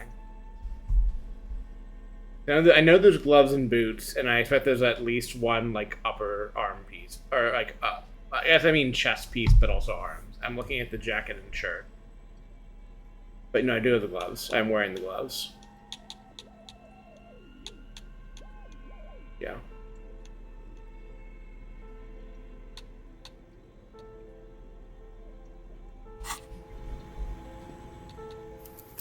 Okay, let's try this again. The bear's eyes are still glowing red. It's your It'd be arms really reach funny out to fail this 97%. I wonder if you even can. I would have to look at the dice to see if it's actually mathematically possible to fail. Because I His know face, like it's his cheeks, a his percent, nose, but I also his know fat, how dice swollen roll lips, RPG like a mechanics work, spider. and it could be Your the hand case that you. crawls over his features. Well, I don't know. I don't know how they calculate. Everything I guess is the thing I mean.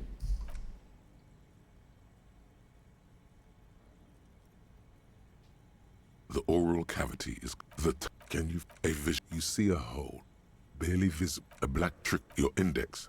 Yes, you've seen the drawings. The basal gang, the funks of your fingers slide. The lieutenant, your finger. All the muscles in your body. Your fingers sharp. The pain is barely noticeable under the adrenaline. What? Fuck off! Can't believe I rolled the failure, the instant The failure. bullet keeps rolling between your fingers as you beckon it to come out. Out comes his small folding knife. The lieutenant moves its blade with a crack. Can you push a fraction? a bullet? Here's your. We need to high velocity. Opinion and one. I had my. His brow furrowed. Oh, yes. This little. We bag the corpse. Work on the. I'll leave that. After you bag the corpse,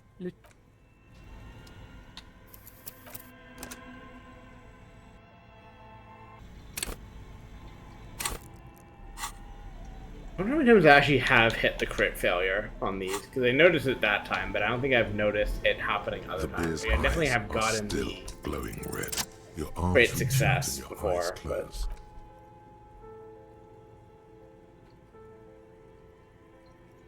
His face.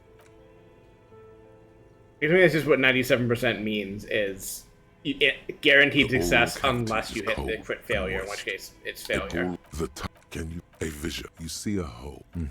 A black your index. Yes, you've seen the basal, the funks, your fingers, the lieutenant, your finger, all the muscles, your fingers sharp. The pain is barely noticeable. Thank you. Also, I'm wearing gloves now. The bullet is not, in fact, cutting into my fingers. You pick Disagree. the sharp metal bullet between your index and middle finger. With your face twisting from pain and concentration, all you need to do is just... The inside of the head feels cold and smooth, like a glove. Sweat dripping down your brow. Careful not to lose the prize between your fingers. With a plop, your hand emerges from the mouth, covered in blood up to the wrist. Between your fingers, a small flower, a blossom made of lead. A bullet.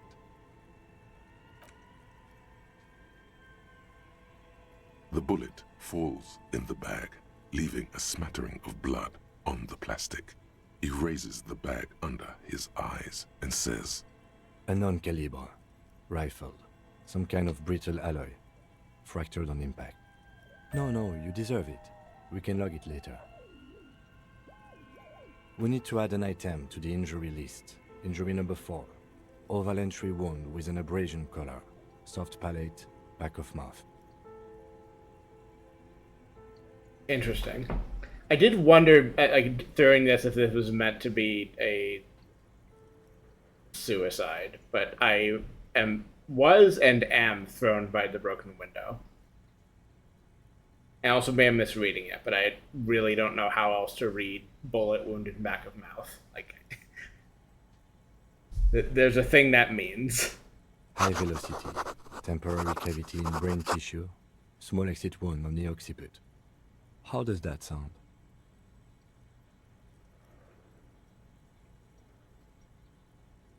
Opinion, fatal injury. And one last thing. We should amend injury number 3, ligament mark. Treatment. It's obvious the Hardy Boys tampered with it. I had my doubts. There were no signs of a struggle on his hands. No claw marks on his neck. But still. His brow furrows, while his eyes glaze over. The lieutenant looks regretful for not figuring this out before. Oh, you really do. I am glad to hear you say that. Your room in the Whirling in Rags should come with a bathroom. Be sure to make use of it in the evening. Yes, we should take a closer look at it. I am certain it has more to tell us. This little thing could reveal much about the weapon that shot it. We bag the corpse and carry him to the holding pen of my kinema. I can transport him to processing myself, but I will be gone for the rest of the day.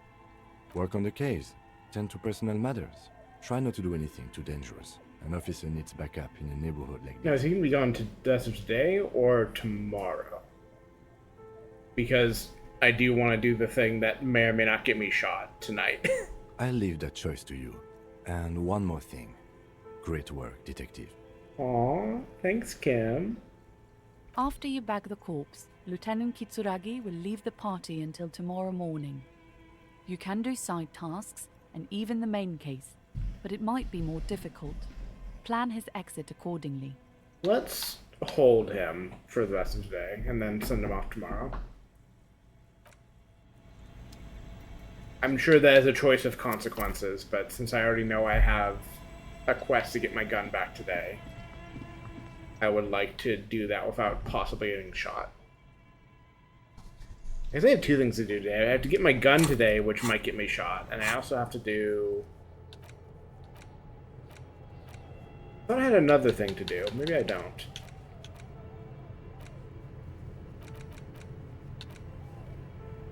I thought I had something from Cindy, but maybe I'm misremembering.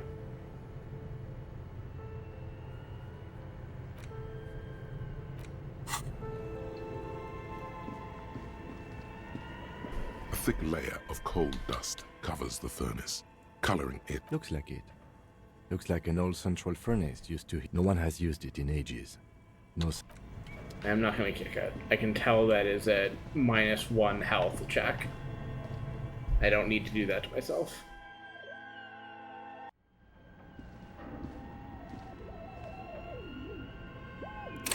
Do I know the password for this now? Also, I need to have a flashlight so I can actually see shit.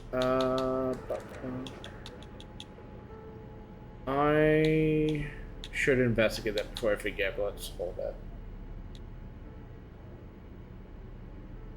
A police badge Look at on this. which you see. Yes, I'm trying to think if any of these other The worn ones map need. features the patchwork grid of the streets of Martinez.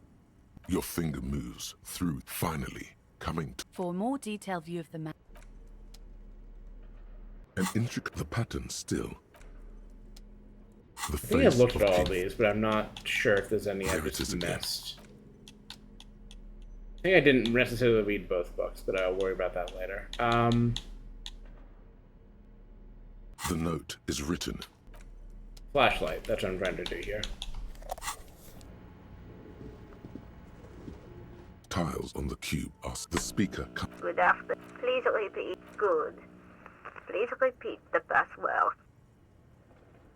Good. I've unlocked the production schedule. Really?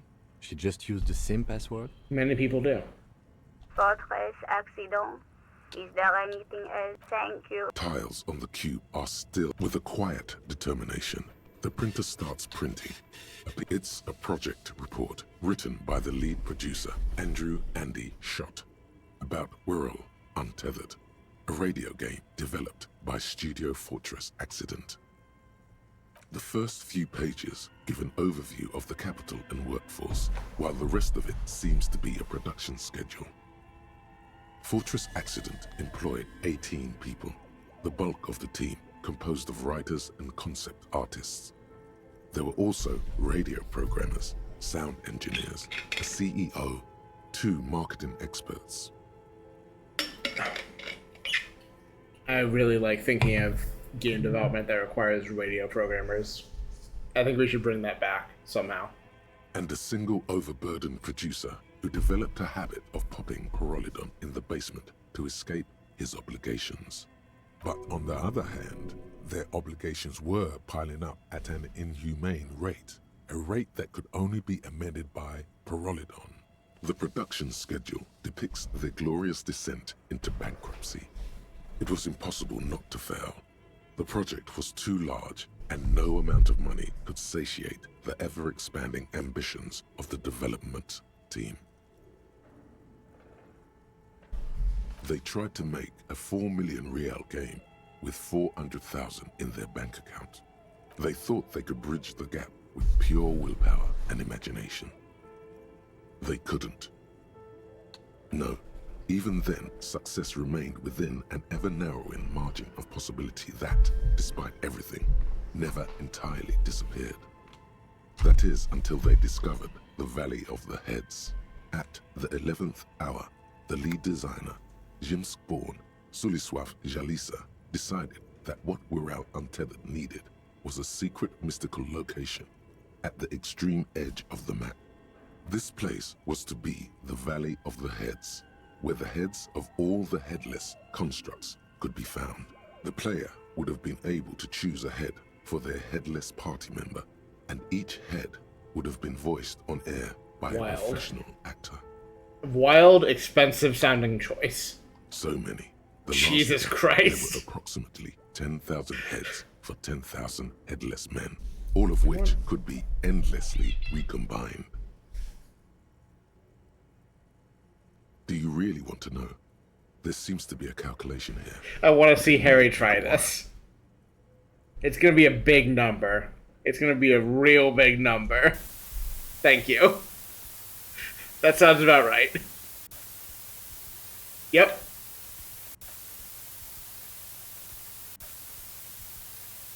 The lieutenant taps his foot impatiently, his arms folded tight against his chest. Factorials will get you. Factorials will get your ass every time. He's dying for a cigarette. Come to think of it, you are too.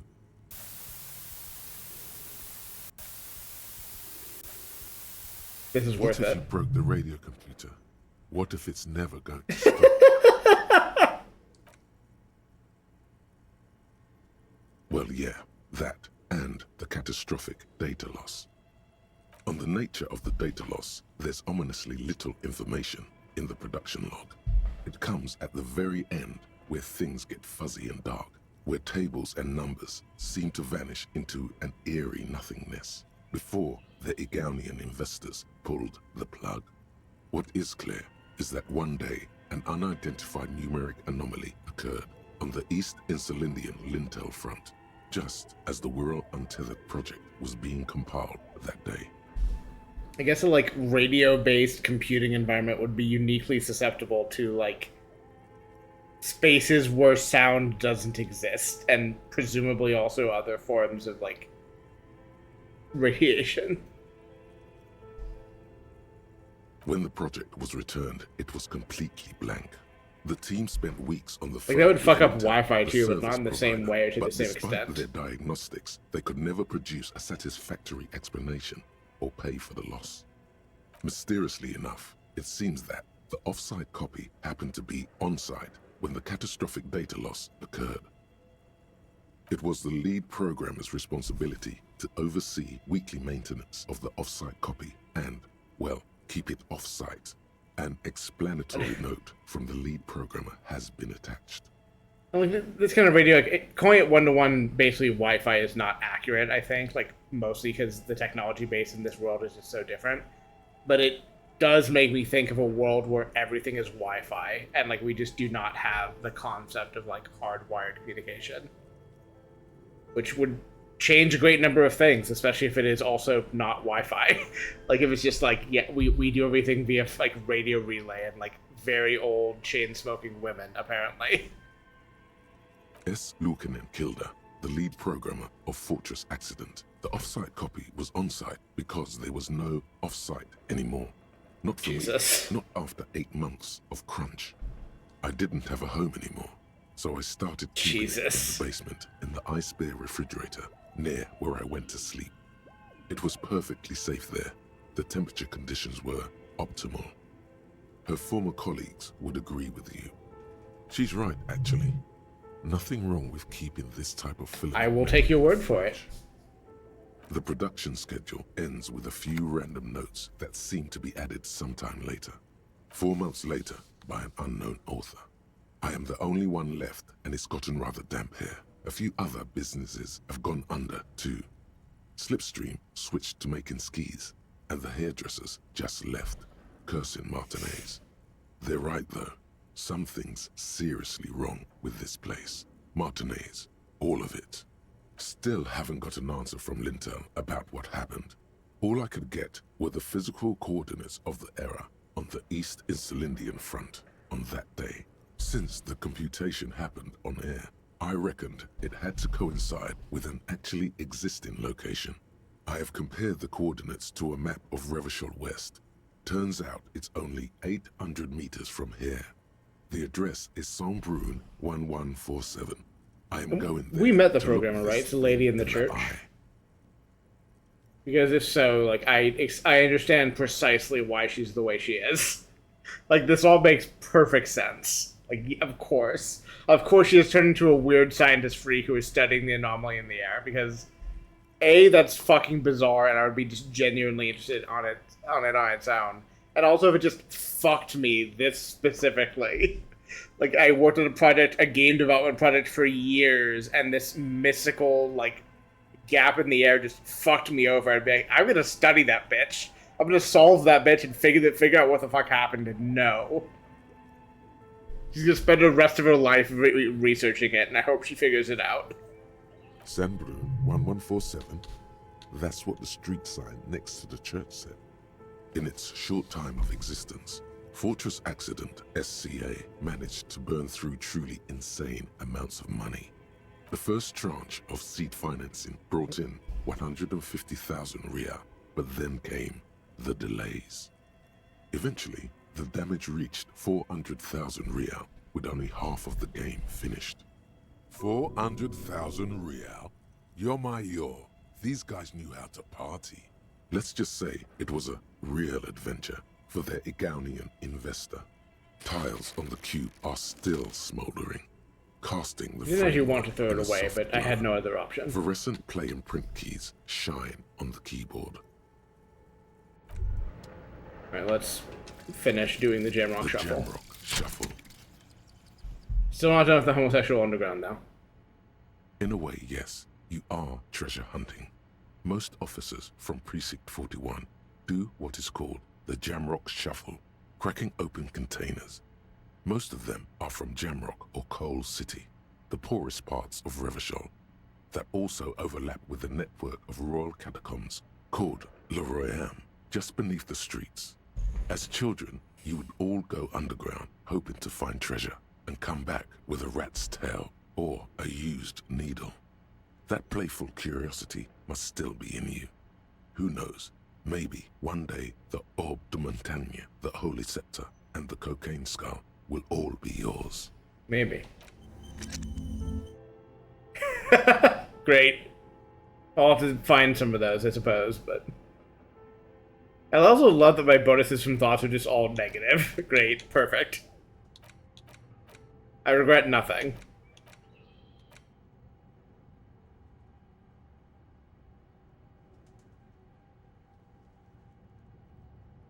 Actually, I might. Well, I kind of want to take out this one because this one actually doesn't actually help me. But also, like, I don't know. I feel like in one of my rare instances of like feeling fully in sync with this game, it's like, no, I picked these. I'm sticking with these.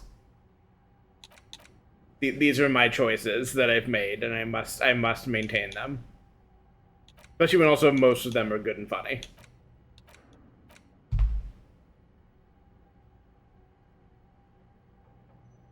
I mean, I don't know if I'm gonna have another run of this game in me even, but I think if I do, it's gonna be very much more like goal oriented.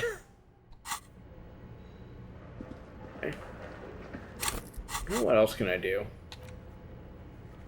Oh yeah, this is the other one. Staban's meeting. Staban's meeting is also something that I think where I will get shot at. We'll deal with that later.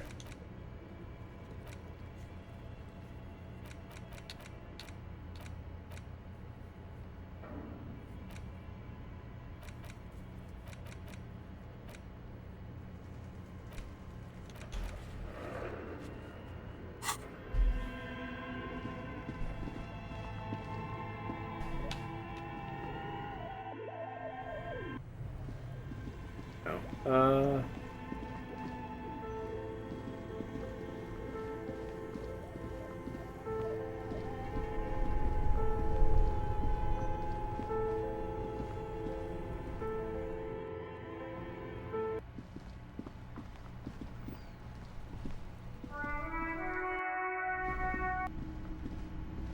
I am real curious what gets Kim to put on the jacket. I will not chase that down, but I might go look up the answer if I don't manage it before my playthrough ends.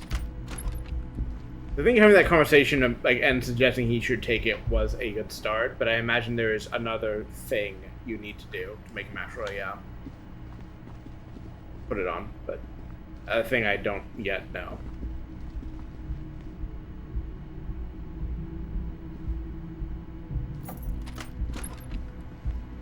Could be he's more interested once we've actually like wrap the case up and do whatever we do in Revershaw after the case is done. Which I was presuming was basically nothing, but maybe there's a little bit of an epilogue, or maybe there's, I don't know, more things to do. I will find out when we get there, I suppose. It's always good. Something in her demeanor has changed. She's tired, consigned to her fate, to being here with you and what's to come. I understand. Just like that, no resistance. Her shoulders are slouched, her feet long and straight. I knew there was a chance you'd get them to tell you. It's what you do. You're the police. For what it's worth, I'm sorry for wasting your time. I mean, you haven't wasted as much of my time as I have, Kasage. If you knew we would find out eventually, why did you waste our time? Because of the Hardys. I couldn't just dispense with them. They were only trying to help me. Out of the shit I'd gotten into. You're right. There's more. You answer to the coalition government, and by extension, the moral intern. Briefly glancing over her shoulder to the sea, as she's done time and time again, where the cold oceanic expanse lies, and behind it, another world. You share a database with them. You send people to their courts. Just business, but bad business for some people in the moral intern. If I show up in your records, officer, they will find me. They will... What happens if they do? They will kill me, sir. If you file my name, take me in for questioning, enter me into the moral intern mill, well, then I'm fucked. For nothing. This murder didn't have anything to do with me. It's not nice, but it's not illegal. Not here in Revachol. Or even in Oranje. What exactly did you do? Industrial espionage. I joined a business collective with the intention of betraying them. I did my job well enough to be asked to do it again. With a bigger company. The kind you really, really don't fuck with. I took their ledgers, 2 decades worth of accounting. I need the names of the companies involved and who hired you. The job was Lewis County Savings Bank. They sound small, but they're part of the Lewis conglomerate. That was the second job. The first was some printer company. You wouldn't know them. As to who hired me for the job, I don't know. But they're after me too, along with Luskop and their friends in the MI. Once you're done in the competitive intelligence circuit, you don't have allies. You're radioactive. Sure, I'm not a war criminal, but it was bad. People lost their jobs. Good people too, not just C-suite. A lot of people got hurt. But that's just more of my shit you shouldn't have to deal with. You're solving a murder. We were there. Together. In bed, I mean. Okay. He was in a kneeling position. He had just entered me. I was on my back, looking at him. I heard the window behind me shatter, and I turned to look. There was a hole in the glass. I turned back to him. I see. His eyes were looking through me, and his mouth was open. Dumb. I could see. I could. A great pain moves through her, a dark and indefinite wave. She continues in spite of it. I knew he was dead, before he fell down on top of me. No, I want to. Let's get this done. It's okay. Tell us as much as you're comfortable with. He was heavy. I pushed him off and he fell to the floor. There. He only had his boots on. I bit the pillow, not to scream, then ran downstairs. I waited for the second shot to come. For me. I thought there would be one. It never came. She's forgotten about her cigarette. The butt has burned right down to her fingernails. Oh. So am I. What time was this? When did it happen? It would help us if you could be as precise as possible. 11:30 to 12:15. I don't know the exact time. Around midnight. It's okay. Were you inebriated? Not as much as usual. He'd done a line, plus other things. I was drinking. Wait. Titus said she was gurning her jaw off, much more than usual.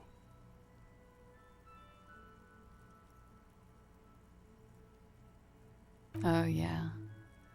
I did one of his lines, just to clear my head.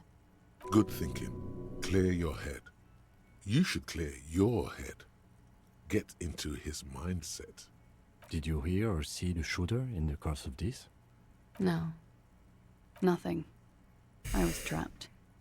I was stuck in my room downstairs. I got some clothes on and crawled back up, drew the blinds. Blood was coming from his mouth. Not a lot. Just a little. He was still on the floor, slouched. The French call this the big death. So I ran down and out of my room, into the hallway. When you're killed while you were fucking someone. There were people there.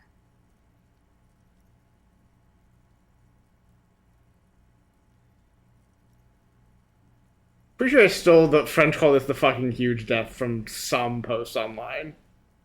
But the novel context here, I think, makes it enough of a new joke that I get to claim it.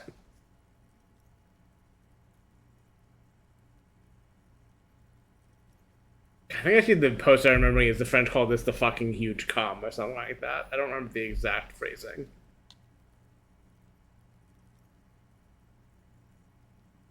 When he was shot? I may have. I don't know. I couldn't hear anything over the glass exploding. The gunshot wasn't that loud. This is something to keep in mind when assessing the distance of the shot. Sylvie was tending the bar. A lot of people were there.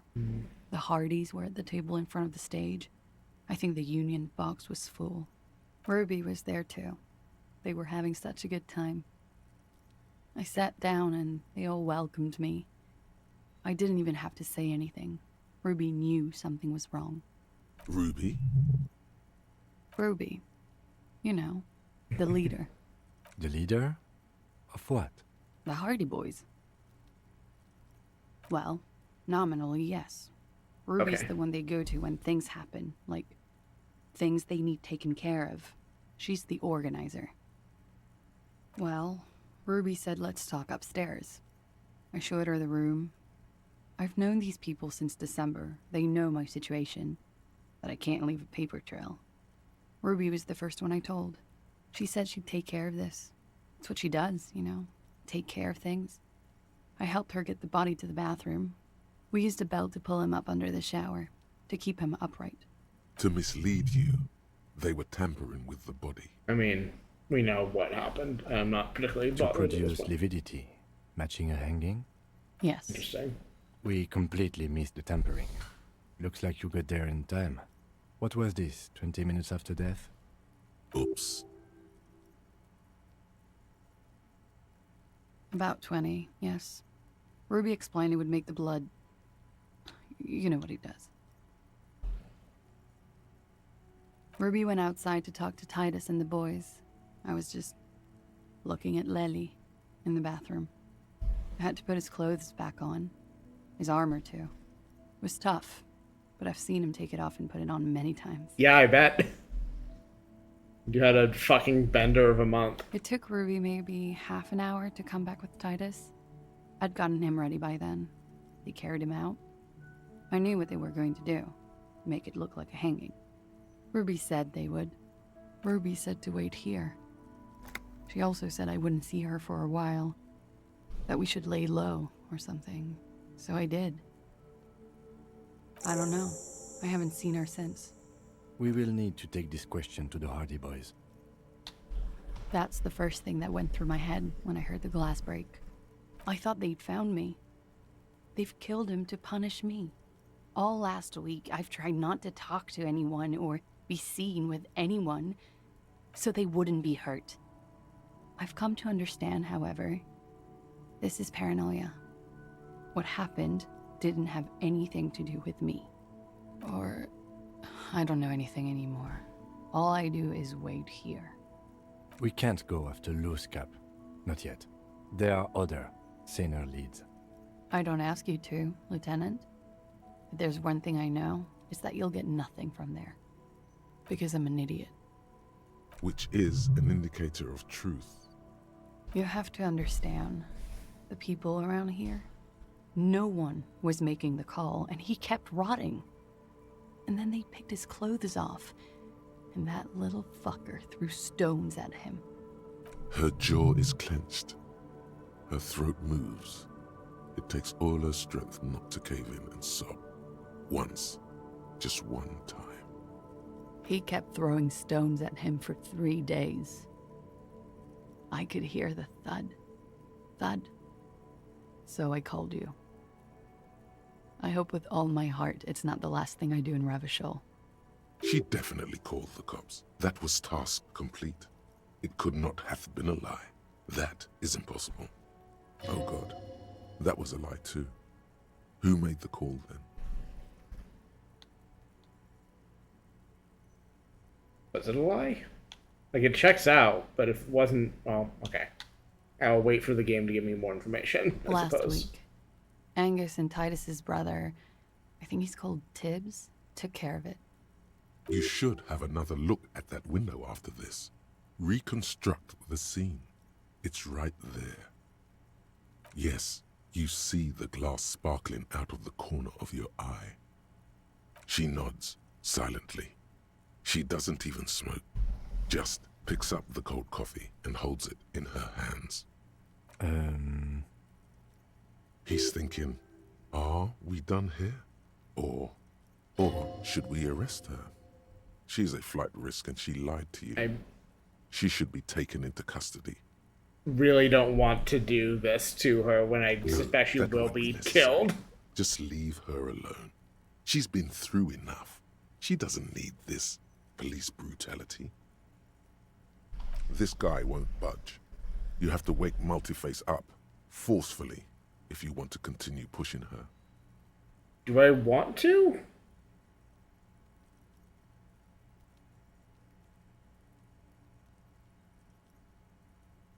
Like, I'm not sure what this games mean. I don't know if I want to be an asshole to her like this. Like, what? Like, I do love a drama check, but I don't...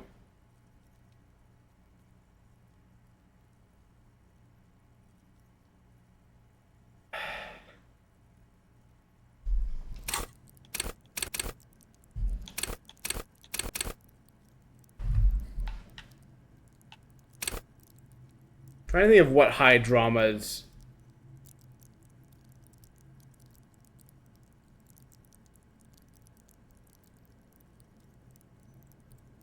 I love like kind of like the floweriness like in all the descriptions of everything in this game, but it makes it so hard for me to tell what anything means or will do. I mean, I guess I can save and do it and then load. I have to know. I feel like there's a strong chance I just immediately regret it, but I'm so curious what they mean with this. It's a fine day for questions. Who? What? Dear Lord, you've been lied to. She could have killed her lover and lied to everyone. She's not the most fair and just at all. She's smoke and mirrors and will-o-wisps. She probably didn't give you her real name either. Why would she? Arrest her I'm not going to do that. Before she further entangles you in her web of lies. Take it easy. Don't overcompensate with this course correction. Ask questions first.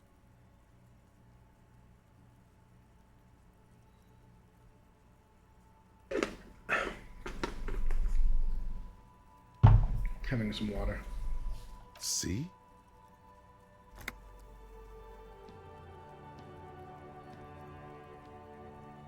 I did. What is this? I called your desk or whatever it is. The numbers are all over town. Call 8-100-2 for emergencies. There was an older woman on the other end. It sounded like she was smoking. She took my complaint. She coughed. That is the emergency's desk number. Gained money and experience with this. Great. Anyone could know that, sire, by looking around and calling the desk. I don't believe a single word she says. What time did you make the call? Thursday night. It was late, sometime after 12. It checks out. She stands before you, holding her back very straight.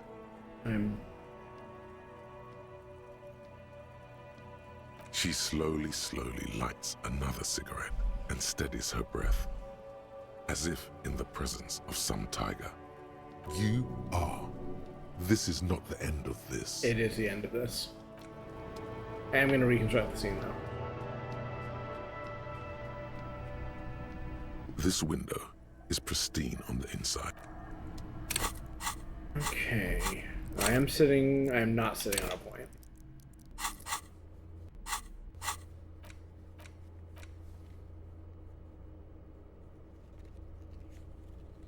Interesting. So maybe interrogating her more would give me something against Titus, but I'm going to ignore that for now.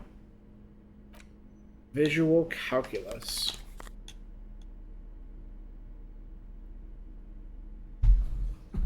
I'm glad this is a hand-eye coordination check. There's something I wanted hand-eye coordination for that I failed recently, I thought, but I don't remember what that check was. Visual. I thought I had something else that does visual.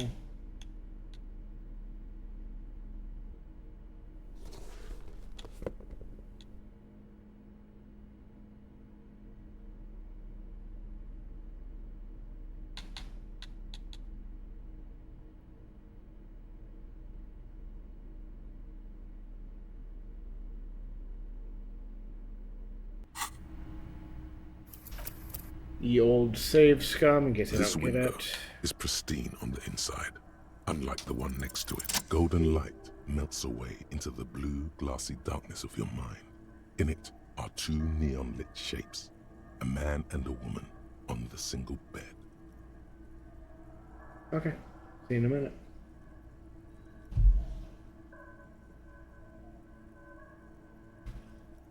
Sorry, I'm looking at computer, actually.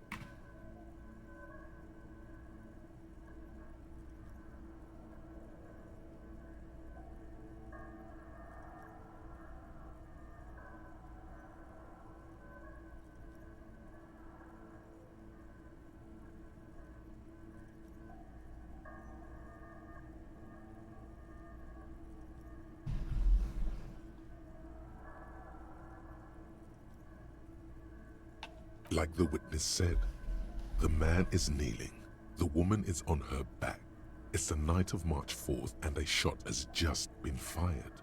The man looks directly at the woman. The shot's possible directions converge in his mouth. A ray cast from somewhere outside, entering his brain, ending him. From the roof outside, location A prime. The glass fractures around the bullet hole. Shards face inwards like a corona behind the woman's back. The man does not know the bullet has entered his brain.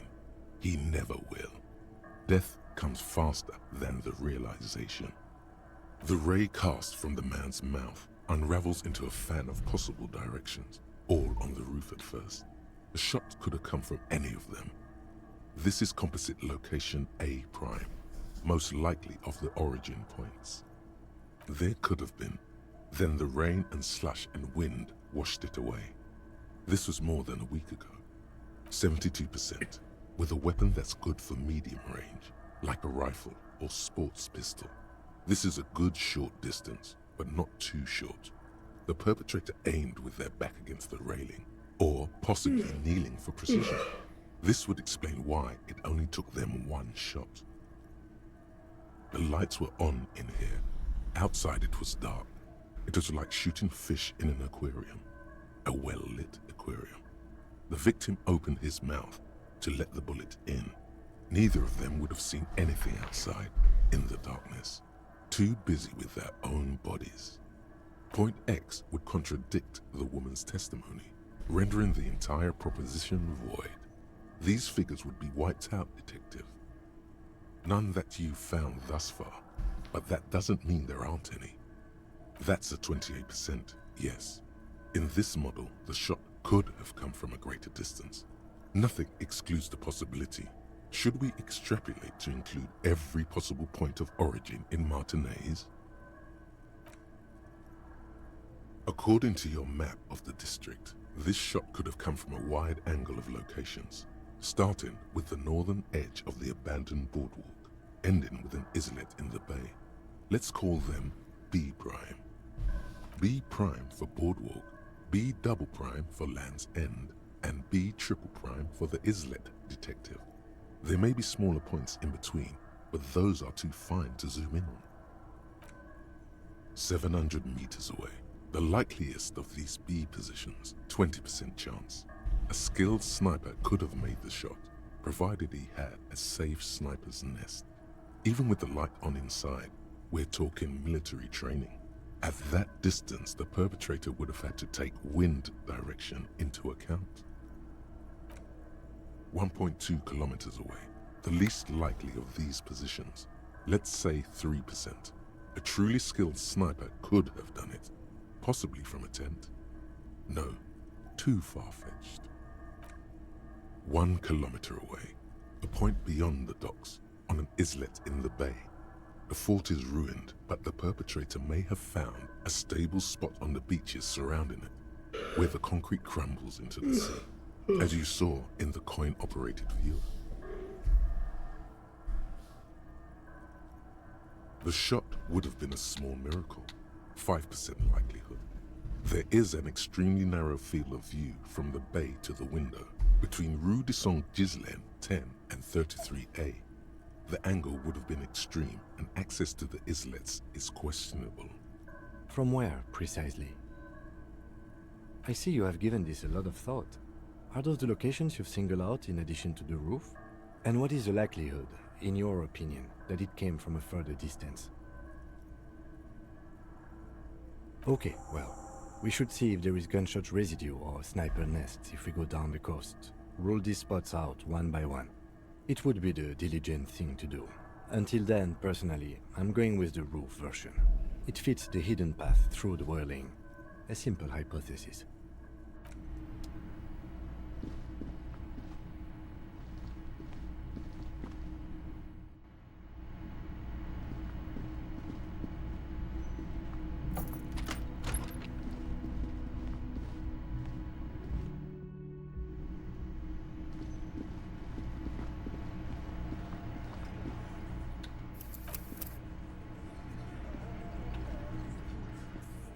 It's you again.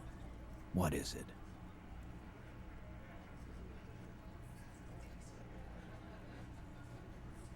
Why?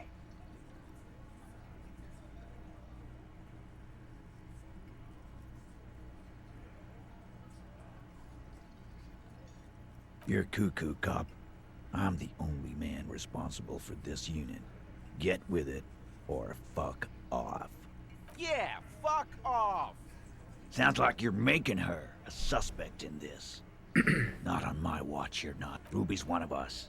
We're not gonna throw her under your moral intern steamroller. Fuck that shit. And fuck you too, moral Ruby is missing. If you hide from the police in a murder investigation, you become a suspect. You know how it works, guys. That's nothing. That's just legalese. You don't even have a sound theory. I don't want to be rude, but we're trying to get some R&R here. Think you could fuck off now? I think we'll keep sticking around, Titus. You'll be surprised at how quickly a theory presents itself if you keep looking.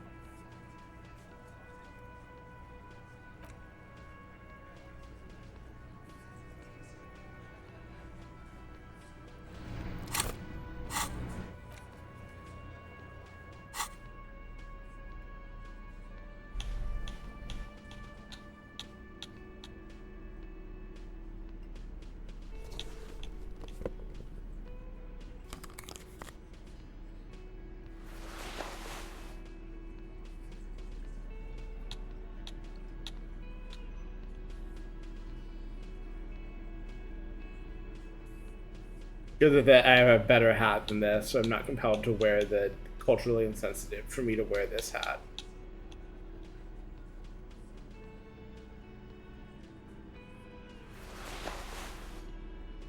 I look like an asshole. But sometimes that's what you have to do to make these checks, so. It's you again. What is it?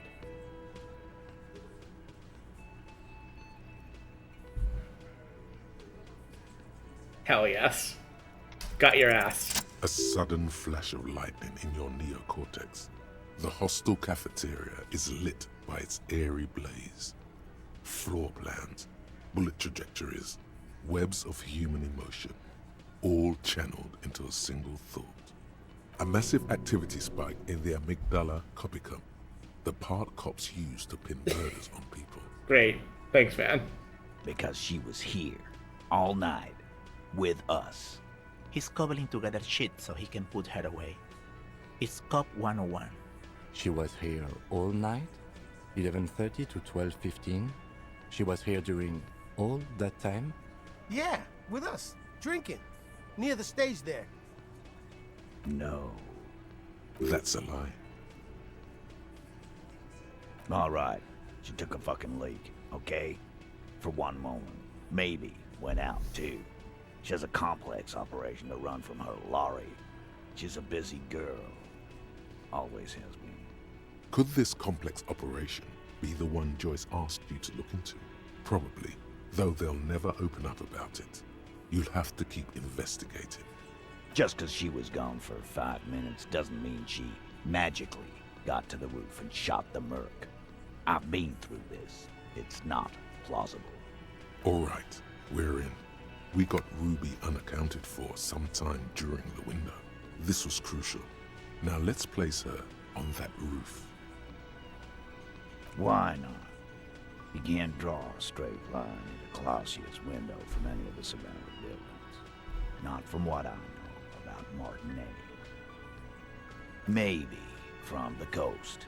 But like I said, I've been too busy dealing with you idiots. So no, I don't think it was a sniper. It was close up. 72%. There's a percentage and all. Where'd you get it from? Your guys in the lab? Definitely lie. The truth is not credible. No, you can't. I know what you did here on the weekend. People talk. What they say. I am a madman. I'm also a really good cop, somehow. Madman. Those numbers were an ass pull, man. Yeah, and they don't put her on the roof either. It's just mambo jumbo. He hasn't got shit. Oh. People say there was a pinball arcade here, sometime before the hostel. What was it called, Theo? East Delta Pinball Arcade. Weird place. Went bankrupt. Yeah, it's the most surprising truth about this game is that Harry is actually a really good cop. Like, he's very good at his job. There's a reason he's a top detective. He's just also an alcoholic and, you know, like, basically suicidal. Like, just trying to break his life on purpose, but also good at his job. It's possible those things are related. Maybe that's why he's so good at his job. I don't know, but we do know both the things about him. Okay, but how'd you get up? There's no room for a staircase in this building. Or an elevator, for that matter.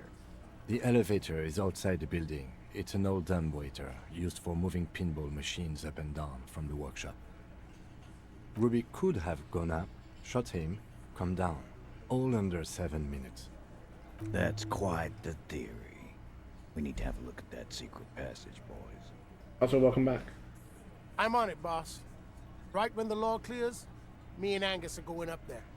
It's a dumbwaiter, not an industrial lift. How about I go instead of... Just now. You got something else to back this route up? Or is that it? Footprints. Recent. The tracks were recent, but not worn down in the right foot like Ruby's. It's best to omit this pesky little polemic for now. Too confusing. That close, huh? How fortunate. I'll take a thorough look at those prints myself before I believe that call. Good news is, I'm still listening. Right. What the fuck does that got to do with Ruby? Wow, man, can we? I mean... Yeah, talk to what's his name, the bartender. He's totally up for it. That'd be awesome. I beat that royalist machine 20 times now. All right, all right. We can get the barman to bring them down. What else? I don't like guessing, Cole. No one. Many people like guessing. It opens the steel door in the kitchen, the one that leads upstairs to the roof. This key was right here, with you, all the time. Quit jumping to conclusions, Theo. You took that key. Did it look like it was recently put there? No, the ribbon was old, faded. It'd have been there for 20 years at least. And then put it back? Why? It's damn interesting you found it there, but it doesn't fit with Ruby, and you know it. It doesn't fit well, but it fits. Andy knows it. I've seen the winch. I'm not blind. You saying it's part of the elevator she used to get up there? That's one mystery down then. An architectural mystery.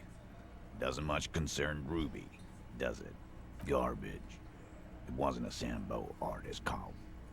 I've been doing this for 10 years. Let me give you a lesson. Boys. It's never a Sambo fighter, and it's never a bullet-bending sniper. But is it always the butler? Or ghost. It's never a ghost either. Don't worry, we've got better than that. Firmly doesn't go well with could've. There's a route to the roof. Me and the boys need to check it out. That's what we've established. But a route does not put that bullet in his head. A gun does that, and Ruby doesn't carry one. Phase 2. Murder weapon. Get a gun in her hand. If not that, then I don't think I want to see that. Out in the shape of a gun. Look, fucko. Ruby and I are pretty tight. She would have showed me the gun if she had one. She knows I love guns. Yeah? Everyone knows Glenn loves guns. I don't know, Glenny. Ruby's a little secretive, isn't she? Wasn't like she told you every little thing. She organizes things. She doesn't whack people. That's not the kind of person she is. She's a talker. It's clear this one is protective of her. Easy now, Glenn. What he's trying to say is, people who don't have guns don't shoot people. You need a gun for that. You can't prove she has one. You don't need to prove anything. Doubt is enough for now. And Titus must have some. Yes, goddammit, I know what a 72% chance means. It means there's a 28% chance it isn't that. And 28% is... Yeah, I've won rolls with that percentage. Might have taken me a few loads, but I've done it. Just making sure we are on the same page. It doesn't all fit. We are just sharing info, candidly. All right, Carl. Keep talking. I'll tell you when I've had enough. Pete, we're not seriously considering it, are we? Ruby wouldn't do this. Why would she do something like this? Phase 3. Motive. The last component. And I suppose you have a theory on that. Think about it. Why go through all that effort? It was her idea, wasn't it? The hanging. You went along, but she suggested it. She had, like, a fully formed plan and shit. Right when she came back downstairs. Really, Shanks? Claudia wanted to talk to another girl, that's Claudia. all. She was just the first one up there. I could have come up with that plan if I'd have been first. Time for a logics demonstration. He scoffs. Think. You kill him. Get up there. Shoot him. Get down. The man is silent. If she used us to cover her own shit up, well, that's a serious violation of the Hardy Code, boss. Which is why she didn't. She would never do that. Why aren't more of you defending her? This is fucking stupid, Titus. Glenn, I thought the same thing when she skipped town and left us in this shit. Oh, so he didn't rule her out completely. And she skipped town. This is good. There's no fucking leadership challenge. Just when I thought you were taking this seriously, Cop, you put your head Gotta in follow leads, man. I gotta ask. Man, now he's just throwing shit against the wall to see what sticks. Okay. We ruled out infighting. That's how this works, by exclusion. Remember, all we need to do is rule Ruby out too. That's all this is. Silence. He looks around the room. The old man in the corner nods. A very small nod. And a trickle of tobacco spit on his lip. Yeah, I see it. There's one more thing I've been wondering about. Ever since you asked me where she is. Add it to your list of suspicions, if you want. I don't know. I don't know where she went. She just got up and left. Got real scared, too. Wouldn't tell me where. However hard I asked. Want to know why? She was afraid I would tell you. Maybe she was right. By now, I probably would. She knew there's evidence on her, and she knew we'd find it. This is typical suspect behavior, why fleeing is always incriminatory. Perhaps. Ask her if you find her. It won't be easy, though. She made sure of that. Friday afternoon, when you first arrived, I got word the RCM was in town. Then she came in to see me. Told me she was leaving. That's when we had our little conversation. I told you. You. No, you. As in the cop with the sideburns and the disco clothes.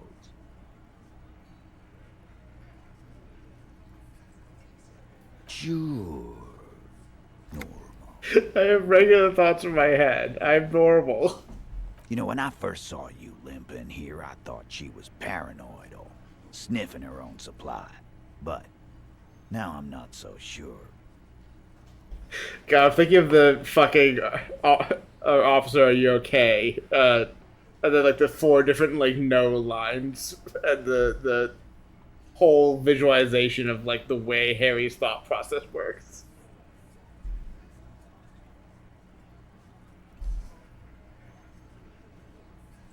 She said you have a funny taste in clothes, and that you won't stop. Until you have something on her. She said she's heard of you from Jamrock. that you're a human can opener, that you play suspects against each other. Open them up, like can. And then when they're all empty, just move onto the next can.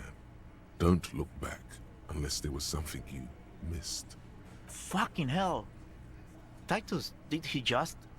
Open Angus up like a can? Yes, he did. Now, we can whine about it, whack him, or we can go on with our lives. I'm having to go. I just like that Ty's like, yeah, he fucking played us, and I'm not gonna, like, I already had my tantrum about it. I'm just gonna fucking move on. Like, yeah, we got played. Happens. Silence. He nods. You are insistent. Yeah, there was something else. She wouldn't tell me, though. I could see she wanted to. It was burned. Also, again, don't talk to cops. This cop, Titus. Unless you're legally compelled to. Do not talk to cops. She was too scared. Get a lawyer. Or wait until they give you a lawyer. Also, because our courts are fucking stupid. Make sure you clearly specify, I want a lawyer. Or they'll go, well, we don't know what a lawyer dog is. So that doesn't count. That doesn't count as invoking your Fifth Amendment rights. Scared. You should be too. Or a strange fear creeps whatever over you. Thing I'm a thinking of. metallic taste in your mouth. Change the subject. She's not far. We know that much. She didn't take her lorry, so she's on foot. Good fucking luck, man. She knows this place like the back of her hand. You'll never find her. Yeah, Al. And we won't either. She's not really a hardy candidate anymore, is she? She's not, Glenn. A little. On the coast. Where have you looked for her, more precisely? More precisely, on the coast, past the waterlog. She's not here, so I'm thinking she's there. Sure, there's some shithouses there, a cinderblock town. Fisherfolk there refuse to unionize, so that's one place we haven't looked. I hear they have a shack where junkies sometimes crash. Time for you to step up. We will start there. One more question. What does Ruby look like? Boyish. Hair's red. Dyed. She looks like a Lowry man. It'll have to. His grip is firm and reassuring, like holding a piece of unpolished granite. I think I would do this, like, anyways, just out of respect, but I kind of just like the idea of, like, always uncritically shaking hands when I'm giving you opportunity in this game. I feel like there's at least one or two times I've turned it down, but I feel like I've almost always been like, yeah, sure. I'm also putting the flashlight away, so I'm tired of holding it out like a jackass. Also, I'm tired of looking like a jackass, so let's put it on the cool clothing again. Including the anti-TOS jacket.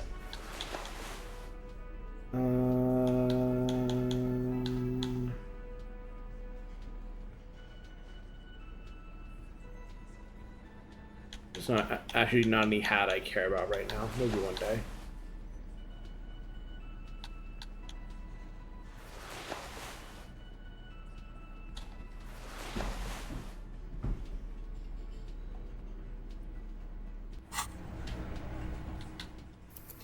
I love this jacket. I feel like one of the things I remember hearing about this game was that jacket, and specifically in the context of it being discourse generating. Having come to it at this point in my life, it's like, no, it's good to put that in actual fucking rules. Another thing. Great. Oh, I don't mind to tell you. I lied. Well, maybe I tell you fucks either if you're just gonna keep like being upset at me every time I talk to you. Yes? What is it? God damn it, you leave her alone. Keep your... Can I actually... Yes, of course. Preposterous. I mean, you would remember. Of course I'm with him. Why do you ask? You're an asshole. You know what? Maybe we're both assholes. Please, let's not turn this into another exchange. kind of did piece together they were from probably my precinct, or at least like part of the forest, but I still don't understand why they're here. You think you have a pretty hot Or, suspect, like what the right now, purpose of them don't being you? here is. That ruby of yours?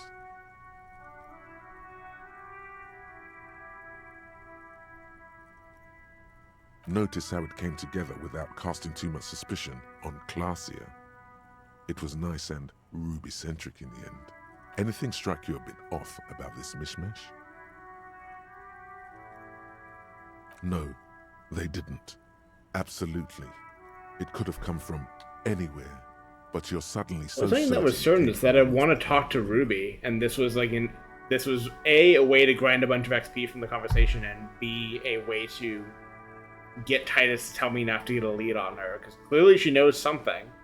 Like, I don't think Ruby's the killer, but she knows something. Notice how this hasn't come up at all.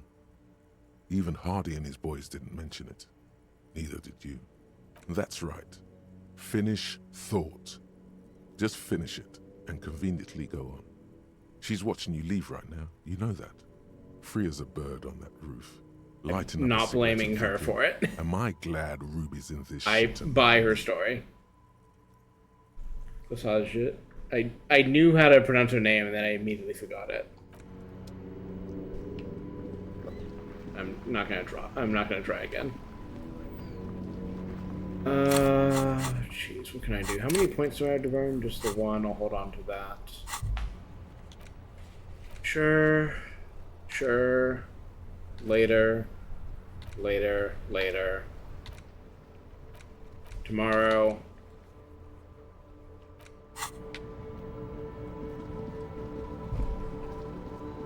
I guess I have to dig into Ruby before I can advance any stuff. I'm less annoyed about it than I was earlier. Like, I'm like kind of like warmer on the game now, but the fact that this is just like basically secretly tied to like this whole thing and like buried under like getting information deep in a conversation that was behind colored outlines, I didn't think it was useful, and then like a whole other thing I hadn't done. It's like, how was I supposed to know any of that? Like, I don't feel like Trisha. God damn it, move! I'm trying to drag her away from the monitor so I can see, and she's like clawing and holding onto the desk mat, so it's all messed up. And I just feeds my like, kind of like negative like experience of this game to feel like stuff's just like buried in a way that, at least with the way I engage with this, I was not going to find, or at least took ages to find.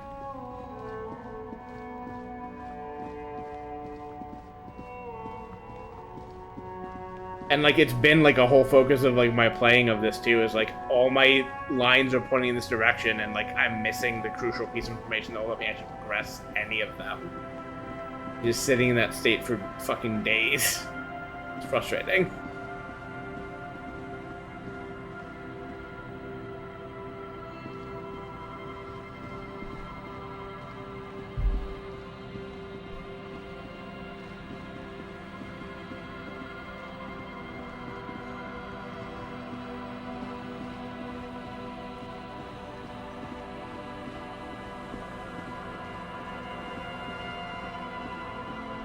Why? Move on.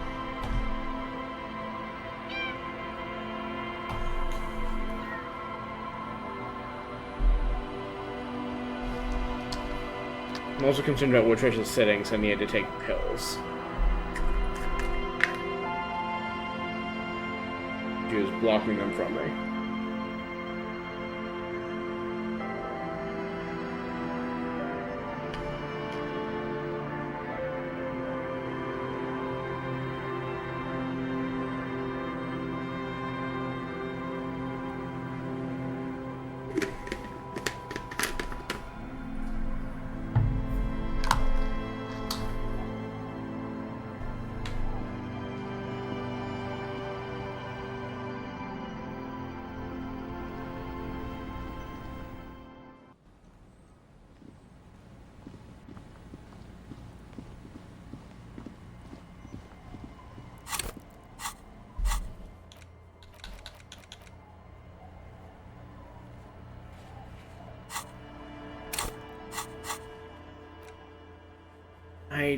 I hate the fast travel system in this game so fucking much. I thought it would have been faster to not walk over here at all, and now I have to like actually crawl to the upper section. It's just annoying as hell. And then I always forget that the policeman. is how it even I hope happens. the waves don't. Nay, I haven't seen anyone lately. This is my little cinder block town. I know what goes on around here. She's being evasive. She knows something. There was a murder in Martinez. She might be a suspect. We would appreciate your help. Would you now? I know how this world works, and it doesn't work when people tell on each other. Ah, I should have known. This is yet another union mess. I'm not afraid of them, you know. We are not in the habit of being afraid around here. Enough of this. She better start talking right now. There's not much to tell. People come and go. Now, was there something else? I see, ma'am. I hope you don't mind if we look around anyway. I'm now being yelled at by Trisha because I put her on the floor.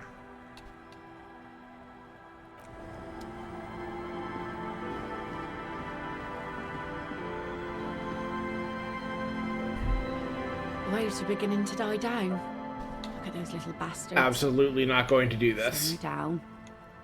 Simmer down, bastards. Oh. That's good to know, I guess. Why is it in the sea?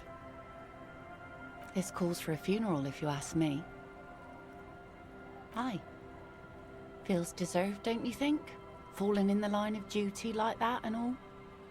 I don't know if I'd call it that, but you know what? Sure. Oh, our things are a part of our life world. They're made with our human sweat and they share human history. We should care about them as we care about humans. To some extent, at least. Oh yeah? You won't even be able to get it out of the water before early June. And where are you going to bury it? Who to invite? What music to play at the wake? Take it from someone who's been through a few funerals. It's easiest to just leave them there and let nature take care of it. That's all we have time for right now anyway. Come back here in June and see how you feel about it then. It's not like it's going anywhere. Yes, that is a pity. But for now, let's focus on the things we do get to do. Like the murder investigation, for example. Oh? Who? Okay. When did this person stay here? Oh. I've been out on the sea for most of the past week. The weather's been good for fishing, so I usually start at 4 in the morning. Yes, that's the optimal time. Got to make the most of the calm. I've been sleeping like a corpse after. The sea really takes its toll. Now I'm just waiting for the wind to settle to get out there again. Sorry I couldn't help you out. Maybe I can help you find someone else. Well, how can I assist you then, officer?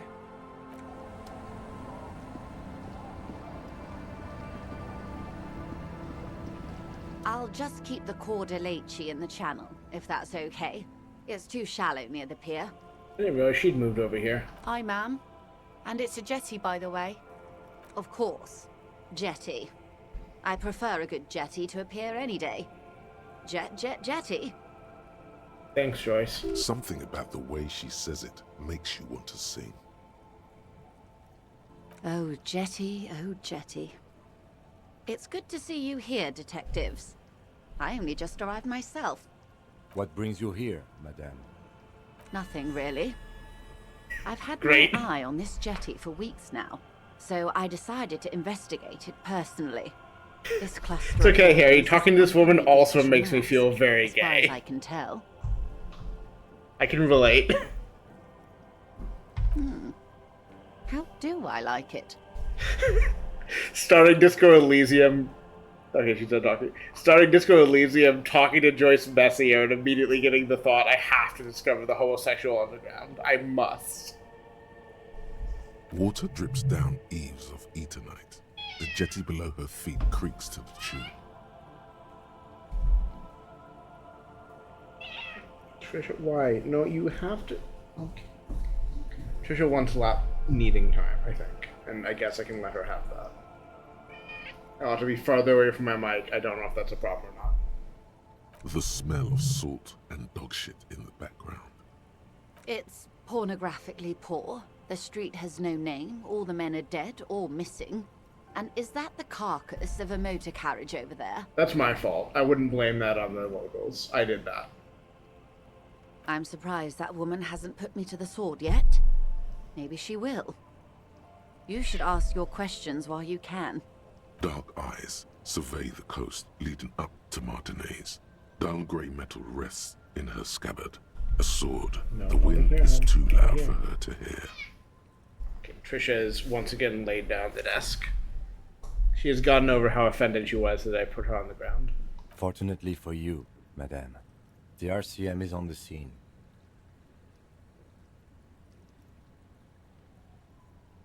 That they don't. Above you, there forms a quilt of altocumulus clouds, twisting into each other. The wind tugs and stretches them over the bay. Their cloud shadows slide over the ruins of Revachol West. Wherever they pass, the temperature drops slightly, but perceptibly. Have I told you how they discovered this place? No, they're in Celindian, Isla. I'm guessing you don't know then. Well, your condition has left you no worse off than most of these people. The literacy rate is around 45% west of the river. 50 years of occupation have left these people in an oblivion of poverty. I knew you would sympathize. Most Revacholians will never know what this place means. Our home. This island of matter. Or why they were ferried over in the first place. Remind me to tell you one day. For now, how can I assist you in this new location? Do we? I hear you have singled out a suspect and are in pursuit. This is cause. I wouldn't call it pursuit when we don't know where she is. To delay you. Like, since like it's important to find Ruby certainly and talk to her, but like we don't have any idea where she is. Besides maybe around here, and she probably is not going to get more hidden with time when it has already been, God, like half a week. Maybe there is something else I can assist you with while you're hot in pursuit. On the contrary, officer, I suggest you go back and... Joy's still being useless until I discovered the secret truck driver that I had no way of knowing existed. Maybe you should stop obsessing about your own and other people's sexuality. Feels like it's about time to do that. You thought about this for 8 hours? Not only should you stop, you should tell Kim you've stopped obsessing about other people's sexuality too. I'm sure he'd appreciate it. Unless you already got him killed because you were obsessing about your sexuality. There's no way of telling from within your brain. But for your own sake, please say you didn't. I want to keep obsessing about sexuality is the thing. I guess it's not an option. That's fine. God, there's so many of these that many that I'm curious about, many that I am not curious about. I guess this is just if you have all of the armor.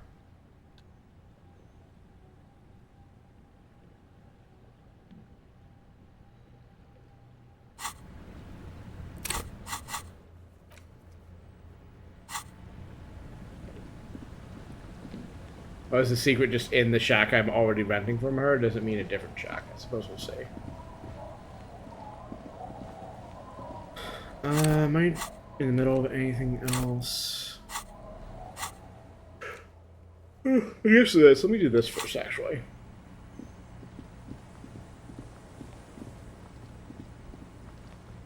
We've got 3 hours before people start going to bed, so I'm not too worried about missing her.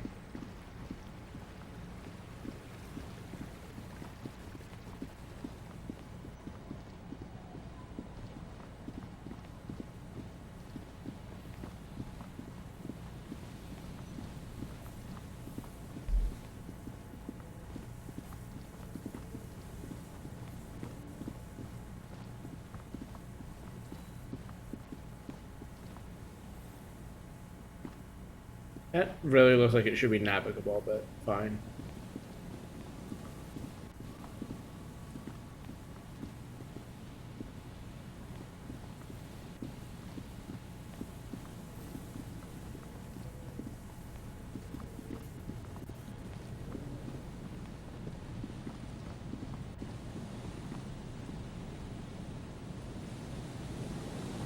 There's some tear. And 2 empty bottles. No, there's more. A tragedy.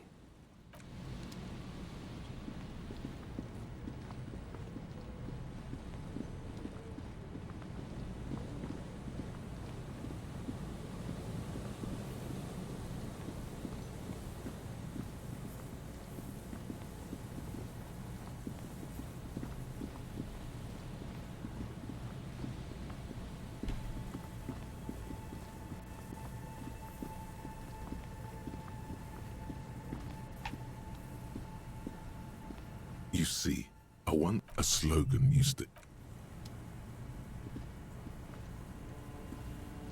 Hello again. No, I'm afraid I can't help you with this one, officer. It's just a regular day off for me and Mikhail here. So you haven't seen anyone around? No, I'm sorry. As I said, this is just a day off. We just arrived anyway. It's more than 1 day off. You've been here for at least 2 days, but sure. He's telling the truth. He hasn't seen anyone. Also, don't read my jacket. I target either... That's nothing. I see.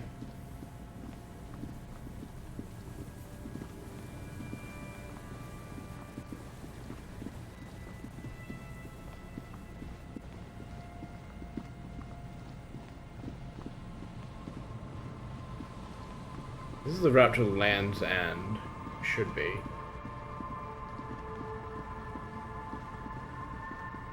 I'm not sure what specific spots it wants me to check for possible gunshot residue. God, I wish I understood anything about how to navigate space in this game.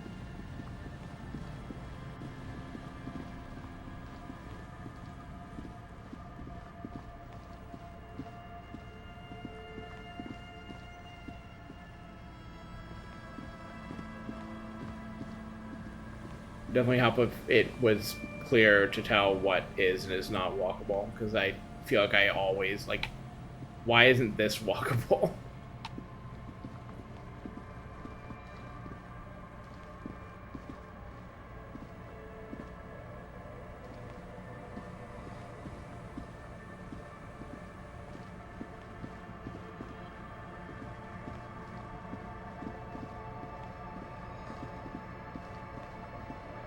Why is this walkable?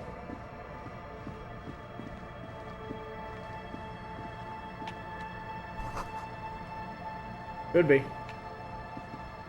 I don't appear to have a way to open the door, though, so...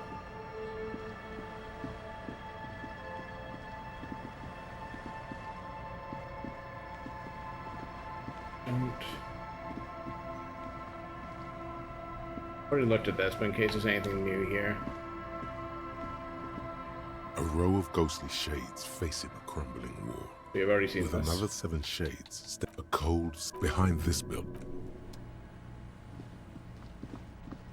Where am I meant to be checking then?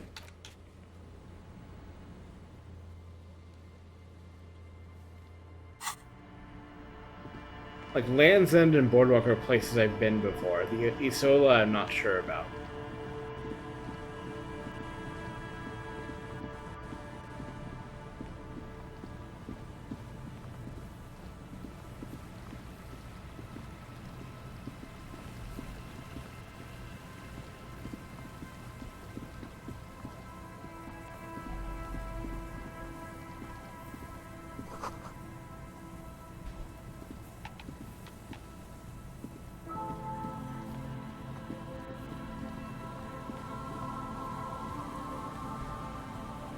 You pick up the handset.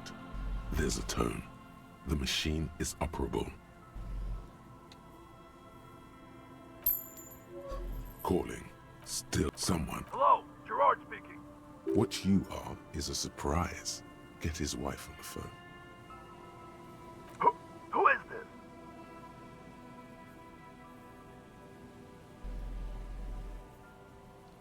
Who the fuck do you think you are talking to me like that? Just tell me what's going on here. Bien, come here. The sounds are muffled. You can make out two people. Fucking homewrecker Harry doing this for no reason. They're talking to each other in agitated voices. There's a shuffle of feet. Children, maybe. Amid the howling in the wire, you make out a woman's voice with a thick Samaran accent. Girard, this is a joke. Someone is making a joke. More shouting. You're pretty sure you hear a man saying fuck several times. Then the crackle in the phone line gets violently louder, like the surf breaking. You hear a faint thud. You could swear you're hearing furniture falling over. You can't make out a single word, just vague voices. One more, a child has joined. Something breaks or falls over. Footsteps approaching. Something hits the phone with a loud crack of plastic and microphone hiss. After that, you are left with the disconnect tone. What the hell are you doing? You're right, you shouldn't have. Let's just go. I've had enough of this phone booth. Sometimes you push a button that looks like it's going to do something bad, and a bad thing happens, and as the player you go, well, I don't know what I expected to happen there. Not that, but also I don't know that I can say it was unreasonable for that to happen.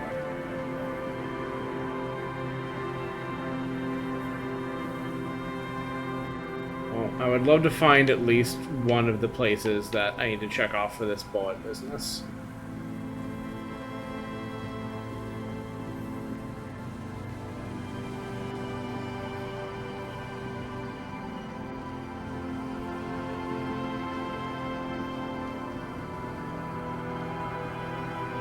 I think this is the way to Land's End, maybe? Is one of them. Right, the door that I can't open. An old door, worn by elements, guards the depot. The wind has blown a sand dune in front of it. The door hasn't been opened in a long while. You see a handle.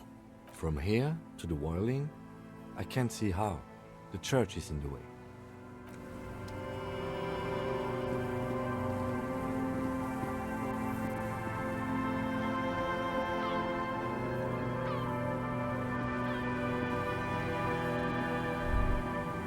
Is there something here that would indicate a sniper used this place as a nest for taking the shot? Just some urban detritus, a bottle, and a dilapidated old comms tower. The wind picks up. Fine sea foam lashes your face. It feels like needles. You can take it. Just raise your collar, detective. I don't see it, Lieutenant W. Freitor. I don't see a person take a shot here and hit something there. In the whirling in rags. It's not possible to climb that ladder, and even if it were, why? There's no platform up there to aim from. He looks like he's cold out here at the tip of the coast. The jacket is warm, but not for this weather. I'm okay. You, on the other hand, Freitor, you look like you're about to turn into a popsicle. Absolute idiocy. To warm his hands before pulling the trigger? Perhaps, but anyone could have made this. The coast is specked with fires this time of year. Truthfully, this seems like a very poor choice to take a 1.2 kilometer rifle shot from. Visibility is awful. There's water vapor everywhere. I think we can rule out biddable prime, was it? Those? A smoking assailant who favors Tumutiri to Astra or Joanne? Cigarette butts are everywhere. This is a common brand for all men. There, 1.2 kilometers over the cold water of the bay, through a thick snowstorm melting flake by flake in the waves, you see the smallest rectangle, barely visible. A glowing light on the third floor of the whirling in rags.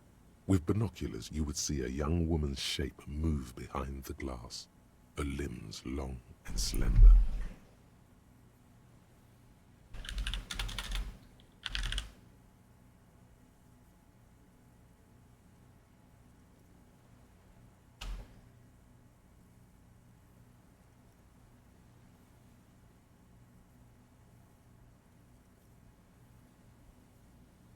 I'm looking at something on the side. If this is gonna break things during the stream or not, I guess we'll find out.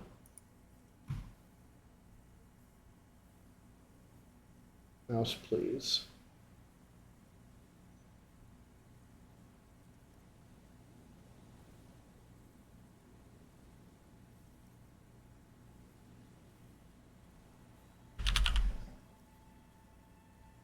Because of how like the screenshot thing I have on Linux works, I am terrified that it is also going to do bad things if I screenshot during on Windows, despite it being better about that kind of thing. I think it only specifically does bad things on Linux because I had a setting turned on in my screenshot application to freeze X on screenshot because it was doing another really annoying thing where it was like drawing its own border like into the screenshot unless I took it in a certain way, and like it was more prone to happen in certain circumstances than others. So, you know, trade off not having to open those boxes anymore, and in response, if I take screenshots during like a Discord stream call or whatever, like it does bad things, which is unfortunate because I have the habit of doing that when I'm, you know, messing around on the computer, and I had to stamp out that impulse during that circumstance specifically. Smoking, drinking, being happy and elated without you, because you're here, freezing in the wind, aren't you? Doing your detective work. Yes.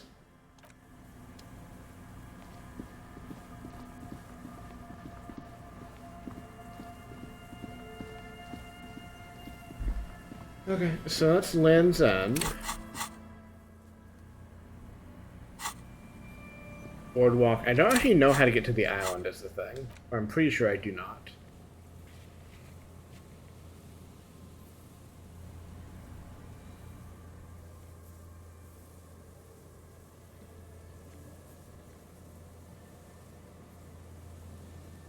Also, I just haven't been... okay, I can see it, yeah.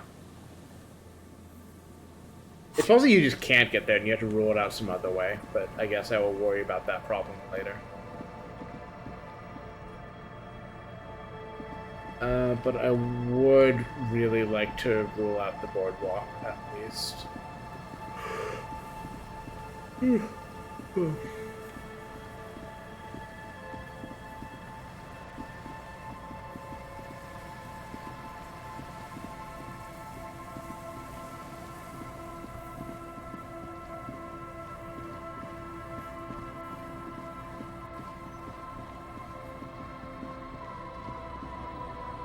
I'm curious if I have more dialogue with what's-her-name, the programmer.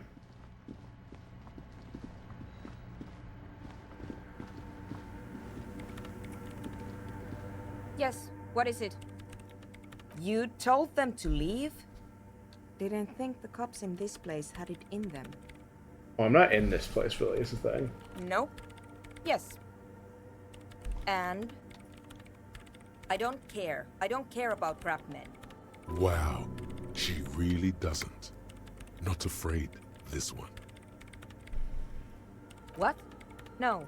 No one's suspicious around here. She has not seen her, sire. 'Tis true. I brought them here. These are my machines. Please don't touch anything. I use the AR-1 as my RAIN Prefect's processing unit. RAIN Prefect. My radio computer. Yes? You really don't know anything about radio computers, do you? Alright. Well, all radio computers perform operations up on air. So in order to gain more processing power, you need to invest in a good antenna. On the front, the unified front of radio waves, licensed and controlled by Programming on the radio, or in the air, sounds fucking wild. It's all around us. That's what on air means.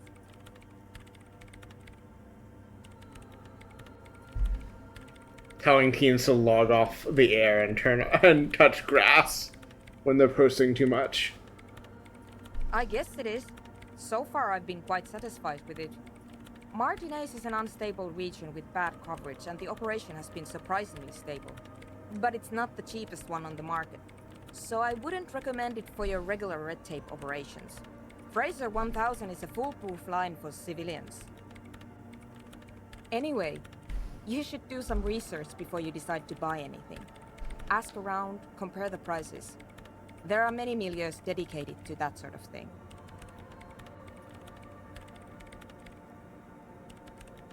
I'm working. The machine seems almost alien with its pulsing core, the light casting her face in a strange shadow. Could you just shh for a moment? Or get to the point. I really need to focus on something. They are connected to my RAIN prefect. Whatever you do, just please don't move them, okay? Thanks. Great. The swallow, you mean? What about it? Great. Thanks.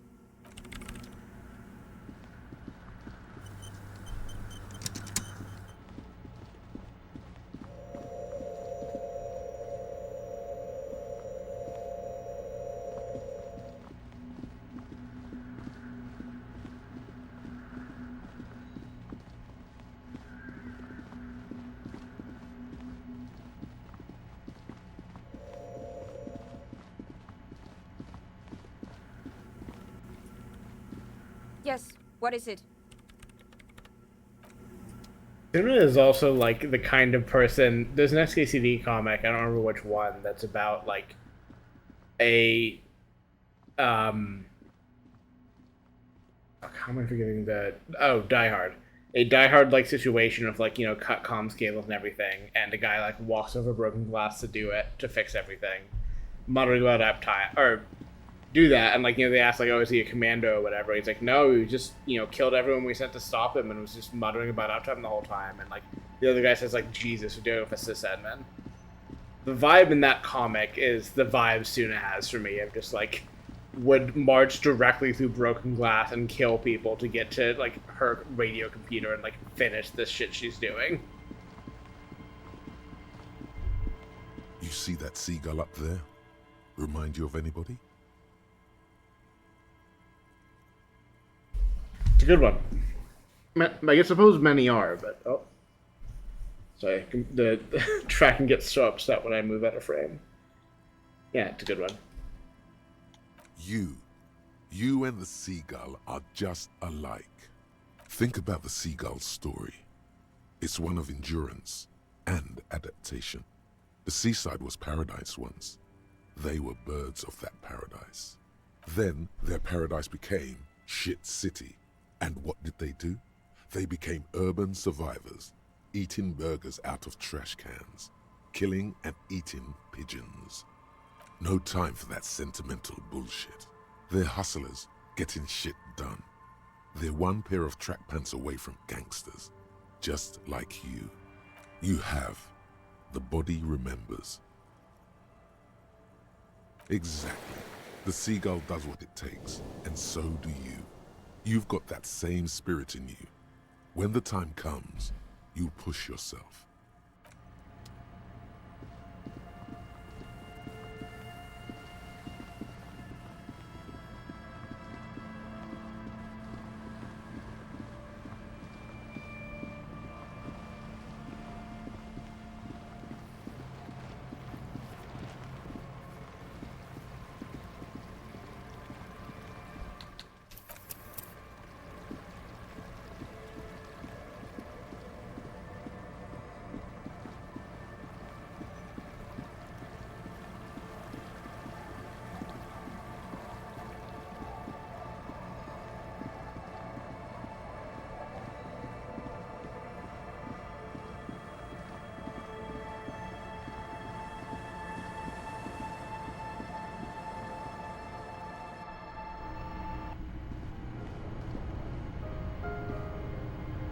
As you look at the floorboards in this corner of the shack, it's clear one of them isn't quite level with the others. The edge of a floorboard next to it looks scratched. Hollow space underneath the floorboards is dark and damp. You can barely make out the mixture of sand and sawdust below. Nothing particular catches your eye. Looks like more reeds. There might be something hidden inside the sand, though. I mean, I don't want to stick my hand in there, but I want to know. You stick your hand in and start combing through the sand. Dry, not like outside. Fine dust. And then, something hard wrapped in paper. A small cylindrical object. You pull it out. A bullet. The floorboard doesn't care. But maybe the washerwoman does. You have enough to confront her with. It's extra ammunition. She's locked and loaded, ready to fight some cops.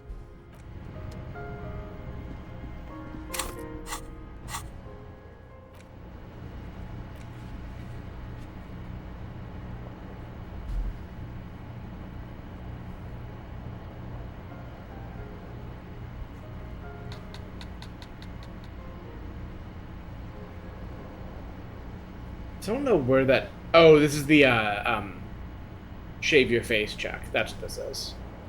I couldn't figure out what this check was, and now I remember. I'm not doing that one, not doing that one, not doing that one. I think I cannot do this one. Will not do that one. And these, in theory, could come back up. May or may not. I want to do this one, if I have a chance today.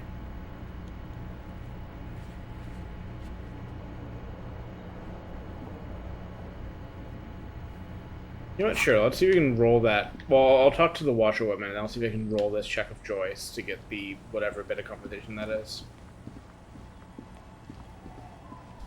Let's save. I might need to raise some skills up. Our tenant, the policeman.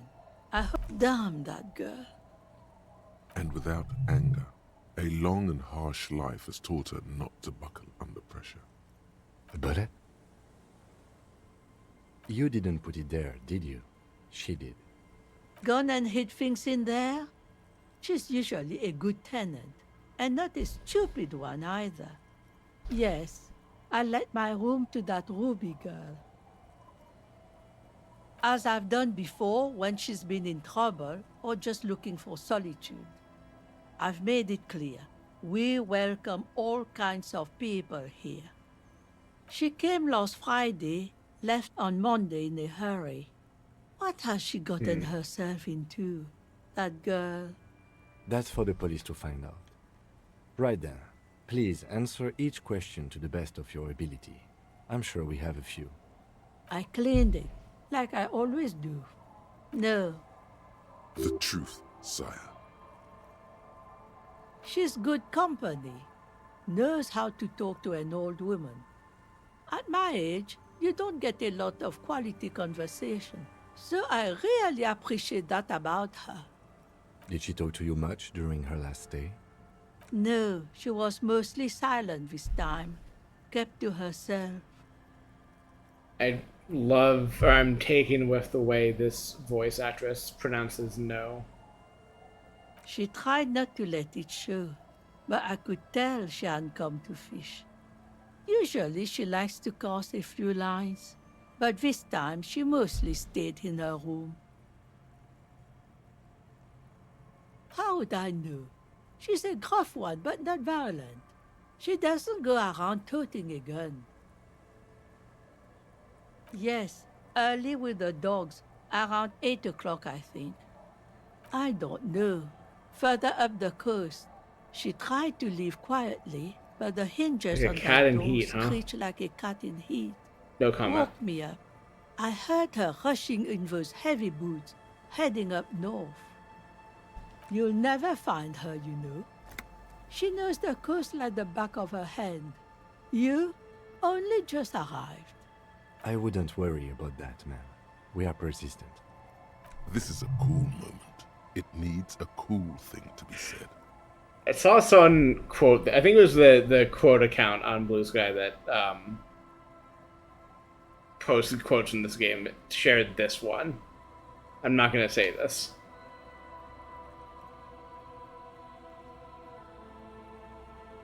Are you sure you would rather stay here? Get a nice cozy fire going in the heater? Seems like a better idea to me. The failed electric mural. You feel like you should go look at it again. Step closer this time. Interesting. What more do you want? Yes, one thing, officer. If you do find her, please Want to go know the easy truth, on ma'am. her. I'm not gonna take anyone in. I don't have to. She's a good girl. Whatever she's gotten herself mixed up in.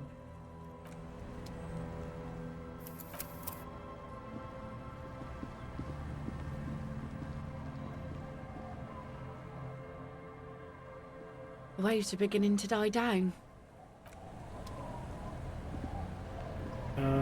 What's the Joyce check I want to do? Conceptualization, right? Good. More lessons in basic reality? My favorite part of the day. Go ahead, ask me anything. Oh, it's high? Interesting. I didn't realize Jamais Vu did this, but I'm also going to just stack up for the check anyways, just out of principle. Glad to have been of assistance. So, sure.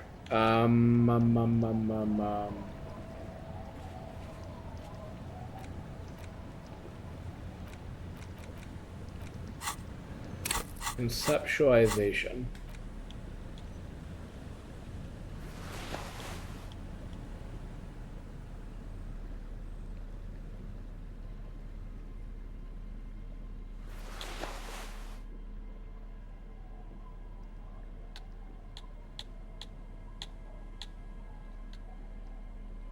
I love so much the framing this game has of, like, you know you need to make a certain check, so you have to change all of your clothing to match what you're trying to roll.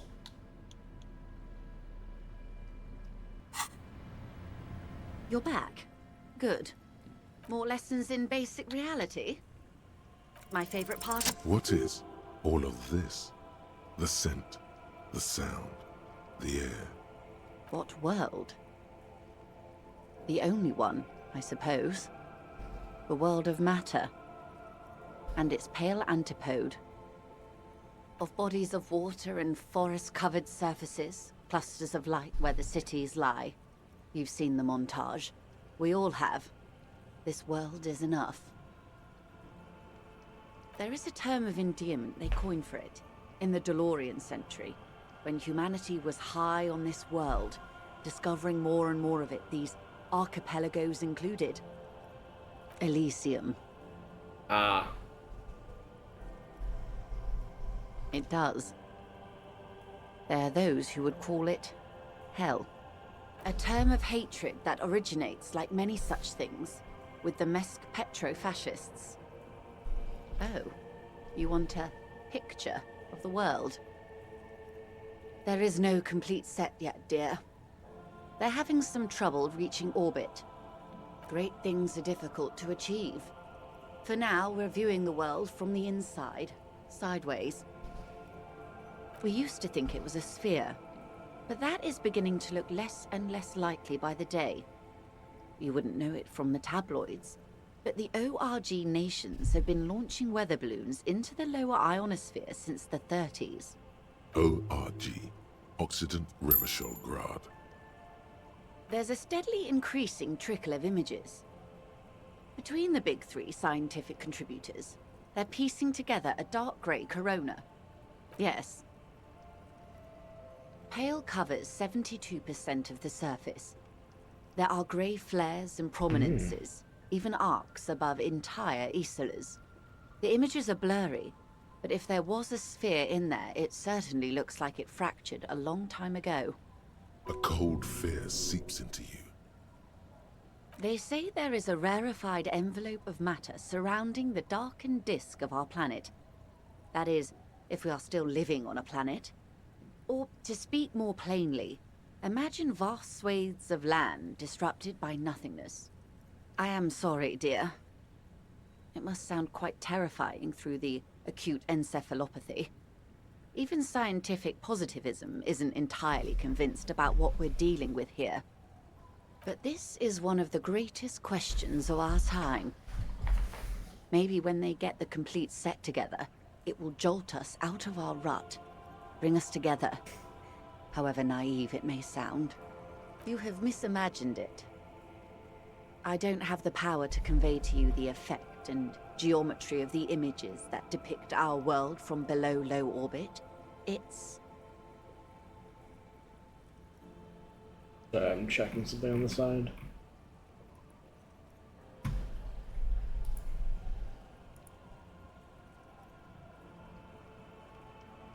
Please, computer.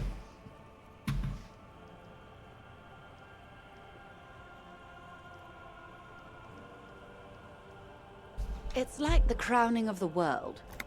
It's insane. Very disco. You'd love it. I can't say this. I know Harry in his heart loves disco more than anything else. See? Everyone finds something worth holding on to in this world, however wasted its opportunities. The cold seeps into you. The air is heavy with 80% humidity. The lieutenant observes you both, silently. He adjusts his glasses. The Pale is not, technically speaking, part of reality. Yes. Also, I think we've had enough excitement for today. We do have a case to attend to. Of course, Lieutenant. Let's try something else. Ma'am, remember you are dealing with a very sensitive and impressionable police officer who is still recovering from a recent medical episode. The Lieutenant's right. Let's change topics. Interesting. What do you want to know? You could sneak back later when the lieutenant is not here. At least you can convince him to step aside. Glad to have been of assistance. I'm just gonna brass balls it out. Mostly because I have a billion things to do late at night already, and I don't want to stack another thing after Kim's gone to bed.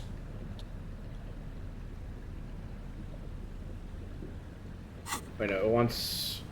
Was it Volition? It always throws me when one of these checks... Which, well, I guess in the very few instances it's happened, but it throws me when one of these checks wants one of the, like, meta stats. More lessons in basic reality? My favorite part of the... Glad to have been of assistance. Like, it doesn't feel like it's off limits or anything, especially because they give you items that affect it directly. It just feels strange.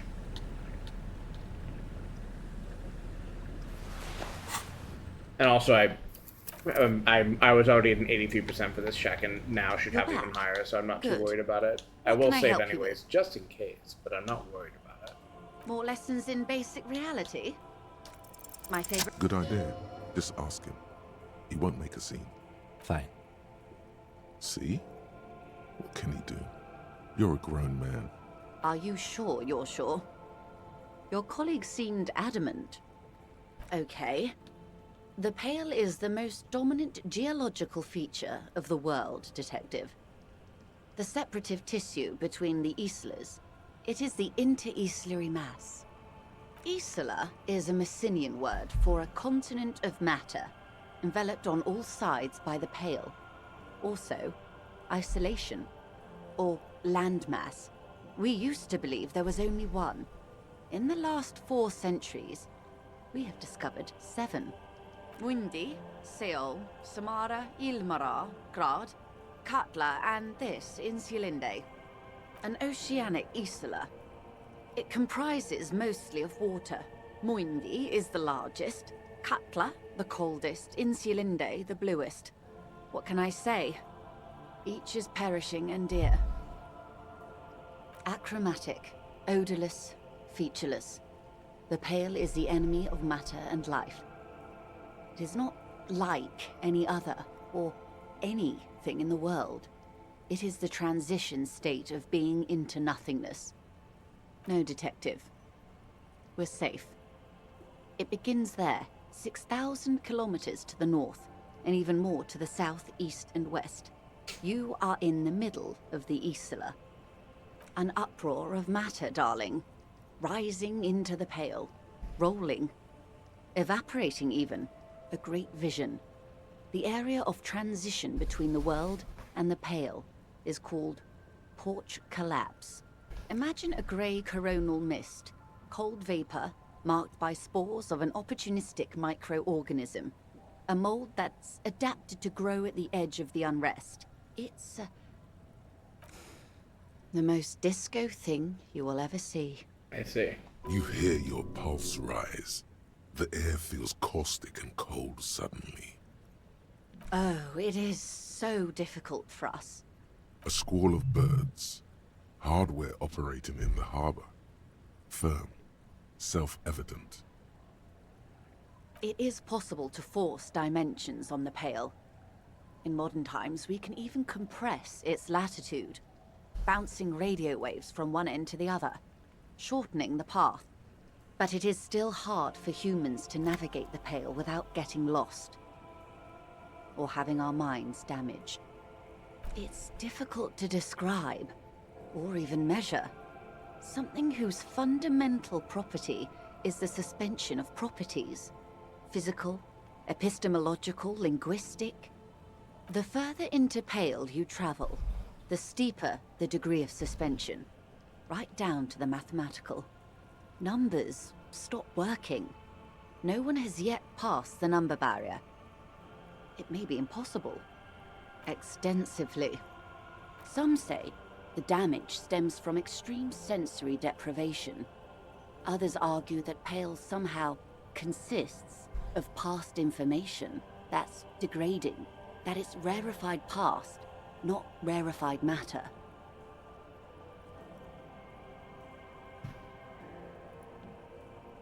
They call it the blend over of the self.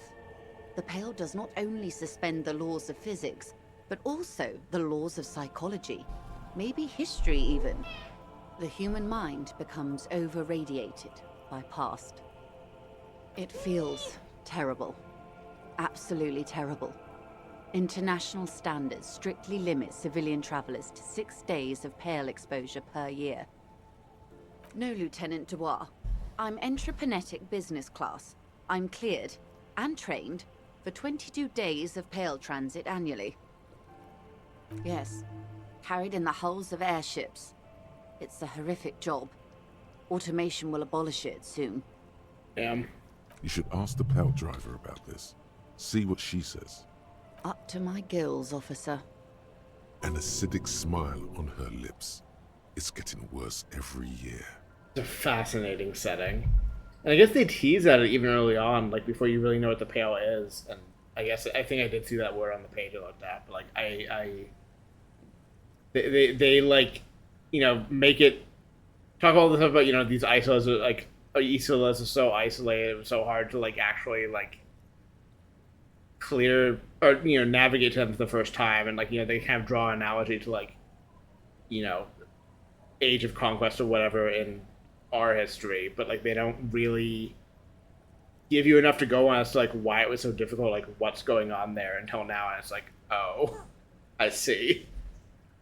Things are just like fucked in this world.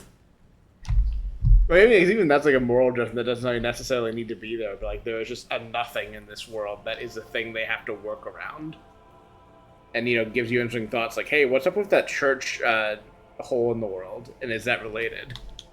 Entreprenetics is the scientific study of the Pale, or a recent iteration of it by way of Grad. The study of the Pale reaches back 6,000 years. The Pericarnassians called it the Western Plain. There are signs of pre-modern crossings. Successful navigation of the Pale relies not just on technical know-how, but intensive psychological preparation. Some of these tactics have been known for thousands of years. Nothing. We remain powerless before the Pale. The only real advance in Pale transit is the speed with which an aerostatic craft can pierce it. Less exposure leads to less effects later. Hybrid airships, Detective. Conventional rotors or jet engines no longer add velocity after the point of reference for motion is suspended, once you've crossed from near Pale to far Pale. In essence, we throw them in and they come out the other end. If we throw them precisely. Then they don't. The Pale outweighs reality 2 to 1. There is more Pale than there is matter, and the ratio is slipping. What do you think, Detective? Precisely. One of the few measurable effects of the Pale is that it is expanding at an unknown rate. An intuitive conclusion of that development is that one day the Pale will cover everything. But this sort of talk is mostly left to extremists.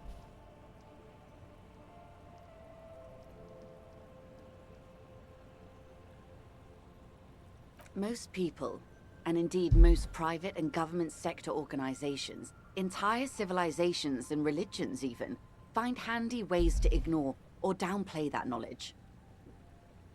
I suggest you do the same. It doesn't look like you're doing the same. The suggestion was meant in earnest, Detective. Live life. Sure. Yes, sweet reality.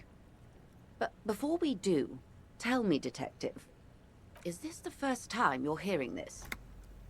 Do you really not remember anything? Then tell me, what do you think of the Pale?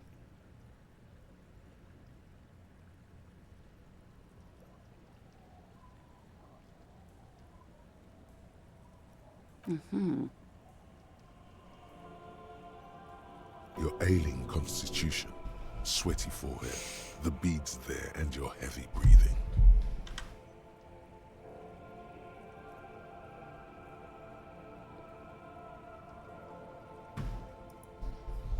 You really didn't know. This does not spell good for the investigation, Detective. If you don't know even this, then... I hope so. I truly do. If I may suggest, hold on to your colleague, Kitsuragi. Absolutely, I'm gonna. I ran a check on him and he is very competent. In the meanwhile, you have me.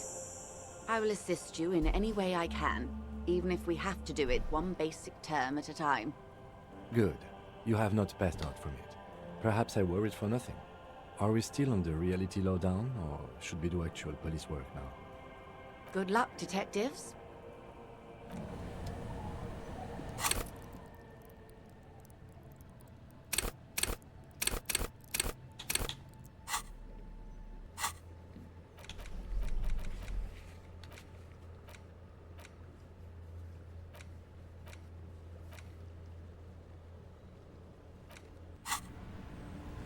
What checks could I force with a level up right now if I wanted to?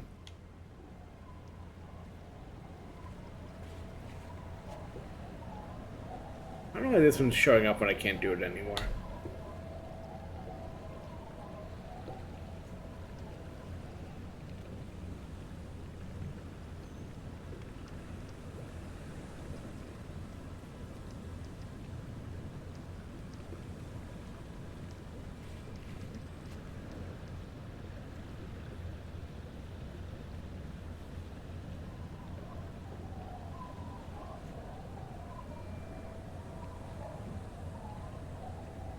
You know what, let's try both of these. Fuck it. I want to know. Try one conceptualization, one composure.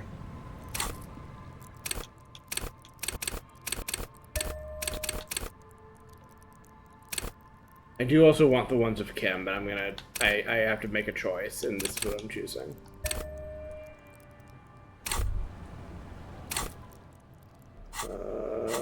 Should have double checked before I committed it, but... Why does art inspire you so much?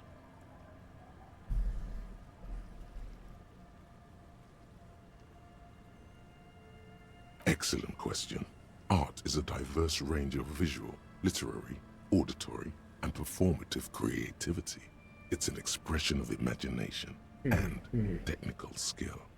Additionally, it's history, criticism, and pure enjoyment. In short, art is the highest form of human communication, representation, narrative, emotion, and agency intertwined. Have you looked in the mirror lately? You have the exact features of a savage art critic, with that beard and those clothes, disheveled and prophetic. Perhaps you should try to critique architecture too. Yes, you seek substance. No vapid representations and reproductions of social I saw this norms achievement. manifest in stuffy biennials. We're talking real, living art here. Become the art cop. Half art critic, half cop. Quit being so indecisive. What are you going for here? Some kind of indecisive and camp aesthetic now? Strike a bold shape here. Go art or go home. Exactly. It's not only your duty to only catch the criminals off the street, you must also apprehend criminals of the printing press and the gallery, the trite and derivative artists and writers of the world. Go ahead and provide savage criticisms, art cop. The world is yours to rip to pieces and reassemble.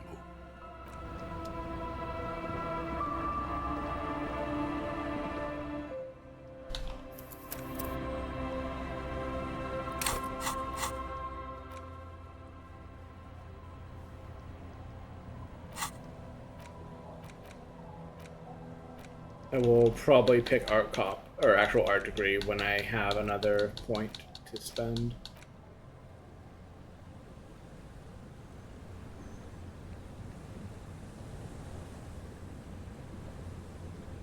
Or maybe I won't, I don't know. The fact that it's like framed as art criticism, maybe it's turning me off of it. I do like the idea of art cop though, but we'll see. We do need to go further up the coast, but I want to get these conversations in. Yeah. It's probably time. I can always talk to those guys tomorrow if I have to.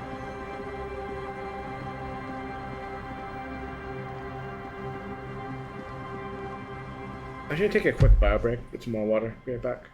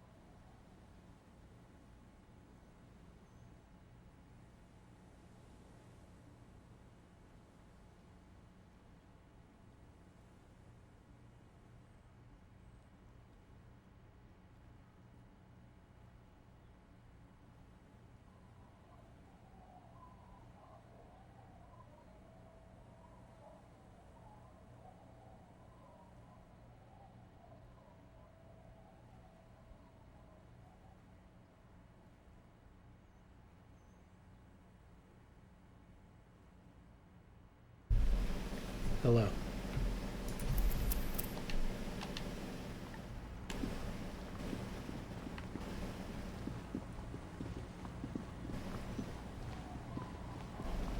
Trisha, baby, please.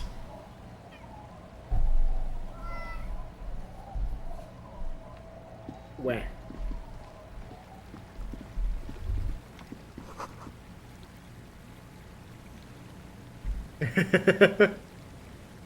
Crashing every motor carriage in a small town or small city or whatever Revachol is supposed to be would be quite the accomplishment, I think.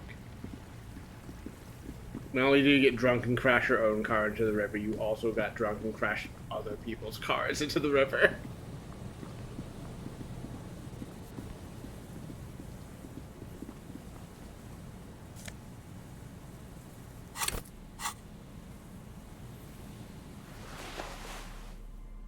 Sorry, I forgot to set my outfit back to the correct one after that last bit.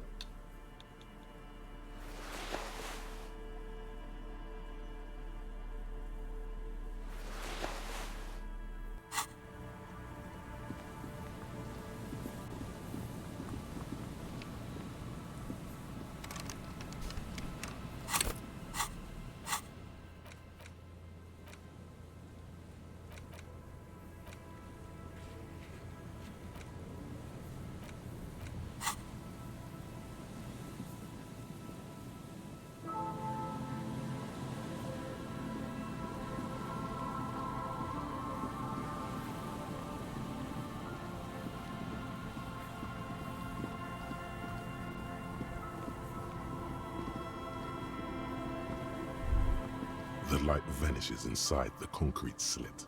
The structure goes deep under the earth. No idea.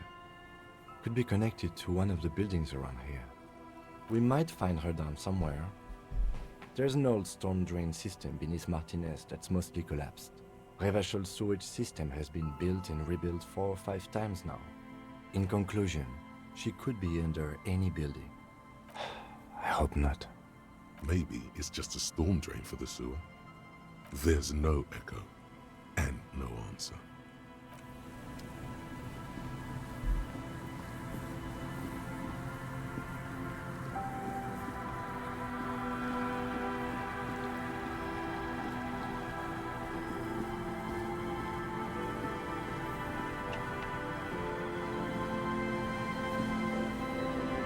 You see, a slogan used to intertwine above the mural, a collapsed roof, broken windows set in walls that are cracking and will soon also fall, and the coastal breeze rustling and sighing in the remains of the edifice.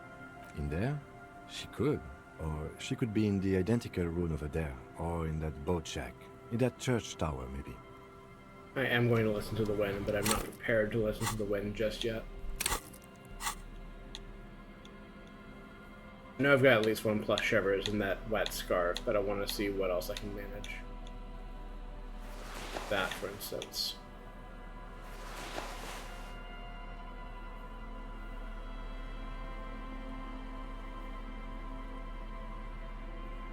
This feels like such a trite observation as to be useless, but they really put a lot of thought and like came up with some really evocative results in like what they decided to highlight as voices in Harry's head.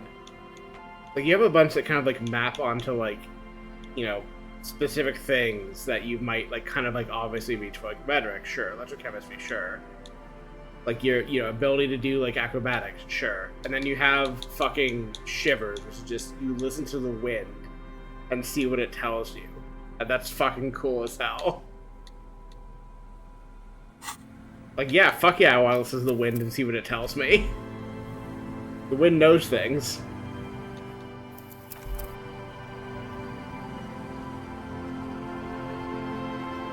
The once bright mural towers above you. I will save some for this if I have to. Failed electrical, R and D. Even though you're What if I didn't have to, though? Succeeded, all is quiet. There is no cold hand brushing against your forehead. No rustle in the reeds. The wind has died down. The ruin in front of you is silent as a tomb. Trying to talk to the wind, the city, whatever you thought would happen, did not. And now you're just standing there in the dusk hour with your hands fallen to your side. How do we? I was really hoping she'd be in the village. Okay.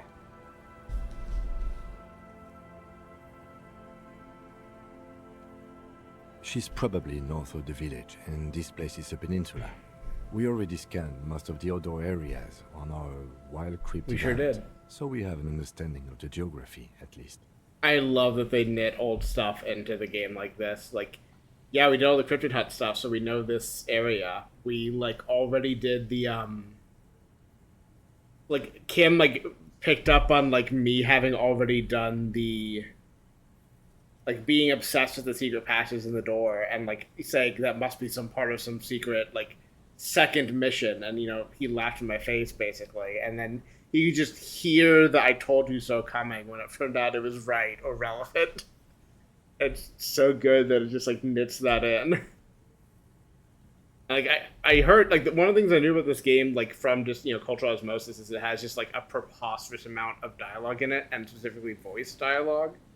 Like I fully believe it has like most combinations or even all combinations you would think of as like, what if you don't do that? What if I never told Kim that I thought there was something behind that wall? What if I didn't do the cryptid stuff? Like that all I'm sure matters to an extent, and like you will encounter different things if you go a different way. And then there's the church. We've already searched that. Church too, ruled yeah. it out. I know it doesn't feel like progress, but exclusion is a step too. Anyway, we do it the old-fashioned way, sector by sector. Go over the whole peninsula, ask the locals, enter the places where we can enter first, like we did in the village. Then, if we're desperate, we can look where we can't enter. Bunkers, storm drainage, this place. I'm sure it won't come to that. Walk the coast, the old boardwalk, the reeds. You can always come back here and talk to the wind again. Look where it already got you. An adventure awaits. An adventure on the windswept urban Thanks, coast. Shivers. Thanks, Savoir Faire. Buckle up and raise your collar. This search is going to be wet and cold. I mean, hey, if I get 2 chances at it. I didn't save scum for the first one, so I feel fully justified in save scumming for this one mural instead. If I towers need above to. you, saying, "Fell." Suddenly, there's a sigh. Hell Count yes. on the molecules around you, moving, flowing from high pressure to low pressure, like that of a woman emptying her lungs. She wraps the collapsing stone box in front of you in her breath, flowing through it, in through the collapsed roof, flowing down a concrete staircase to the basement, sweeping away footprints in the dust on the stairs, and then the beach below the boardwalk, its winding tunnels, a whisper away. She's down there. Okay, why? I would ask why is the wind French, but it occurred to me right after I had that thought that everyone in this game is French. Or at least many people in this game are French. This game is making up a world that is largely French. Which, sure, why not?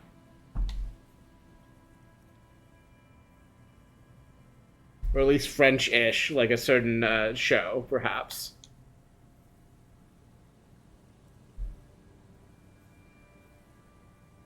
Well, I mean, it's just Shivers the voice, sure, but like a lot of other stuff in the game outside of Harry's head is also French.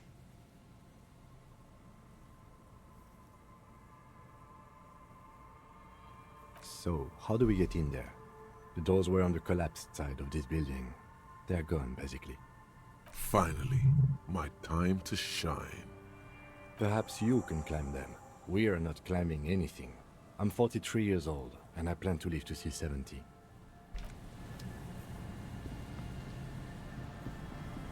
A rusty ladder leads to... Yeah, that doesn't look good at all. The distances between the remaining rungs are rather wide.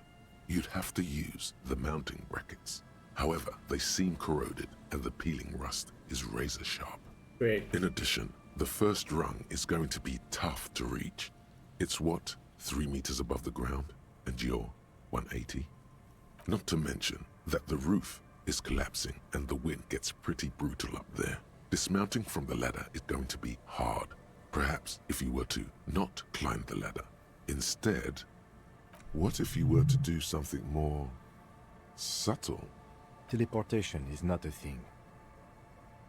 Okay, let's say teleportation is a thing. Wouldn't you need some kind of scientific apparatus to create a teleportation field? You can't just do it without apparatus. What are they talking about?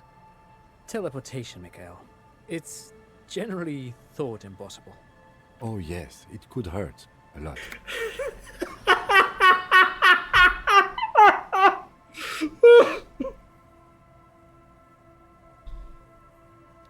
I need to save and post my stats just in case. This game's so good.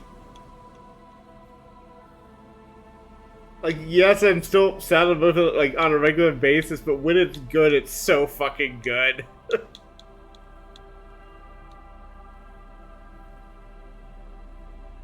I don't think I have. I do have something to boost stat warfare. Good.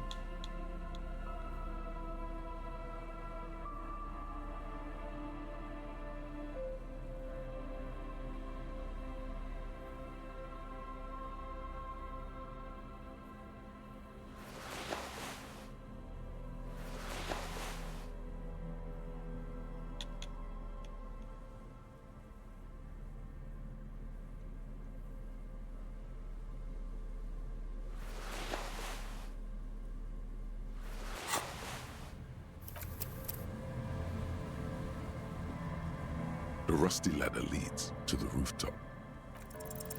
All you need to do is close your eyes and concentrate. Darkness enfolds you. You can feel the distance between the bench and the first rung of the ladder. All you need to is zoot, zap, pow, crinkle. It's like magic. You feel yourself disappear, your atoms fading out of existence. Oh my god, I can't believe it. Bam! You find yourself on the roof, having mastered the art of physical displacement. They just went for it.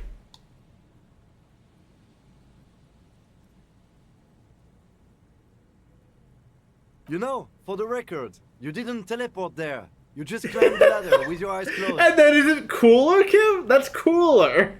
That's much cooler. The wind at the top of the building starts howling loudly, blowing away the lieutenant's Trisha's really upset how loudly I'm laughing. And I understand her feelings, but I don't apologize.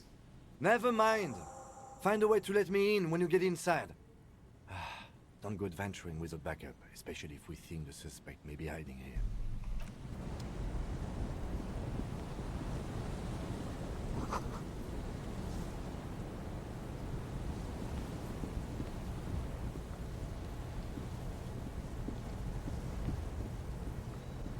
Climbing a ladder with my eyes closed with a jacket that says piss slur.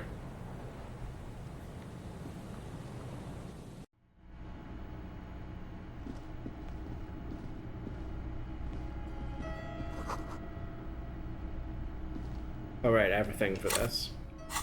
I have a device that is appropriate in situations.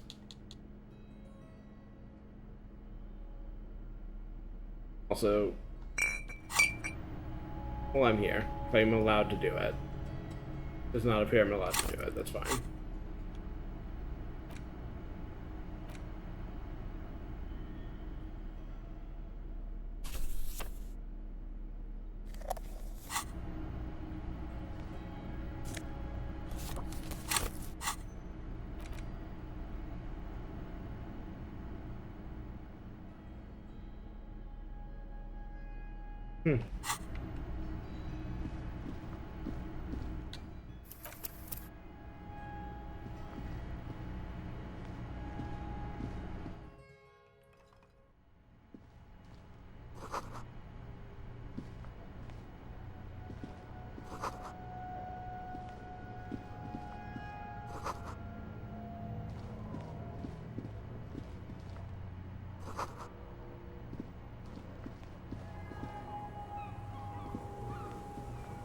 Two rusty metal plates that slide apart form a crude door. It's been here under the boardwalk for a while. How did Kim find his way here? The doors seem to be on rails, but they've gotten jammed. You grab a side and put some strength into prying it open. With the help of your partner, the two metal panels slide open with a creak. Huh. I hope no one dangerous heard that. After you climbed up to the roof, you mean? There's a maintenance entrance under the boardwalk. It's next to a drain pipe, possibly a storm drain. It was easy to miss before. Yes. It's cool to risk your life. It is cool. Rickety ladders. It's also stupid, anyway, but it is cool. Let's investigate these passages.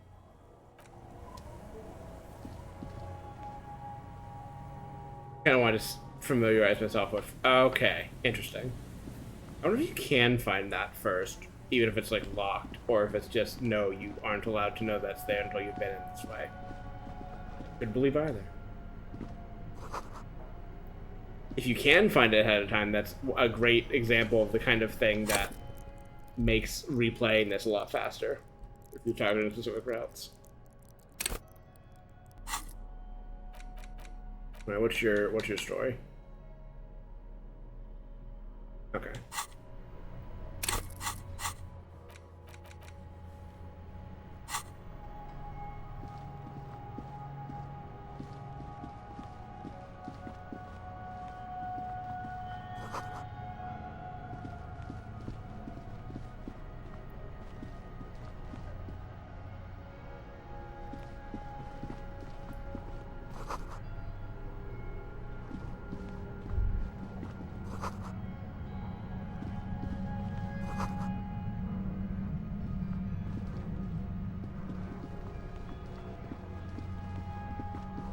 Okay, let's not follow footprints just yet.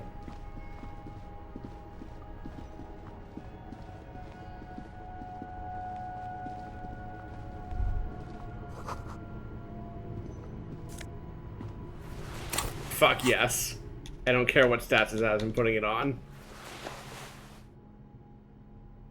This is the hat I've been waiting for my whole playthrough.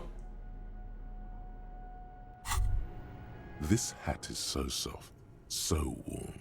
It wraps around your head, and your mind tingles with all manner of socio-economic theory. Kraz Mazov would have worn this, Yushenka. Mazov knew where to cook those thoughts.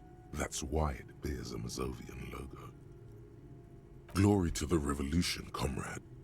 Whether you like it Hell or yes. not, wearing this hat has made you more communist.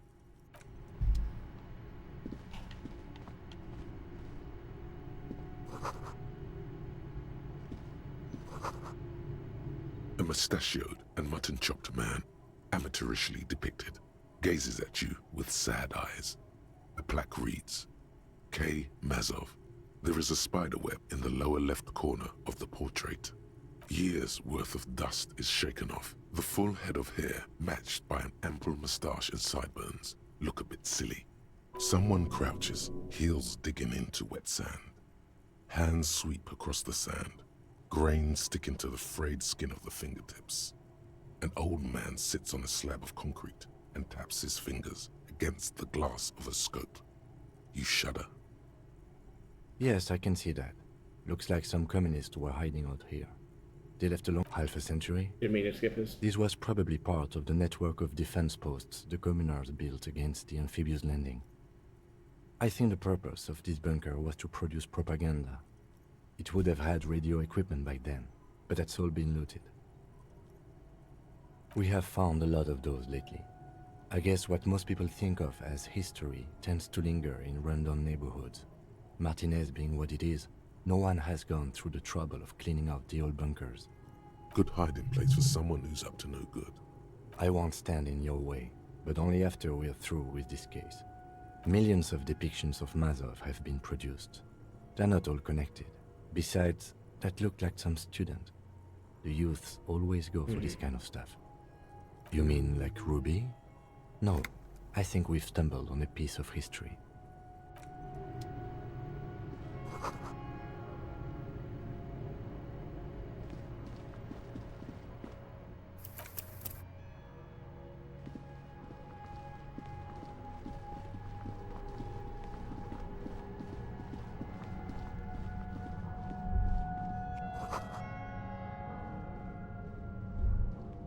There it is again, like a swarm of hornets buzzing under your scalp.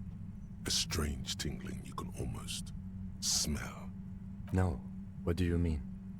I don't feel it, but we should still be careful. There were footprints back there, and I'm pretty sure they were fresh. Looks like our suspect. If she's in here, we need to plan our next step carefully. Once we detain a credible suspect, who knows what the Union and the Wild Pines will do? We'll set in motion events we have no control over. Keep calm. Go over the whole situation in detail. I leave that to your judgment. You already know what I think about cross-pollinating information like this. It's dangerous, but... He just can't be sure. Maybe it will yield something useful. Definitely. I think she knows something about the mercenaries, maybe. And she won't be around if the situation explodes. We absolutely cannot skip that appointment. Consider that 100% confirmed. I fear you'll need your gun for this. His hand rests on his holster. It's not enough. You need a gun in your hand too. Your gun. You mean Morel? I don't see how cryptozoology and the murder investigation are connected. But the situation in the city will get tense for everyone. If it gets that tense, the amateur zoologists might not be able to do their job. Well, we are not responsible for what we can't predict, are we? I don't think the entire city will be razed to the ground. If you can't predict it, there's nothing you could have done. I think I see a cavern. Maybe more cellars? I think we've been careful enough. We still have the element of surprise. I wouldn't be so sure. You haven't exactly been sneaking. Or maybe not. Either way, once we go deeper, there will be no turning back. I did gather it was a point of return thing. Well, let's go return and do some other things. Which I think might mostly be stall. I had to double check what things I can be doing that don't require it to be 10 o'clock. Really some things.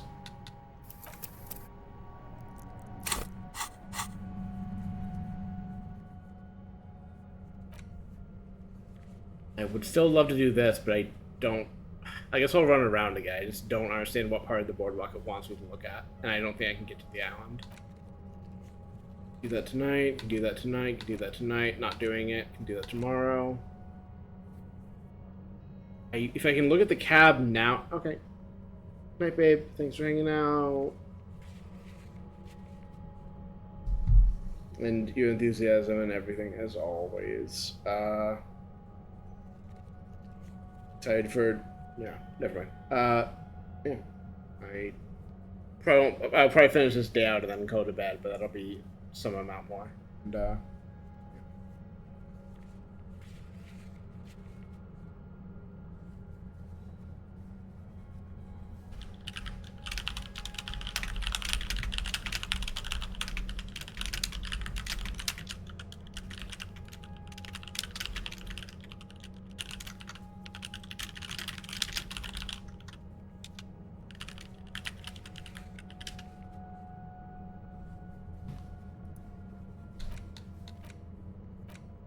I wonder who else knows about the tattoos.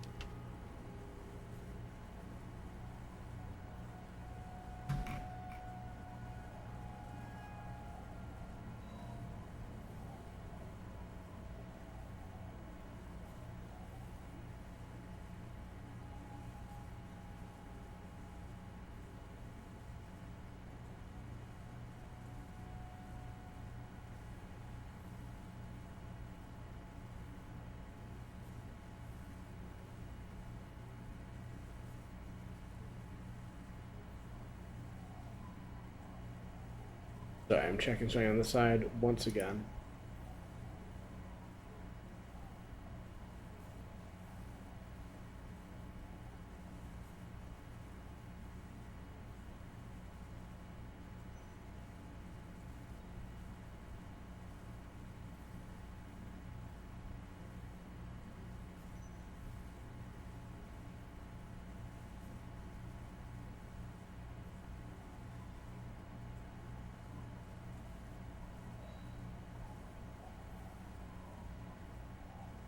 Sorry. One day I'll figure out. I'm curious if there's settings I can set that will make the tracking kind of like reset to a stable position more rapidly if I get out of frame, so it doesn't do that kind of like corruption as much as that's the right word. So that it doesn't like kind of break in that way if I like lean too far back, but I'm not actually sure if I can set that or not. I need to look into what my software can do. I know like VC Face at least had some settings that were kind of like that, where it would like try to it would try to like reset itself if you got out of position, and also like would return you to a neutral position like if you leaned away from it, which is not something I have set with this current software, and I think mostly I'm happy with that choice.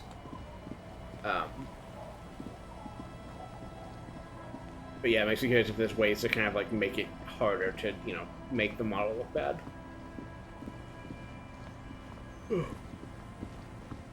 Like I can live with it looking a little bit bad and like kind of, you know, to an extent try to like avoid leaning like that, but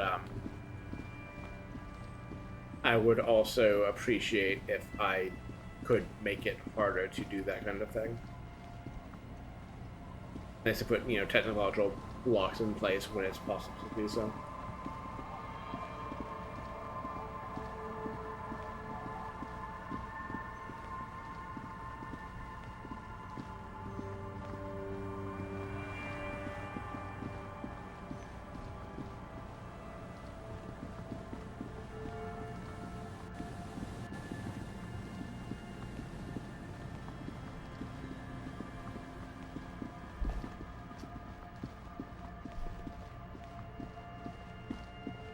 See, these old men have gone to sleep yet.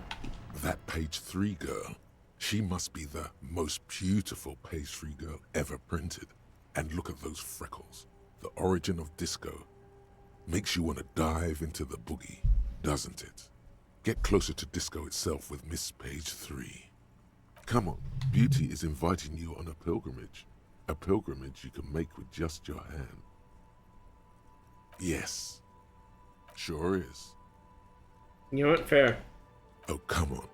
Don't say you've forgotten that as well. You can feel what you want to do. You want a party. I'm not doing this you? in front of Kim. Party and not right in public. now with Miss Page 3. Unzip and party. Like, just because I'm a core girly doesn't mean I don't know the time and place that these things are appropriate.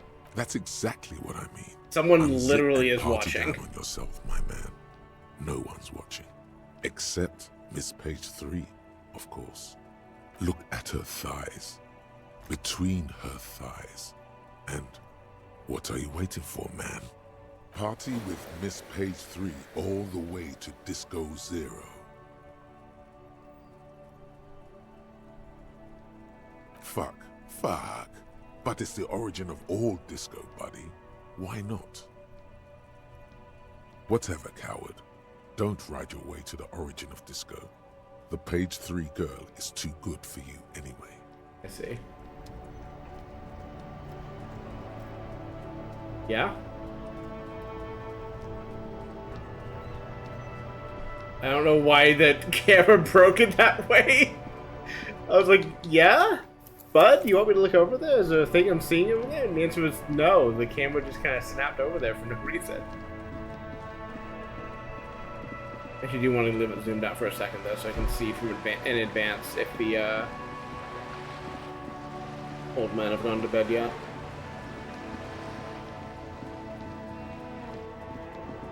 I just need to make sure I'm going the right way.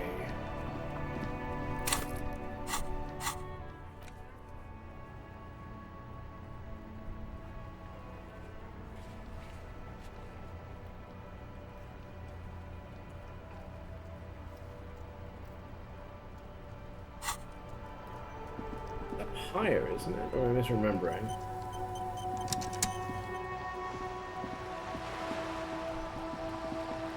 Can, in theory, do this tomorrow, but I would prefer to not have to worry about that.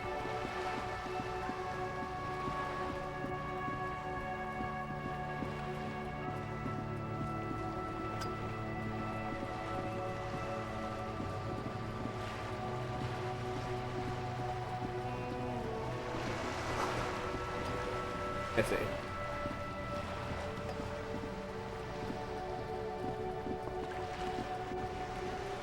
Wait, oh, I can do the wall too, right? I did take that.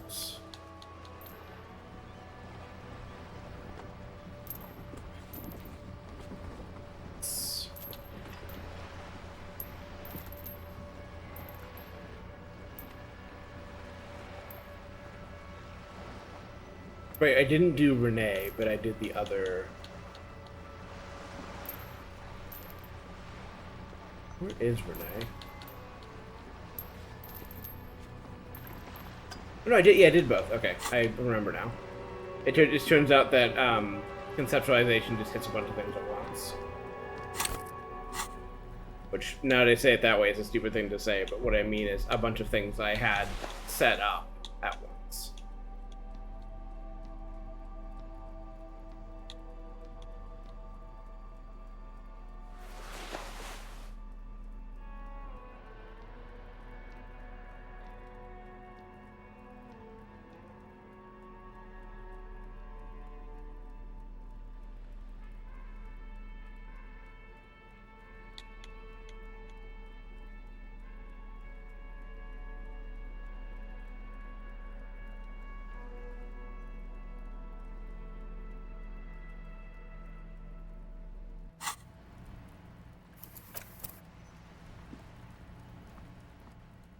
Just an ordinary wall. Nothing to see here. Yeah. Why must we...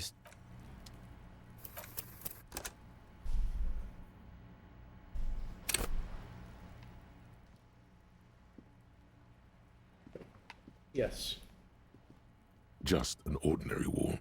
Nothing to see here. Yeah. Why must... I'm gonna get to the bottom of this wall. I need to know. Just an ordinary wall. Not because you see it. Finally. This wall is sublime. Look at it. The shadows. The colors. All the other walls on all the other houses must make a pilgrimage in adoration of this. The uncontested pinnacle of wallcraft. Color peeled from the very face of God. Your hands shake as they reach for the wall. Oh, Wall Father. Huh? He sounds tired of it all. Mm-hmm. Sure. I suppose we have to pass by it again at some point anyway.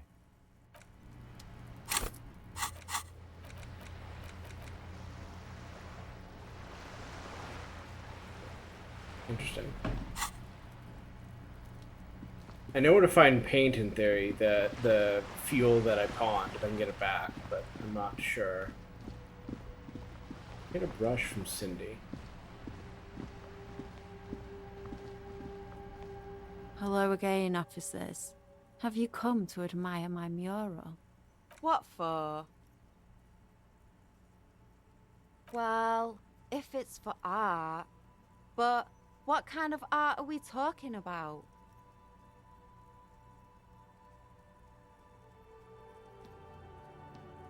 Then you have time to find your own fucking brush. There, Piggy. I guess art just isn't really you. 'Cause you suck in life and in everything. They just might be rough stuff. If you take the ride, you'd be wise to buckle your little pig belly up. Her neurons must be on fire. The heat creating waves and ripples in all she sees. Above all, in her painting. You really think I need to be high to see the world as art? Poor unimaginative Piggy. How I wouldn't want to have your peepers. To hell with the art part, man. It's all about the high anyway.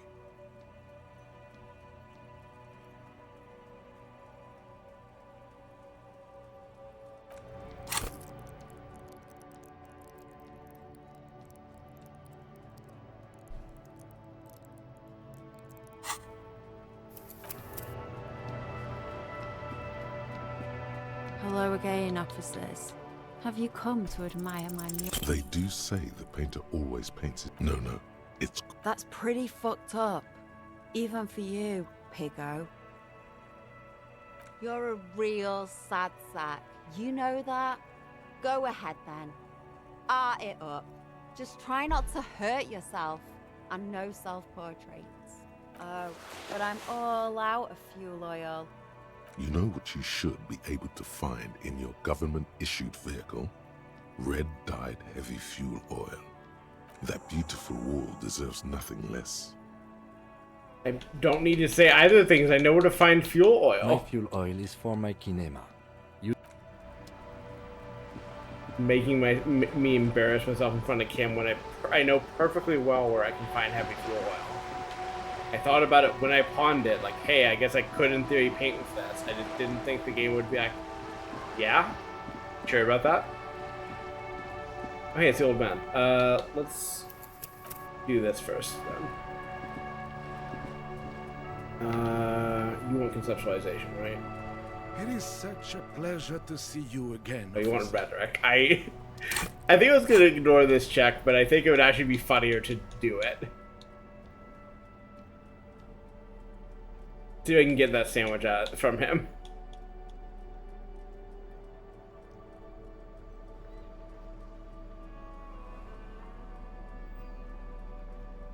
I know I have a rhetoric somewhere.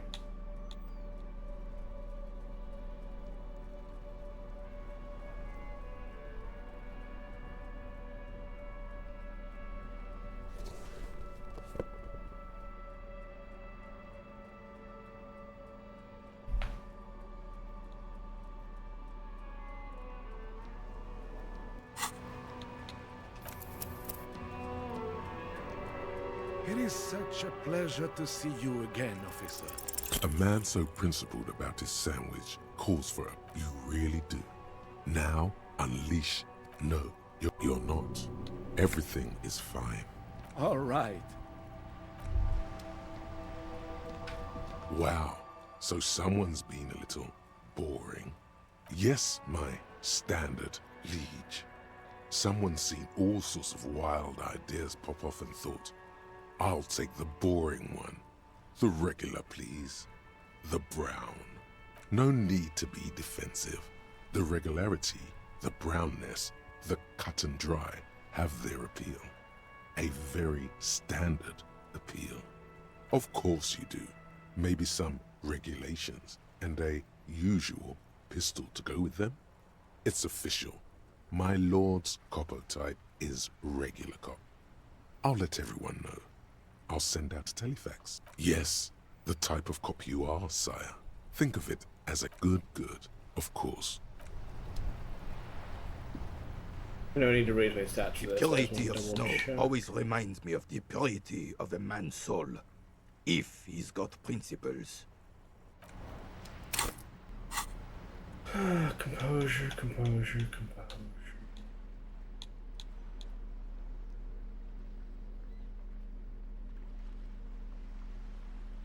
I'm gonna put this on just in case it helps, but...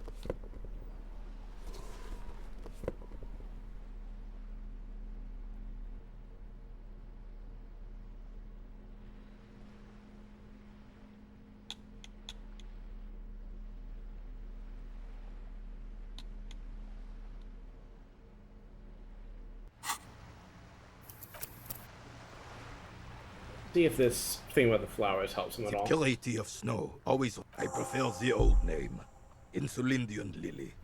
Girls brought them to young cadets when they entered service. Wearing them on your cap was supposed to bring good luck. You know what? No. They brought me misery, false hope, and disappointment. The revolutionaries sullied them. You stirred up some bad memories there. But it wasn't the revolutionaries that sullied the ID for you, was it? She gave them to me too, and your jealous little heart just couldn't accept it. Enough! I can go over these matters in detail with you, Gaston, but not while we have company. So, officers. Maybells don't blossom yet, do they? Maybe on some remote parts of the city they do. But I think you'll have to wait for at least a month.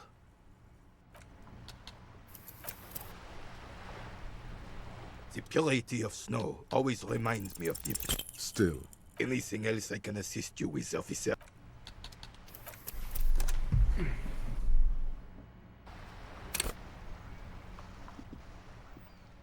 The purity of snow always reminds me of... As Rene turns from you to his partner and back, the medals on his chest rattle and glare. He keeps his spine straight and his ribcage lifted, displaying them proudly. 2.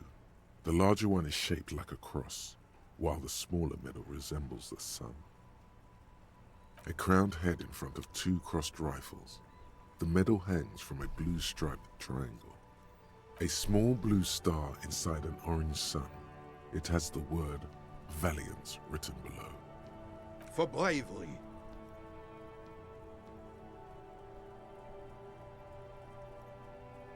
For doing my duty in the heat of battle.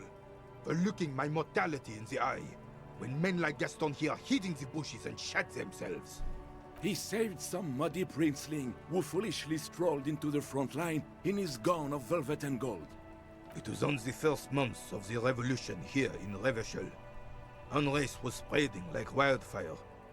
Marauders had taken most of the Couronne and were getting really ambitious. King Frisel thought he could end it all in one decisive strike. Sent his cousin, Drisson, to put an end to the unrest. Alas, the young Drisson was all piss and no vinegar, wearing a tunic of purple velvet and cockatiel feathers to battle. Even his rifle was gold-plated, shone from 5 clicks away. Can you imagine the asininity? You can. It's very asinine. Purple velvet tunic. That isn't exactly camo. To keep the long and bloody story short, Drisson marched us against the partisans in Couronne. And when I say marched, I mean made us walk into captured enemy territory, single file, like toy soldiers, while he rode in front on his giant red stallion. The rebels were smart. They let us come real close before opening fire. Suffice to say, it was carnage. I got shot in the left shoulder and went down. Just a flesh wound. But just as I turned over, the prince fell into the mud next to me. He was missing his lower jaw. Then his horse, driven mad by the noise and smell of gunpowder, stepped on my leg and shattered my knee. It's painful to even think about. Hang on to the story. Veterans get sentimental after such retellings. This might yield something useful.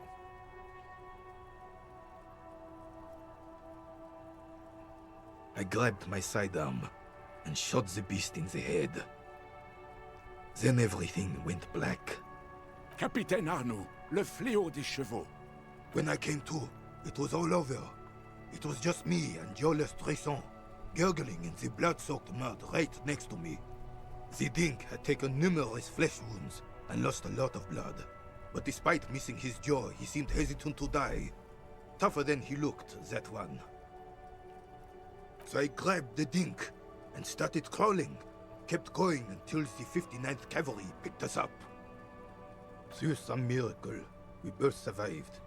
And the jealous freak convinced Frisel to give me a medal for not leaving him to die in his own blood. Piece and shit. He was the commanding officer and I was on duty. Just doing my job. Shouldn't hand out medals for that. 13 months later, I received the Sun for distinguished service. It's not worth mentioning. You sense he's downplaying it. He did a lot more than his duty. More than anyone's duty. It's in his spine, in his billowing breasts, and untarnished self-worth. The old carabinier stands quietly like a statue, his features motionless. What Monseigneur Modesty is not telling you is that he crawled over 7 kilometers before the cavalrymen found him and Drisson. 2 days later that was. And that even while crawling with a mangled half-dead prince on his back, he still managed to murder. I gotta give it up a little bit, way. even if I don't like this man's politics. Is that pride in his voice? It's deep down, but maybe even unbeknownst to the man himself, it's there. Sorry, officer, but you're reading me all wrong. I'm a man of peace, and these kinds of bloody heroics are only impressive to men like René himself. Certainly not to me. How did you find the story to be, officer? Don't like the way this is phrased, but like of the options. Maybe, but also bear in mind, officer. They don't hand this out for anyone with a service record. Oh no, you have to get shot. Repeatedly. And you need to get your hands bloody too. Really, really bloody. Do not speak of what you know nothing about, Poltroon. Duty is something you will never understand. Bah! There were many such stories in those days. Many such men too. True Eversholians. Men with backbone. Oh yes, René, yes. Men were bigger, girls were prettier, and everyone wore the fascia. Lord, please, bring those days back, if you can. I'm not getting into this with you again. Officer, was there anything else? You should try to come up with a heroic story of your own. Impress this old soldier. Absolutely, I'm gonna save some for that. Let me put my drama outfit back on.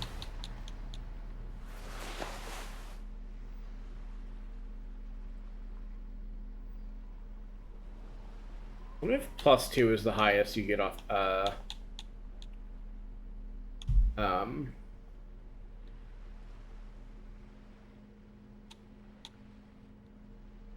clothing items in this game, because it seems like that's +2 or -2 is like the most it goes up to. And I could imagine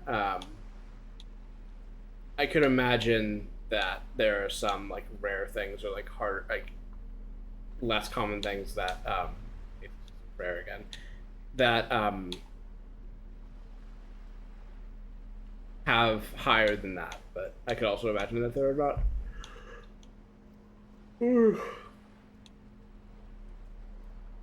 Sleepy. Alright, let's start save scumming for this. I like playing in the dark. Sharpens your nocturnal instincts. Feels like being on recon again. Unfortunately, there doesn't seem to be anything worth mentioning among your... But of course, sire. Looks like they're waiting...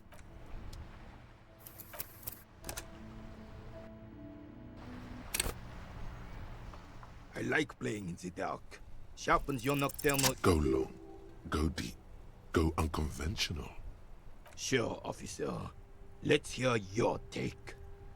I'm not following you. He'll get it. Don't worry. Just continue. He's gonna be impressed. The man stares at you, silently frowning. Doesn't look like he's imagining it. I'm recalling that throwing the bull into the sea was also a successful check. But surely this time a successful check will make this man happier with me. Surely. The carabiner crosses his arms and spits in the crater.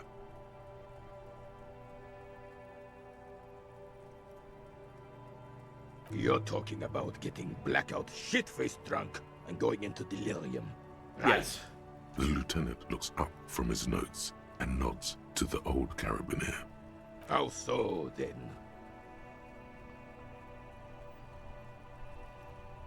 The lieutenant sighs audibly, but keeps his eyes on the notebook.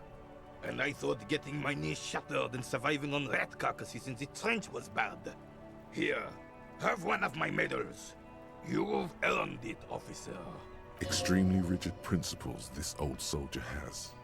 Don't leave room for a change of heart or backing out. The medal is yours. The veteran extends his right arm with the sun-shaped medal. It glimmers in his wrinkled and scarred palm.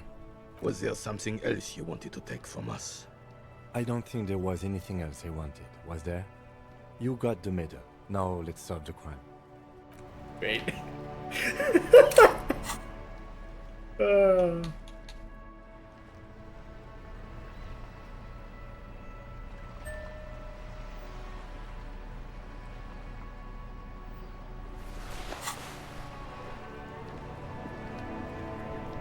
is such a pleasure If to only I see hadn't you just again, done this, officer. because I could have How better may I help the citizen?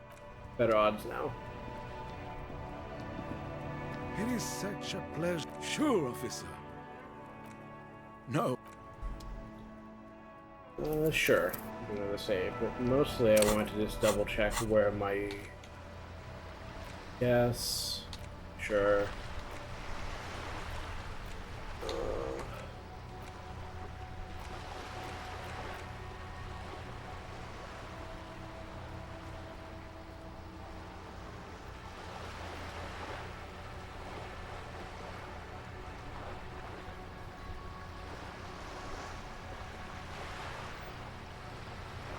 I think they should have picked a different color for, or used a higher contrast. Well, actually, two things. One, they should have used a significantly higher contrast for just selecting a thing versus check being active. And two, I think these could also stand to be more different shades of color. Conceptualization from Tommy, we can do that. That shouldn't be too hard.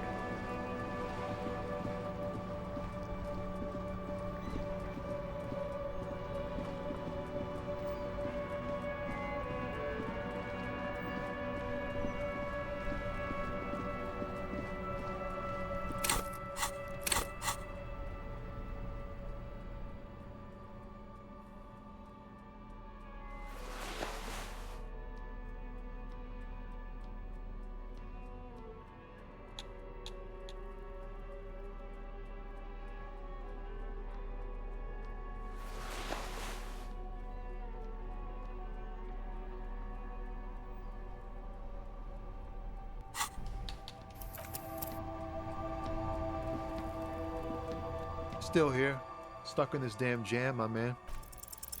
No, this guy has amazing willpower.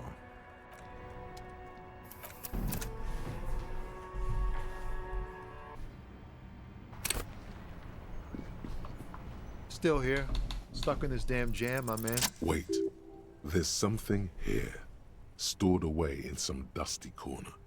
It starts like... Whoa. What else? Good. Silent communion. That's good. Dang, that's some great shit. You came up with that yourself.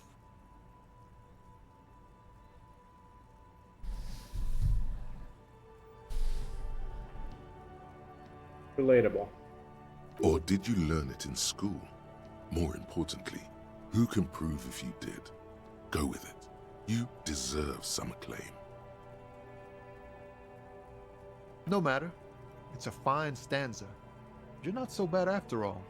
For a cop. They're more often in the fists than rhymes, see? Let alone honesty in verse.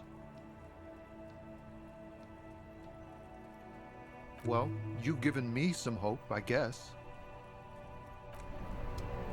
Neat.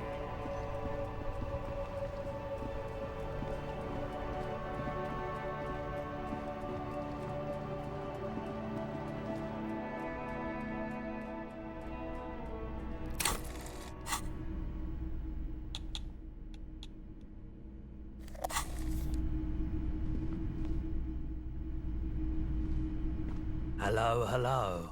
Let me know if I can help. Sure. Let me have a look. I want to buy things back, or anything else you're thinking of I sending? guess I assumed I was able to, but maybe I can't. In which case, well,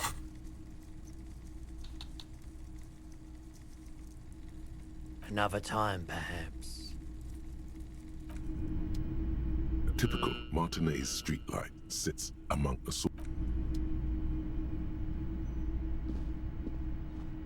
What a shirt. All other Hell yeah, man. I don't usually carry printed tees, but this one was just pure exemplar. I wouldn't go so far as to say that I'm a fan, but I do think the Yom Dalaman saga is an integral part of our shared reality. Most people don't think that the man from Yelmdale really existed, but they're wrong. I mean, even if the man from Yelmdale didn't exist This is before also the my adventure theory novels, about literary the stories works, have made it or so that creative he works has. generally.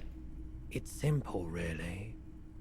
Like, stories exist in a material sense, or really any creative work that creates, you know, ideas, concepts, locations, people. Like, they exist in the work.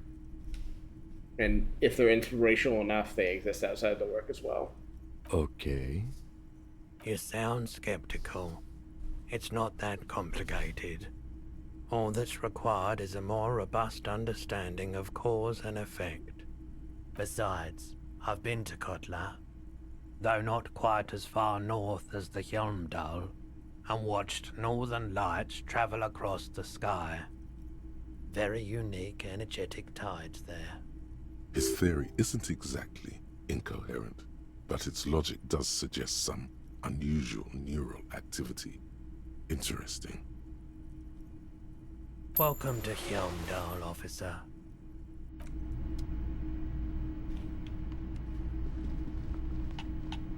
All the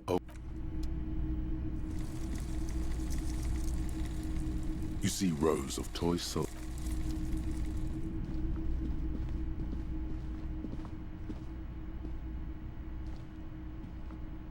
Over here. There's a little section you can get into for no reason.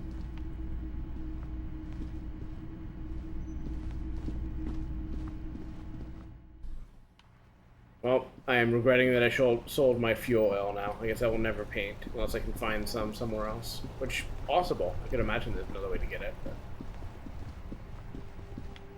nothing to do about it now.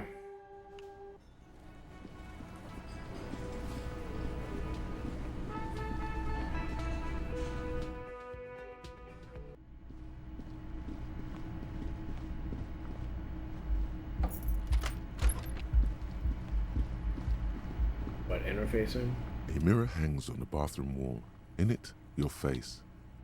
Oh no, it's the... Was that check just not work? What?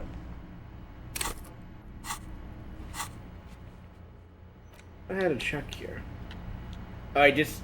See, the reason I complain about the highlighting not be good is I keep doing this to myself, where I go like this. I just have the cursor posed there. Trying to get the control to work. I have the thing posed like this, and I look over I look, you know, to the side and then back, and I go, oh, the mirror check's up. I should do that. And I forgot that, no, that was me. There wasn't, not actually an active check there. Do a rhetoric. And so I do that. You don't exist, and none of you exist.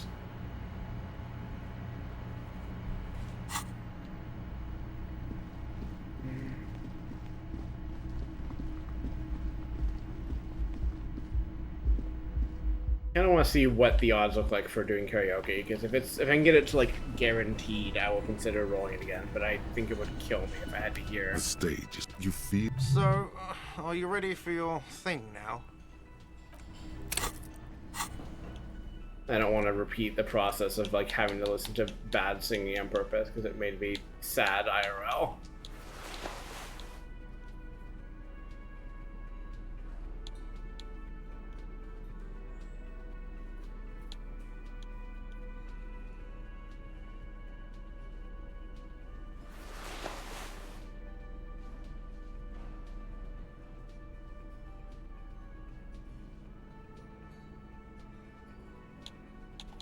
So I know I have these are the best I can manage.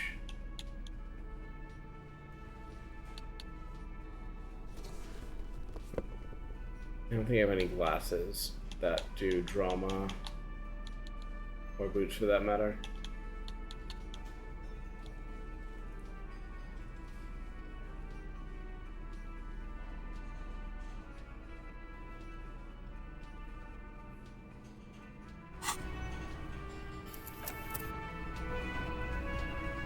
The stage, you. So, are you ready for your thing now? Let me know when I should turn on the karaoke carousel. The air is thick with Anticipation.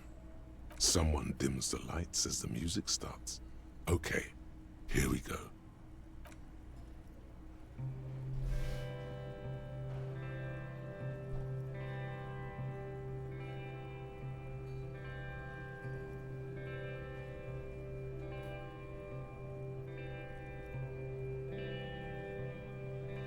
I would often go there.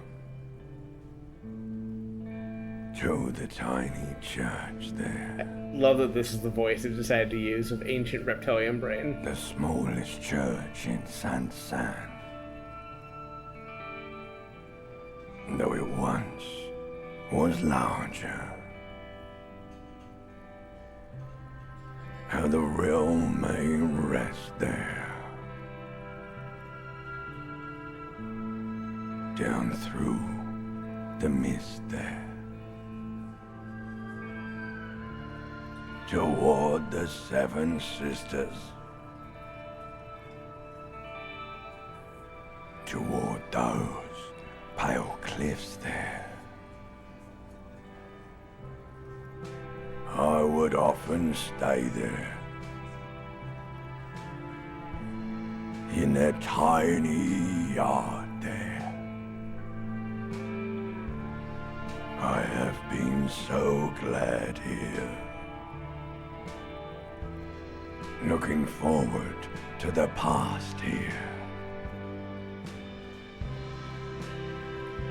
But now, you are all alone. None of this matters. No, none of this matters. At all. Sweet.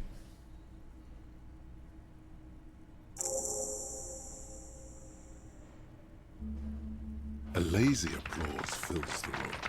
You feel your hands shake as awareness of your body returns to you.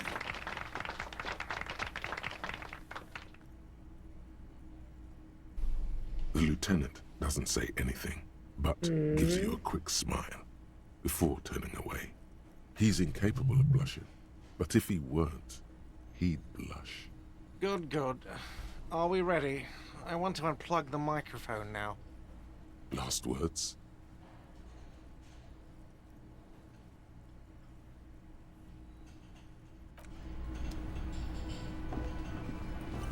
Great. That was perfect.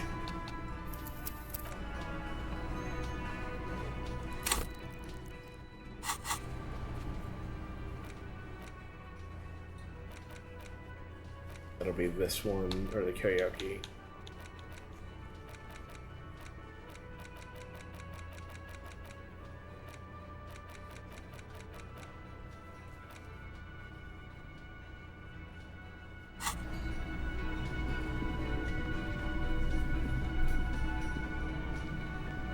Yes? What is it? That was pretty good, Harry. Wasn't it, Jean? Huh, that was. Yeah, that was absolute shit, if you want my opinion. Drunken shit. Thanks, man. Haven't wanted anything to end this badly since I had cluster headaches.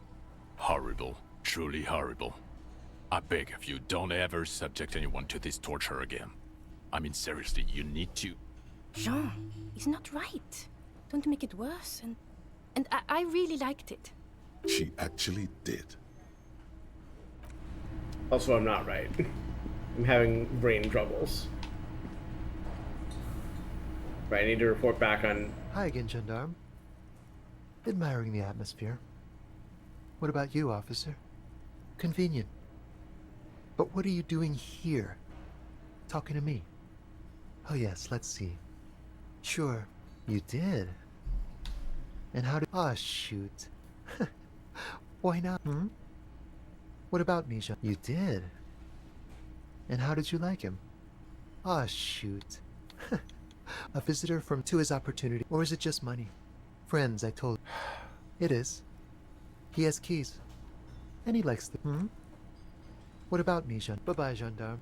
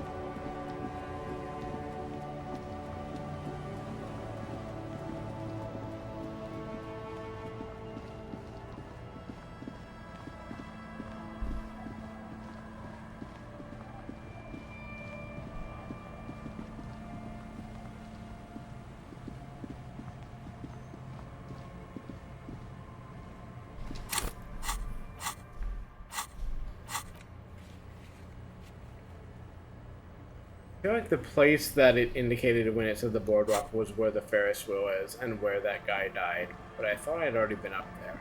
I guess I can go up there again and look more carefully.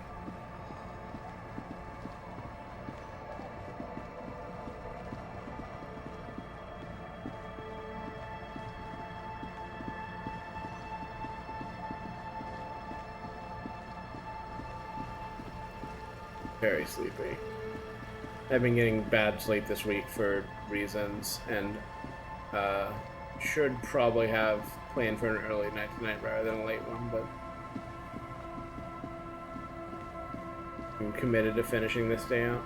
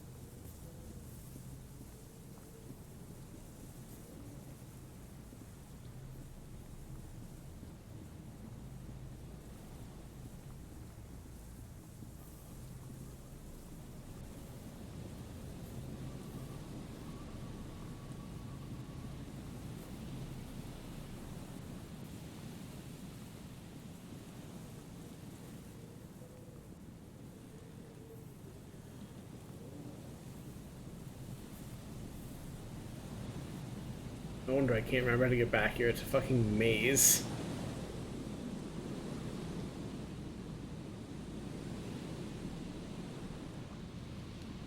There's some tear. Whoever took now. This makes partying look. You see, it's hard to know. A tragedy.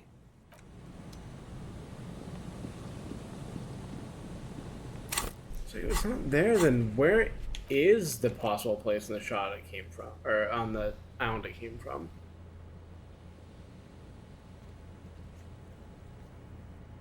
Like, what does it mean by boardwalk if not that?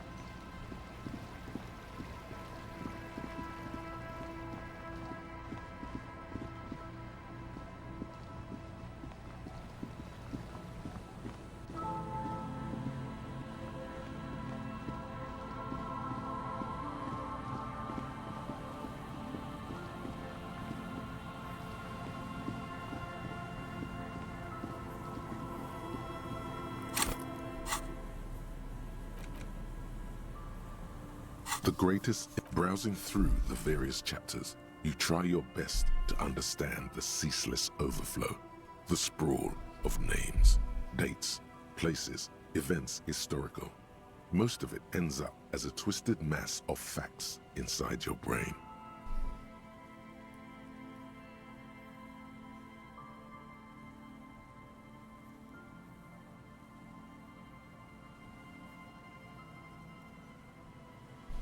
You can do it. It'll be worth it. There's something here. Your educational survey is done. Did you catch any of that? No. Oh well, it's pop quiz time. Let's see what you've learned. This might take a few minutes. You ready? That's the spirit. Here we go. Question 1. Who was the first innocence? Dolores Day. Incorrect. Dolores Day was the innocence of humanism, internationalism, and the welfare state. She codified parliamentary democracy and created modern institutions. Among these, the moral intern. She was powerful and beautiful on all her icons. Her colors are silver, white, and apricot. And when you think her name, Dolores, stomach acid rises to the back of your throat, and it hurts. You see a flash silver, a wreath, an airport bag, and blonde hair. You don't know why. Another choice, perhaps? No, I went this. Incorrect. Sola was anointed during the previous century and even lived to see the current one. She was an urban planner who spoke her mind and largely left history to its own devices, encouraging people to excel on their own, rather than prescribing to a deified model of history. She is often called an anti-innocence. Sola resigned after an assassination attempt by a Yugo nationalist who blamed her for not taking the side of the left during the turn-of-the-century revolutions. Innocences don't usually resign. Care to try again? Correct. Nothing much is known about him. It's not even clear that he was a he, but Franco Negro presumed as such and called him Pius. He's depicted as a young man with molten gold pouring out of his mouth. All he spoke was gold.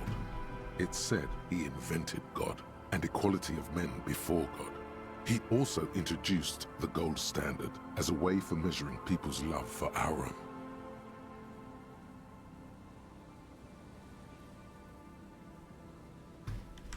Sorry, I need to deal with something on the side. Trisha Deers, don't take advantage of my distraction to creep up.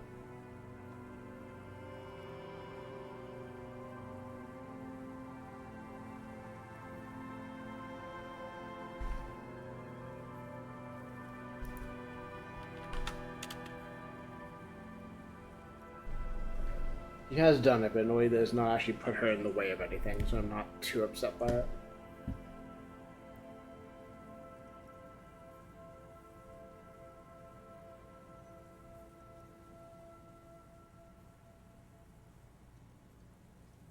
I need to be sure I'm computering correctly.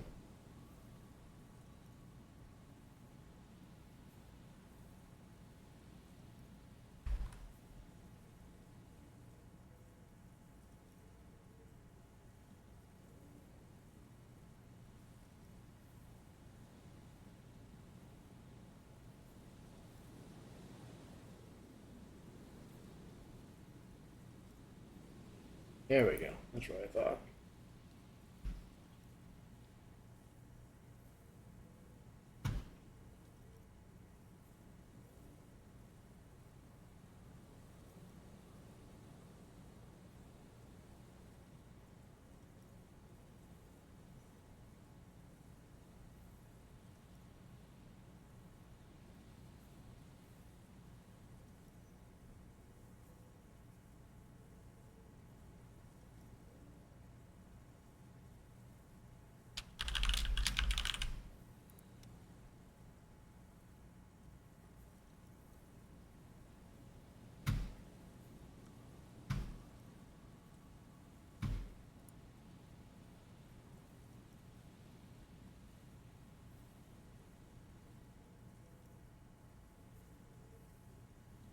Where did that...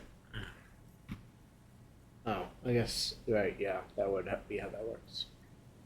I've surprised myself by by downloading something and then transferring it to my file store and then being surprised that it was no longer in the place where I downloaded it. It turns out when you move an image, it's moved. It's in a new place now. That's how that works.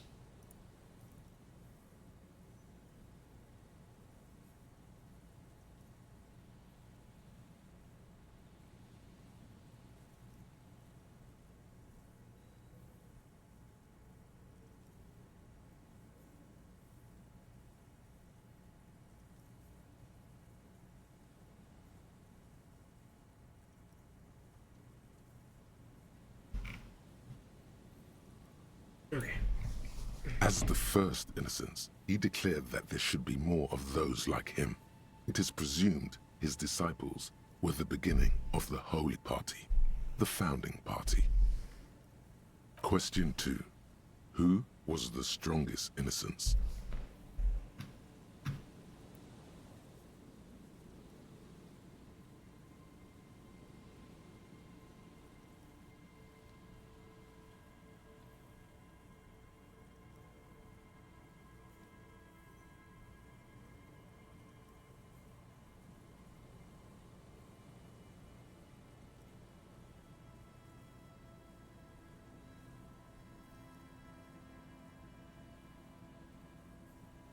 Easy.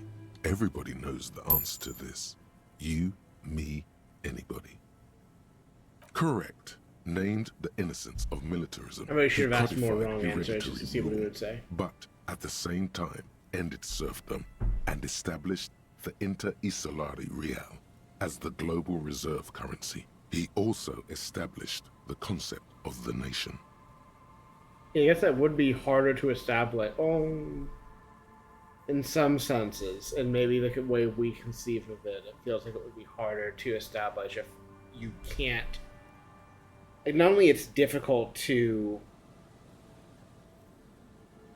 Like, ocean-faring voyages are difficult. They, especially, you know, in the 1700s, 1600s, like, very risky, very easy to die doing them. You know, all the way back to the 1500s. Like, that's not the same as like traveling through a void which deletes your mind if you're not careful enough. I can imagine a world where that is the state of things. It's much harder to form like. I guess I would say it's impossible to form the concept of a nation because like you can form the concept of like people like around you, like we are, you know, the people that live here. I feel like thinking of it as a nation and like as a distinct entity kind of requires something to play against, and if you just can't do that because you can't travel, why would you form that? Franco Negro attempted to solve the rising tensions between the aristocracy and bourgeoisie by building a unified society in which every man has a place and a mission, but at the same time may rise to nobility provided on the strength of his virtue.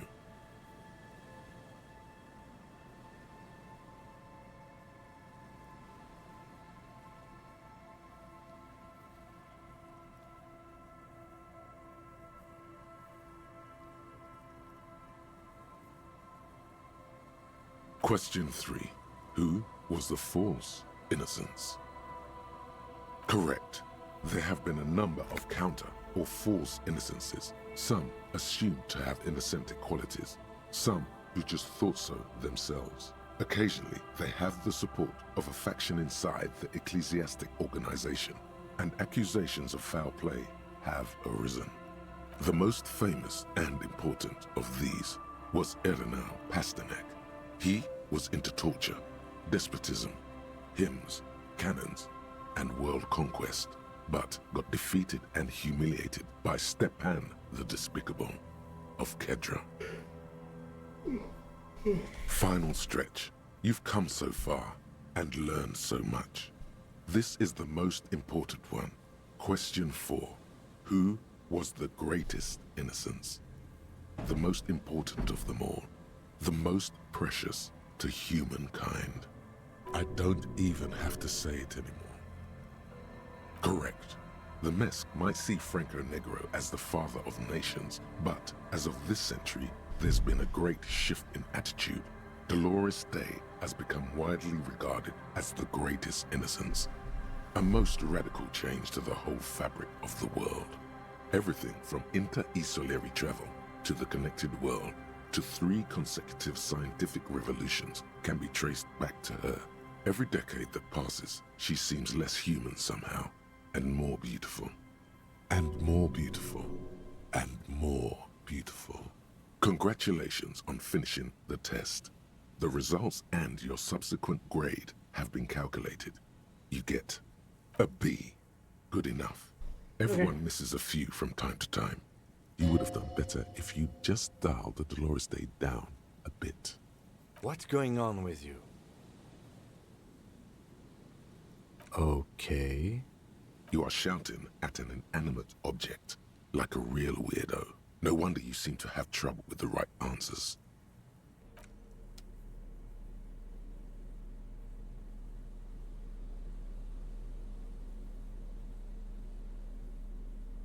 The bullet is safely sealed away in a plastic bag bearing the RCM stamp.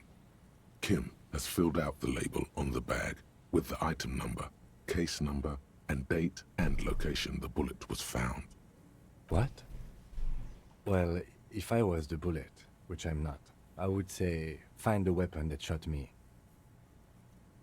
If we find who owns it, we will have likely found who used it, possibly to kill our victim. In conclusion, the more we know about this bullet of yours, the better. The squashed bullet has some sharp edges where the jacket has split open. It feels cold, even through the bag.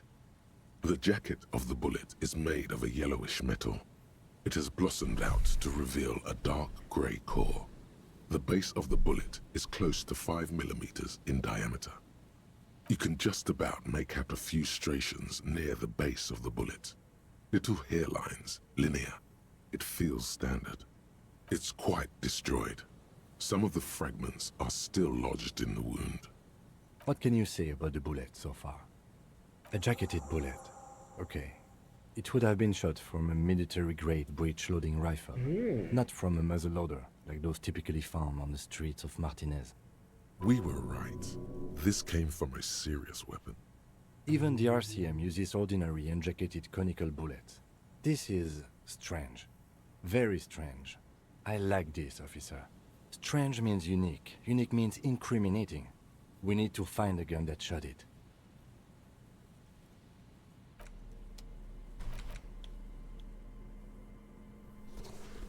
You guys gonna come in handy at some point?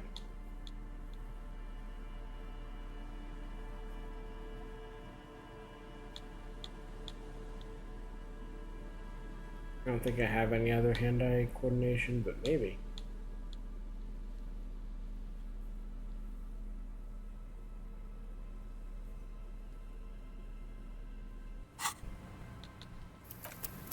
Save.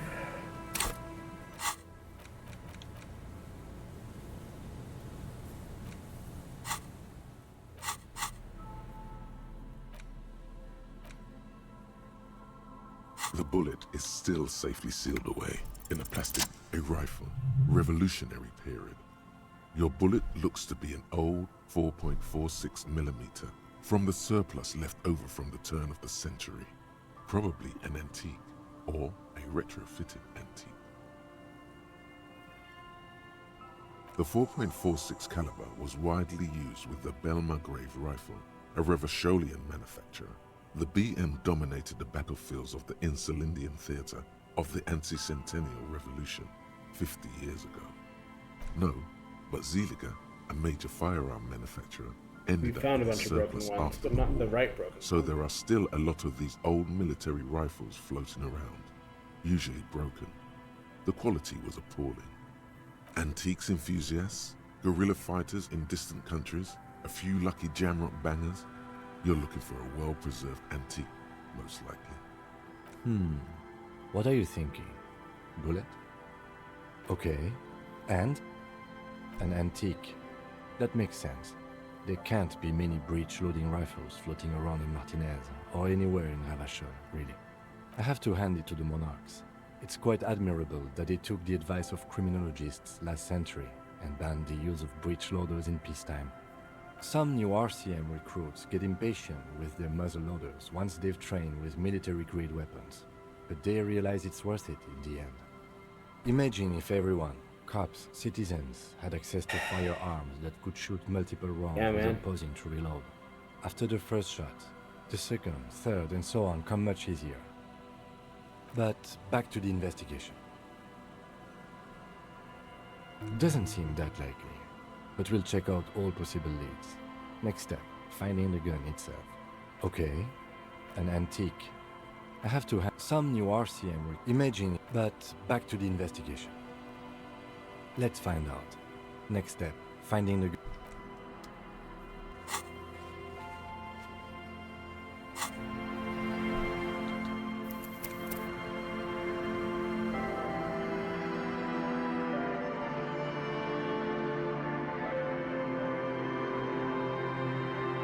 Didn't I sell one?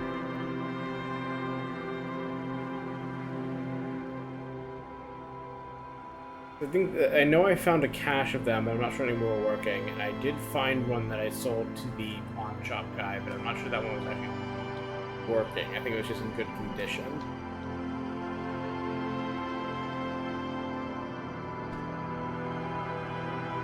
Where is this?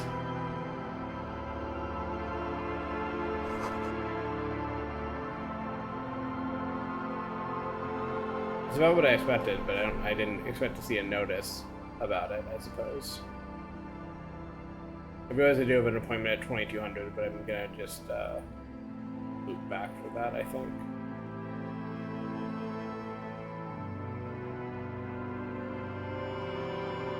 So I assume talking to the pawn shop guy, if he is a lead in this, or going back to the cache by the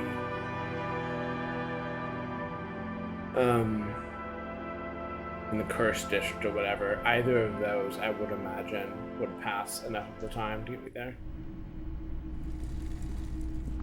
Hello, hello. Let me know. Someone else came. What? The lieutenant shifts from one foot to another. Sure, Not what I man. want. Sure thing. She didn't seem truth. Right, so let me get this right. You sold your... Yeah, it's not good. My apologies. A needle in a haystack. There is nothing you can do about it right now. You... Sure, man. I doubt it, but... The pawnbroker's gaze is already fixed on the dancing colors. Sure. Let me have a look. More than sure. I'm not purchasing any more. Oh, no. A photic path. Counter radiance. Anything else you're thinking of selling? Another time, perhaps.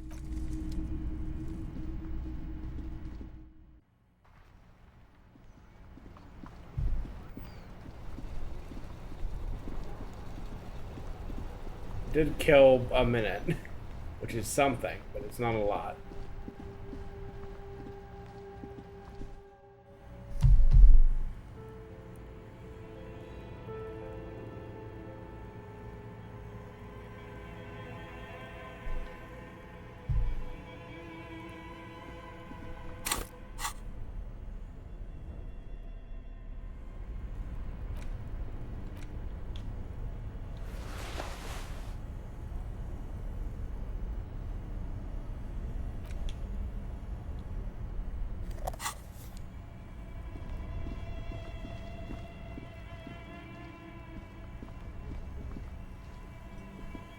This orange machine is buzzing like an old submarine. You slip your fingers under. No. This is if you want to try again. Equip the pry bar by... I just not tried to open this before. I could have. This orange machine is buzzing like an old submarine. Turning the crank feels oddly satisfying, like stirring your childhood dreams. In the distance, you hear water dripping.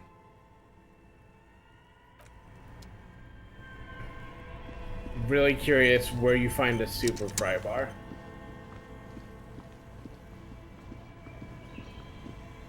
And under what circumstances.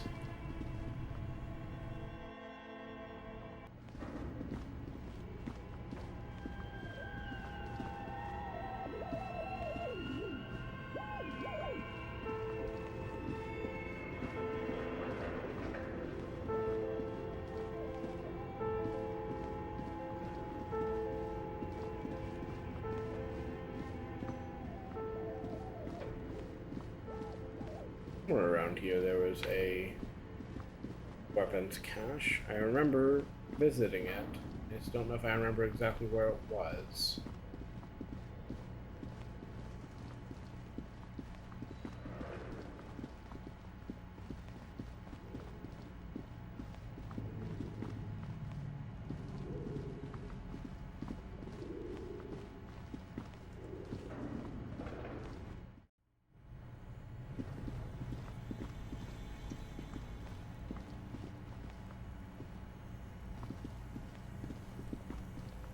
Here.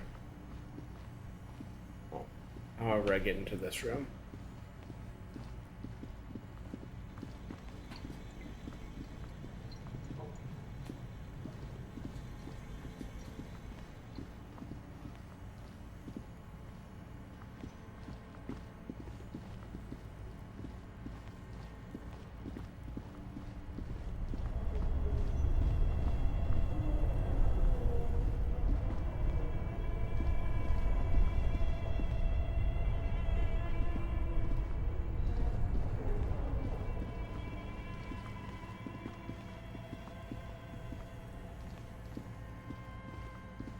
Ah.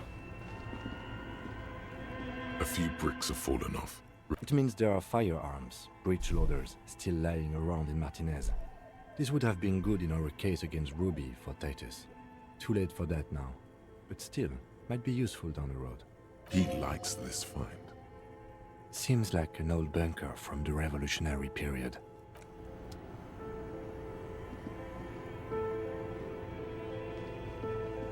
I assume I didn't find the murder weapon and saw it, but I feel like that's the only lead I've had on this, and I apparently cannot pursue it anymore.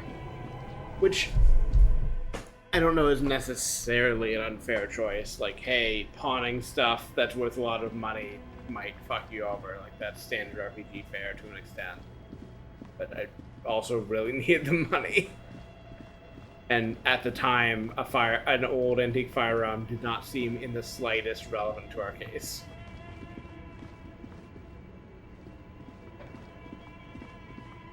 I also did not expect to need the heavy fuel oil for painting.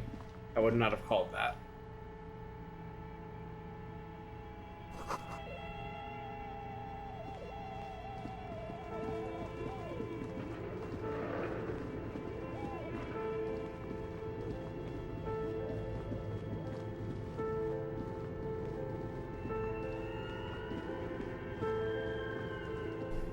The one thing of the firearm, there's almost certainly a different thing to pursue there. Like, I would imagine like that is not as easy to just fuck yourself over out of.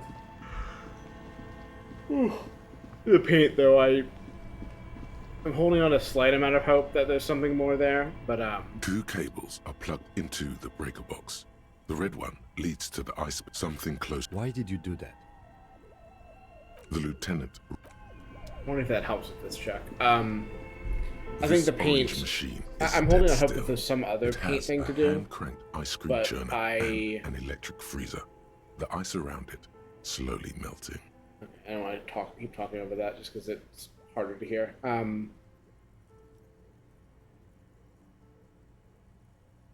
I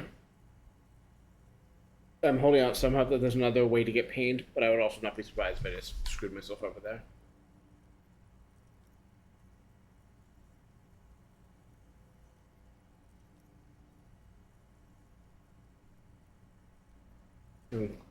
I assume that I practically am not going to beat this check without the better pry bar, but I'm curious how much better I can make my odds.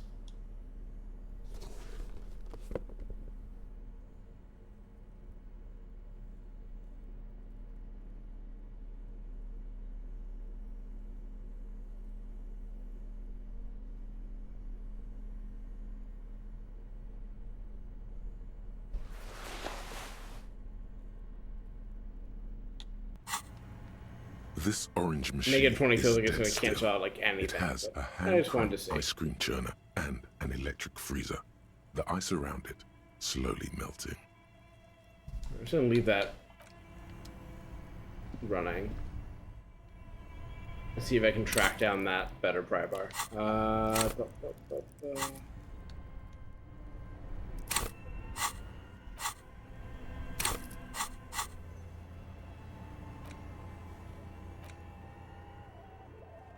Oh, I didn't realize this was back up. Yeah, sure. Let's try that. That would also be another way to pass the time. And also would put me closer to the place I need to be in a second anyways.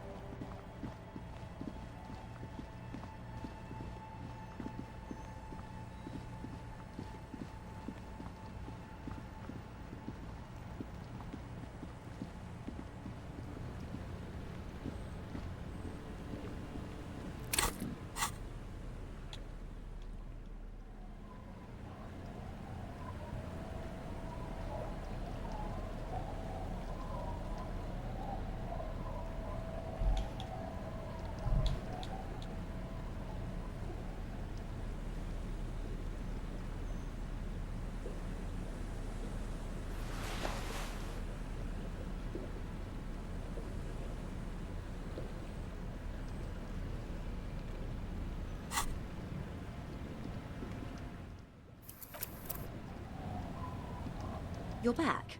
Good. What can I help you? Well, technically speaking, good. She's not even asking you anything. It's so easy to just say.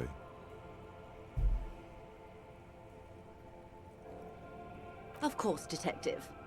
What we do, the Pine, and that is the terminal. She nods. That's the man who was killed. I'm afraid better not tie the fourth date. Of course. Of course. Don't tell her you've met Everard right away. There's time. More lessons in basic reality? My favorite part of the day. Go ahead, ask me anything. Glad to have been of assistance.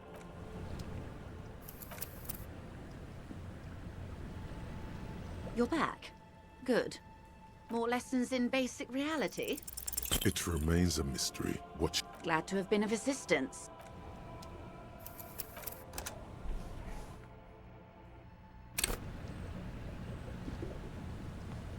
You're back. Good. More lessons in basic reality? It remains a mystery. Glad to have been of assistance.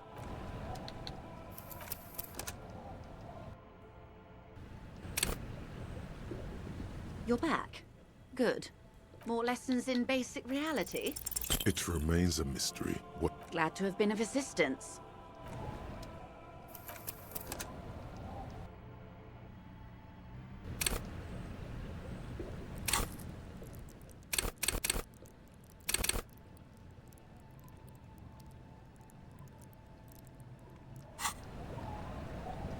You're back. Good. What can I help? More lessons in basic reality? It remains a mystery. What? Glad to have been of assistance.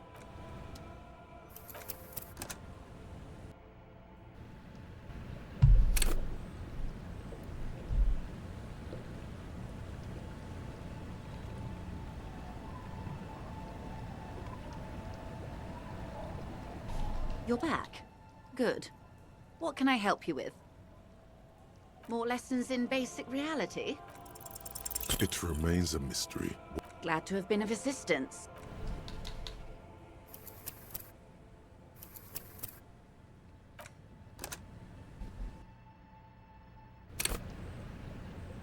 You're back.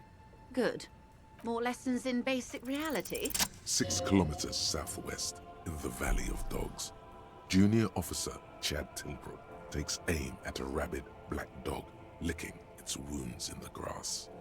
To his left, his partner, Emil Mullins, whispers, "You heard what happened to Tequila Sunset in Martinez?" "Yes, he lost his mind," Tilbrook answers. Fingers on the trigger. Don't worry, ML. He pulls it out slowly. Slowly now. He'll find it again. We always do. You? You're an officer of the RCM. Preciso Mundo. Nothing more nor less than the de facto law enforcement body of post-revolutionary Revachol, Detective. Yes, we are the Revachol Citizens Militia.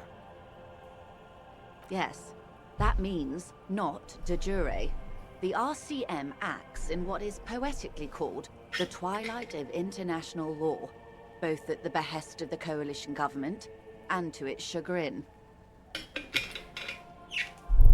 The RCM's responsibilities are defined by the Emergency, Wayfarer and Aliments Acts, 3 pieces of legislation keeping the city in a, let's be honest, laissez-faire stasis to the benefit of foreign capital. All 3 are good to know when we are out policing. There's nothing basic about your role, Detective. It's true that the RCM keeps everything the way our seemingly permanent, provisional rulers like it. Yet, on the other hand, I know these people. I deal with them daily. Let me tell you, dear, they are not fans of you. The post-revolutionary decade was a disaster for the coalition government. Revachol in the 20s was hell, especially on the west side of the river. Gang warfare, a botched privatization scheme, a nuclear pile meltdown. They called it the International Zone because no nation wanted to claim responsibility. The RCM restored peace where the coalition failed. A true blue citizens' initiative. They will never forgive you. That's somewhat of an exaggeration. In reality, ours is a mutually beneficial arrangement. Revacholians get to keep the peace in Revachol, and the coalition doesn't have to worry about it. Anyway, sorry to intrude. Please continue. Yes, Lieutenant. Permit me to conclude with this. Who you are, to me, is the police. The only legitimate law enforcement authority in Revachol. And if those authorities drink so hard they need help recalling the basic terms of reality, well, I'm here to help. Nothing more. Yes, we... Yes, that means... Permit me to conclude with... And if those authorities drink so... Glad to have been of assistance.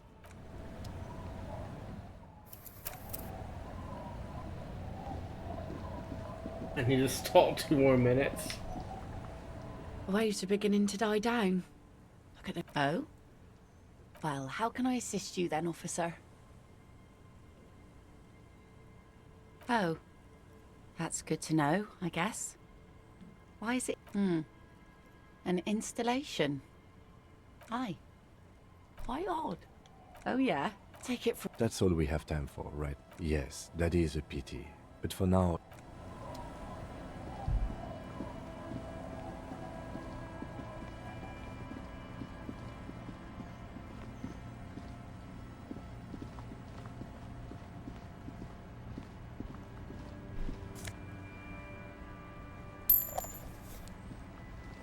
Just wanted to already check that, but okay.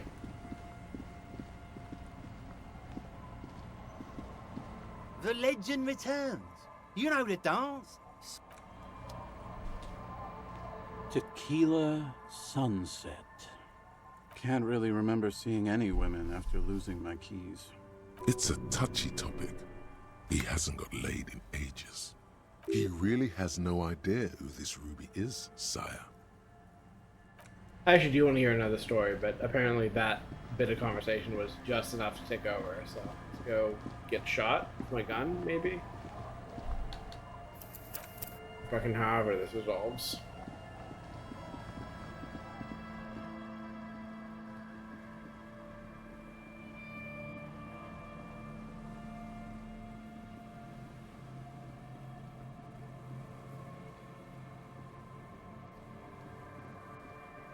Put your hands where I can see them.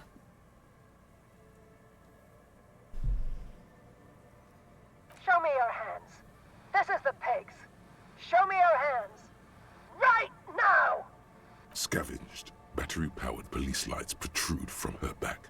The flickering light show I see. reveals a gun in her shaking hand. Her hand is trembling from some sort of neurodegenerative disease.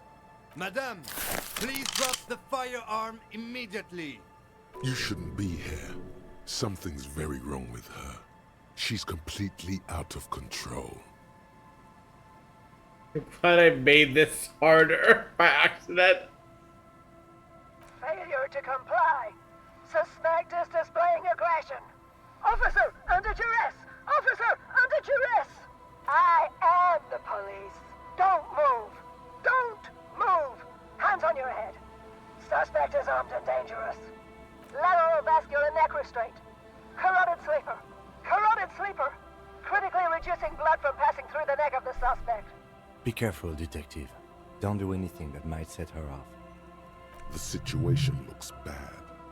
Calm yourself. Steady your breathing. This is dangerous. You're 70% certain you always leave your gun loaded.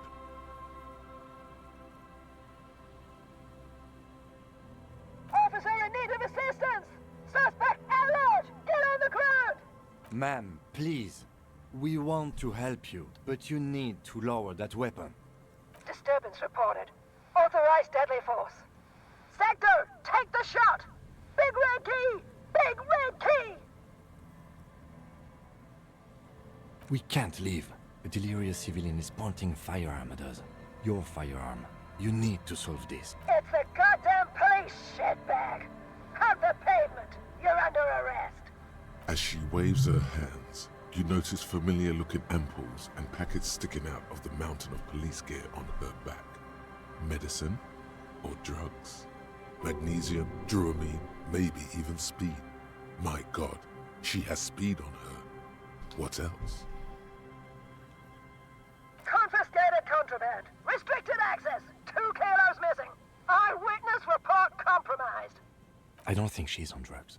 Being off drugs might actually be the problem here. Back up! Back up! Back up! Status unconfirmed! Yeah, back her up. Right up against those boxes and do some Don't sex healing. think I need to do that, electrochemistry. Stop. For the love of God, don't. No, no.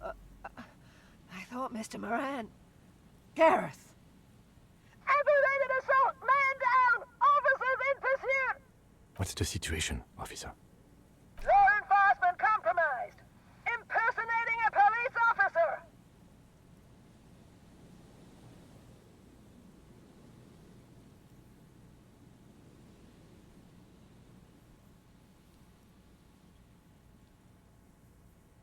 License and registration! License and registration! Come in, dispatch! Sector! Azimuth! She's losing it. One twitch and there will be blood. Fucking fine, man. Alright, this is how we do it. You fling the pry bar at her, already darting right, and immediately close the distance. Left hand grabs the barrel, right one breaks the wrist. A drop of sweat runs down your nose, and in it you see the Martinez Inlet, wrapped in the night. In the abandoned fish market, 3 figures standing in a spectacular light show. A large, loud woman is pointing an empty firearm at the other 2. She doesn't want to listen, or even to be heard.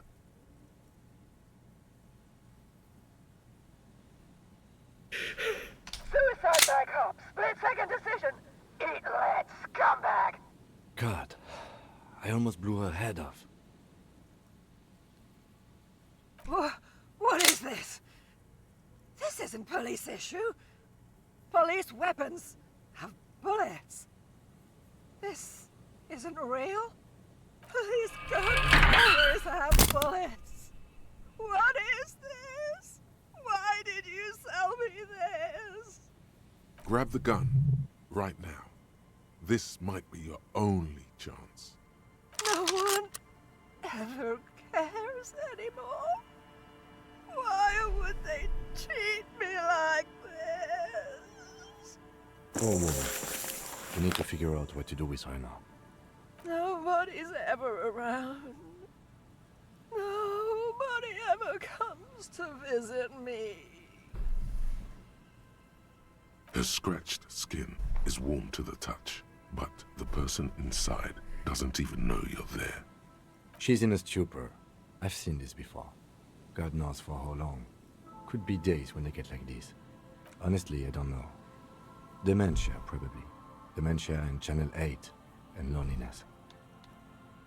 Yeah, looks like a bad case. But the question is what to do with her right now. I don't think there's any need for that. In her current state, and without the gun, she isn't really a threat to anyone. We could let Titus know. This is a perfect problem for the local peacekeepers to handle. They might even know her family. Then we can ask him once we get back to the whirling. But we have to hurry, because it's late and they might have already gone home. But I think we are done here for now. Let's head out. This is done.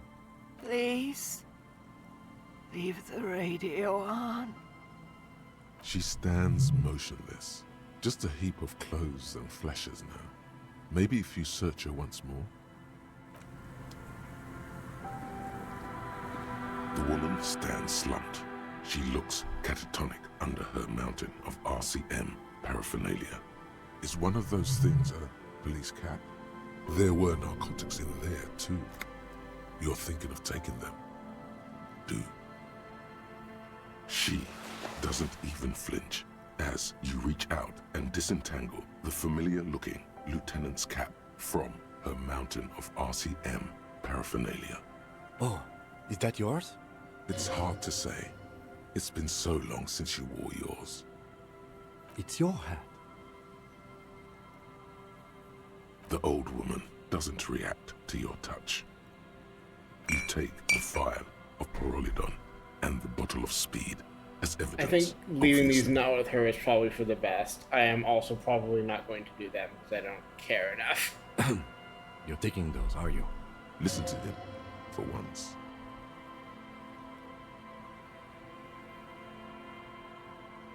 Thank you. I'm doing this to help you. We need to focus on the case. Alrighty.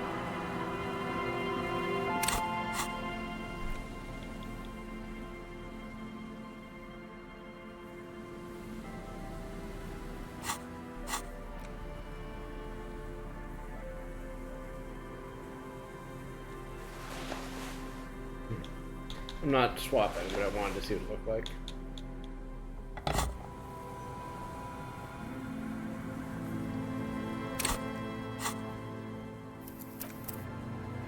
We'll see if we can catch the Hardy Boys, and we can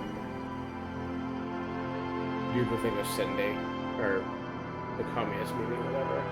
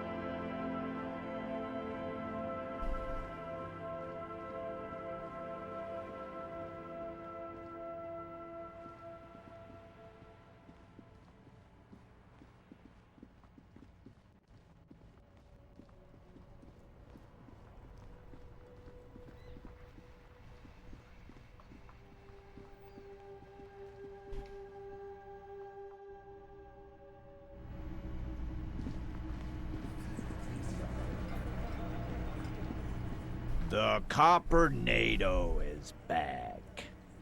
What do you want?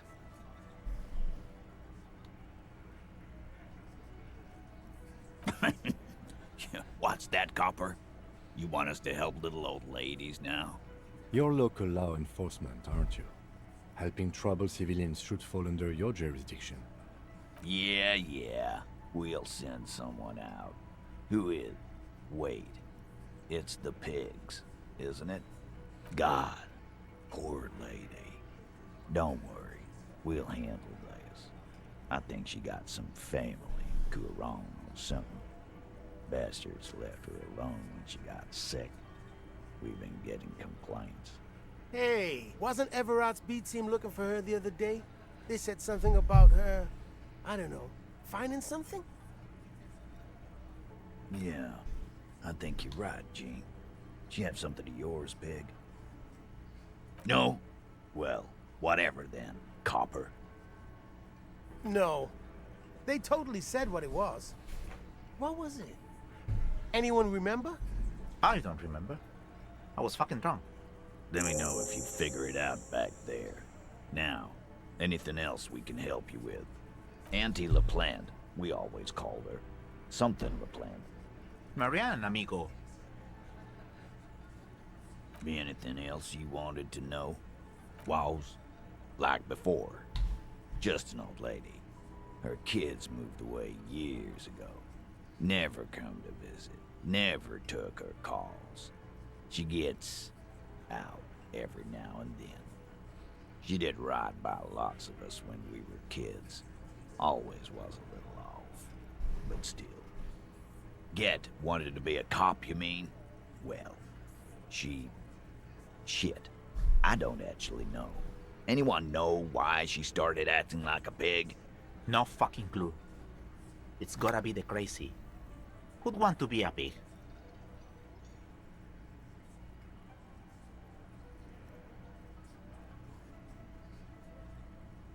Yeah, you should be. Whatever, Cole. Don't worry about it. We'll take care of our own. Dunno. She lives by the water.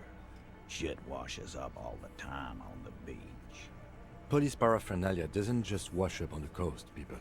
It's not like we dump it at night. She bought it, collected it. No problem, old cop man. We take care of our mentally ill here in Martinez. Ain't that right, boys? Sure enough, we're the real heroes on these streets. Nope. Next question.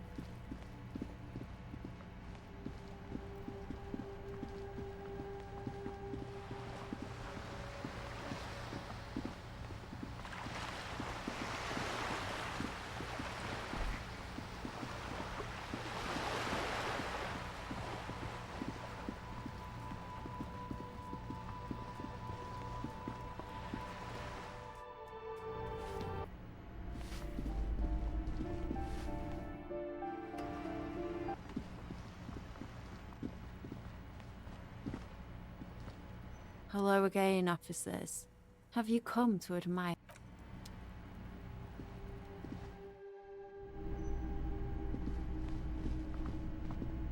Where's the meeting again? Specifically?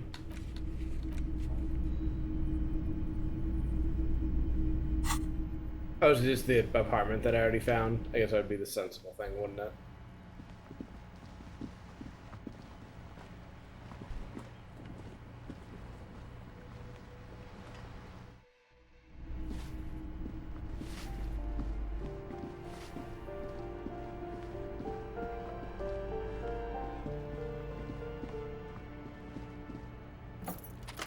Or there's not.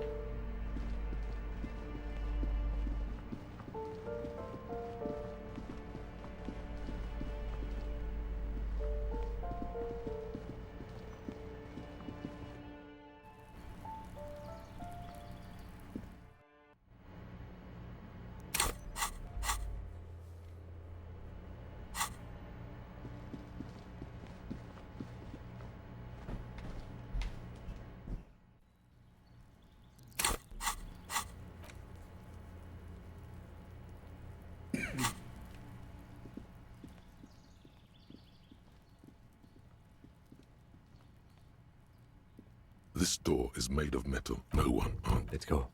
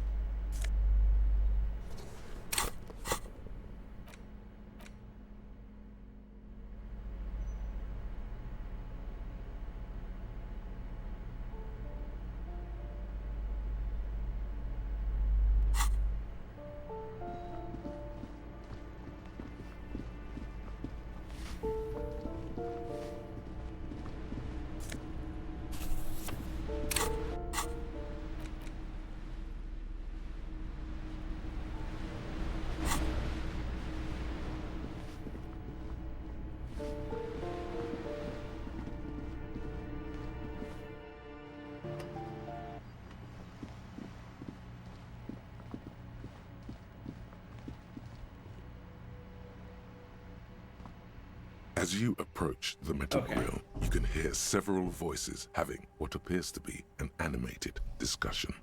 This must be it. Beyond this door lies the beating heart of radical communism in Martinez. Somehow, the night air softens the smell of trash and sea brine.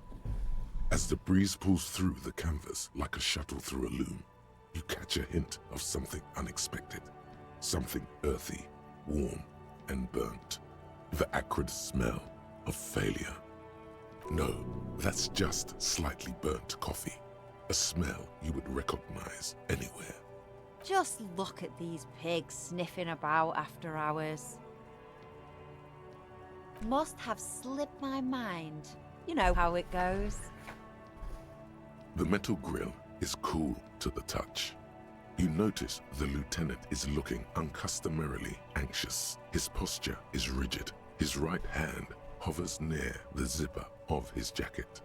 He wants so badly to draw his armistice, but he also doesn't want to draw it.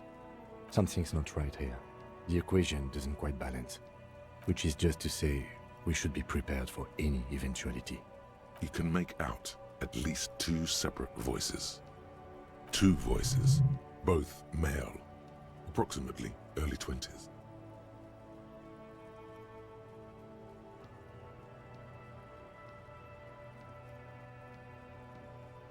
Careful with those now. I have it. It's going to work. I can feel it. The clang of metal reverberates all along the scaffolding.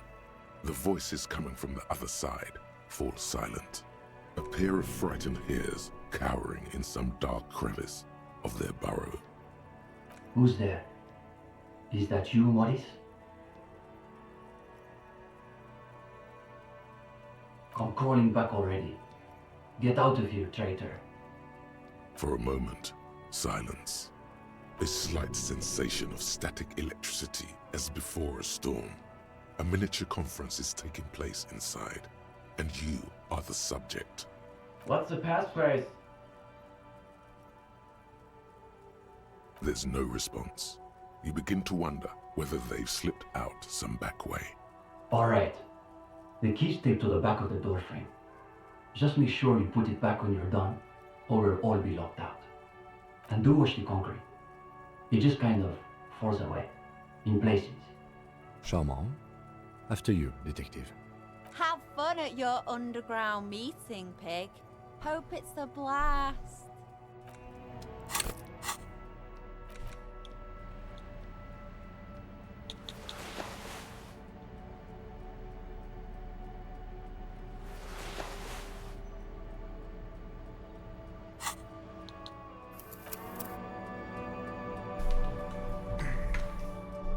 The two young men are either oblivious to or ignoring your entrance.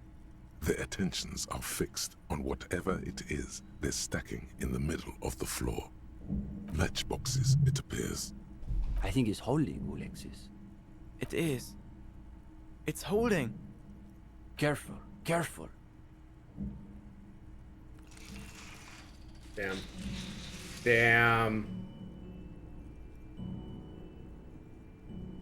Damn. Hardly any difference. You two. You are late. They should know the meeting starts at 10 p.m. sharp.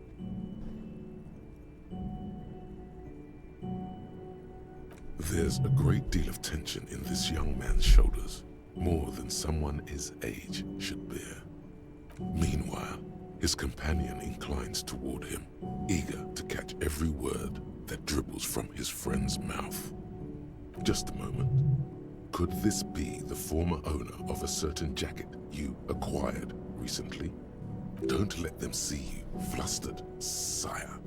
Play along.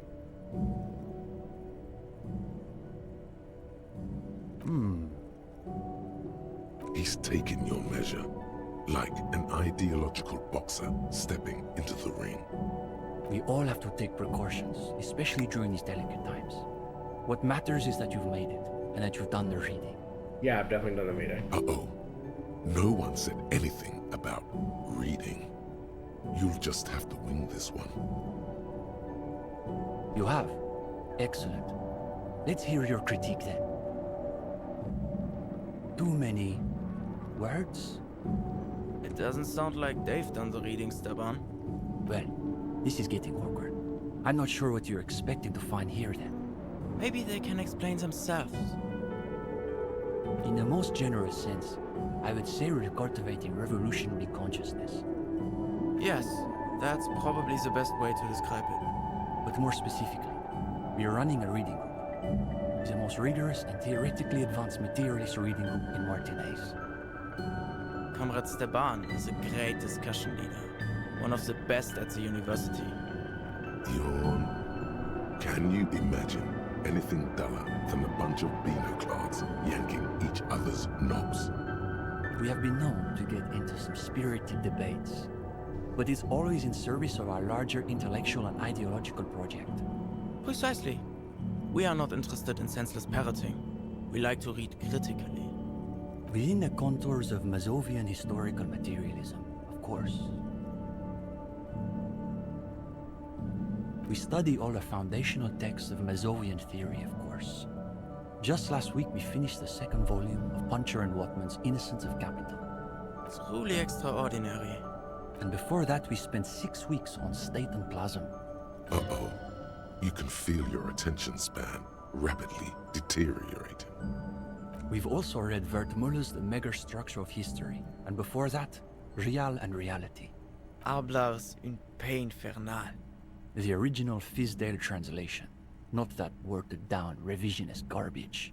These two deserve the Order of Honor for bullshitting. There's no way they've actually read all this stuff. Obviously. But, of course, our special emphasis is on the theories of Ignace Nilsson and his followers, especially the inframaterialists. You're not familiar with him? It's pretty advanced stuff. You may not be ready for it yet, gendarme. Only Krasmazov's most trusted lieutenant, the evangelist of the revolution, and a founding father of the People's Republic of Samara. It's hard to overstate how unimpressed he is that you've never heard of this world historical individual. He also happens to be the greatest communist theorist after Mazov himself. It was Nilsson who first postulated the existence of ideological plasm, which forms the basis of inframaterialist theory. Plasm, huh? Sounds like a hell of a drug. You might want to ask about it. The young man sighs. His companion looks about furtively. What do you mean? This is the reading group. We're in something of a rebuilding phase. Some of our former comrades didn't have the ideological fortitude our work demands. Intellectual attrition is maybe the best way to describe it. Felix said he couldn't keep up with the reading on top of his classwork. And Susanna wanted to read text other than Mazovian theory. Like novels, if you can believe it. Oh, sure. But you can always join a book club if that's what you're into. We've tried recruiting new members, but unfortunately the current intellectual climate is pretty hostile to inframaterialist thought. These days, if you're on the left, the ascendant schools are the Godwallians and their iconoclasts. Don't forget about Maurice and the turnips. Right. Then there was the whole turnip debacle. Whatever this turnip business is about, one thing is perfectly clear. These young students have a much deeper understanding of communism than you do. You could learn a thing or two from them. If you can convince them you're one of them. Cindy is... how to describe her role? Something of an ideological auxiliary, perhaps. Yes, that's exactly how I would put it. And naturally, we support her radical counter-liberal aesthetics. But she refuses to submit an essay, so we can't call her a member of the group per se. That doesn't stop her from using the room for studio space, of course. They're the most depressing school of communism. They love writing long books with a patina of Mazovian theory to cover up their cheap psychologizing. A gang of cheap psychologists and intellectual midgets. Typical God Walders, in other words. It's okay for Uli to say that, because his dad is from Gottwald. Yeah, man, that's definitely true. The Gottwald school believe that intellectuals as a class are incapable of sparking revolutionary change. So all they can do is critique capitalism from inside itself. That's why they spend all their time smoking cigarettes and writing long works of criticism that make you want to commit suicide. It is miserable. That's probably why they're always committing suicide. You see, the Gottwald school look like communists. They talk like communists. But scratch the patina and you'll see beneath that they're just depressed liberals who've read too many books. For starters, they love talking about beans. That's right. Iconoclasts are obsessed with beans. They love thinking about beans. They love counting beans. But most of all, they love building models to predict how many beans there'll be in the future. They're by far the most bean-centric school of communism. If only. They've got all the beans accounted for in their asset sheets, their quarterly budgets, their future projections. But for some reason, there are never enough beans to go around. So we've just got to cut our bean rations in half. And next thing you know, there are budget cuts, so now we've got to cut the bean rations in half again. You see, iconoclasts claim to be communists, but in reality they're just liberals with hard-ons for spreadsheets. It's an unfortunate story. You see, our ex-comrade Maurice is something of an economist. He's studying macro and microeconomics. Wow, a real intellectual, it sounds like. Right. So a few weeks ago we were discussing the extra physical capabilities of the revolutionary state. And Maurice said, what were his exact words, Ulex's? It was unbelievable. He said, turnips don't care if they are grown by communists, moralists, or Vulcan. They grow just the same. True. Basically, he was rejecting the whole foundation of inframaterialist theory. Simply that under suitably revolutionary conditions, crop yields naturally increase relative to non-revolutionary crops, which Maurice somehow has the gall to deny. Susanna said that he has been hanging out with some non-communists lately. For us, the question boiled down to, if you don't even accept the basic ideas of Nielsen and inframaterialist theory, why are you in the reading group? Well, it wasn't so much that he was expelled. He just quit coming. We haven't seen him around for weeks. Of course not. The only people who actually call themselves liberals are mouth-foaming reactionaries. Basically indistinguishable from fascists. You'd need an X-ray machine to tell Here, the this difference. game loves to dig at communists more than, maybe more harshly than it digs at any other faction, and on purpose. Go ahead. Clinching? No. We're not an operational cell. We think of ourselves as more of an intellectual vanguard. Our stance? What? Do you want to know if the SRV has established a party line on the lynchings in Martinez? Though historically speaking, the SRV has supported direct action against right-wing paramilitary squads, especially when they are doing the Indo-tribes' dirty work. Good point. So as a provisional matter, I can say we support it. It's not that the boundary between sarcasm and sincerity is porous with these two.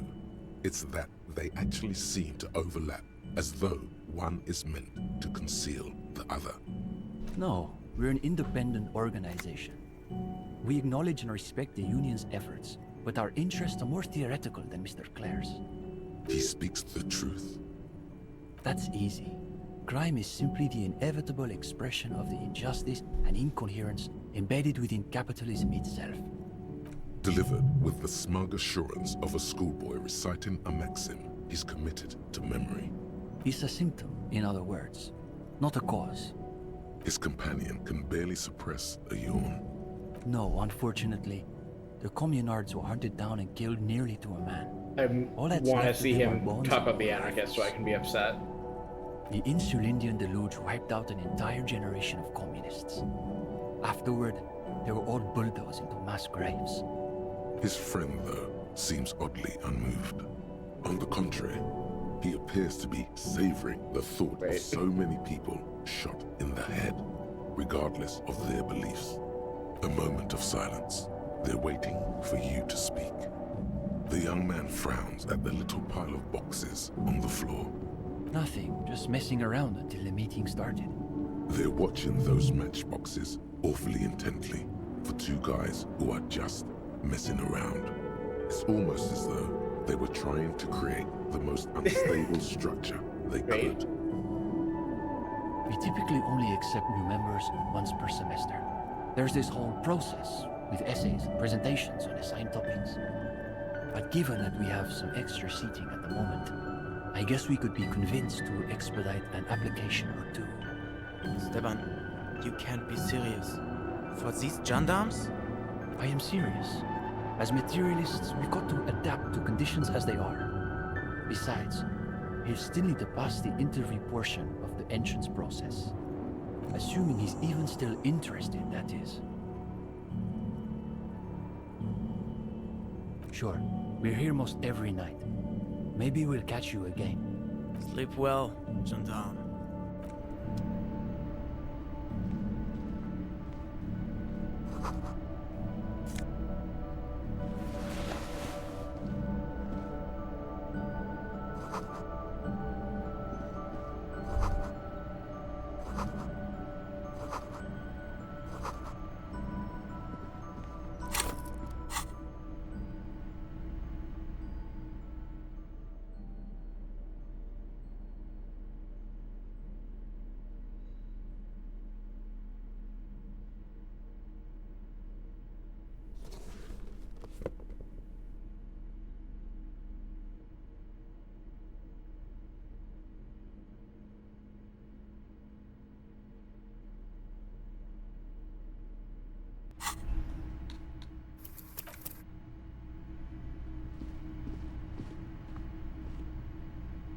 The gendarme returns.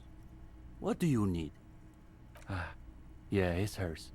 She just sort of moved it all in a few months ago. She said if she's going to make truly radical art, she needs a suitably radical workspace. And I don't think she could afford rent at an actual studio. Oh, sure. He's definitely interesting, I would say. I guess you could call her latest stuff a sort of counter-bourgeoisie calligraphy. She's got a real taste for radical slogans.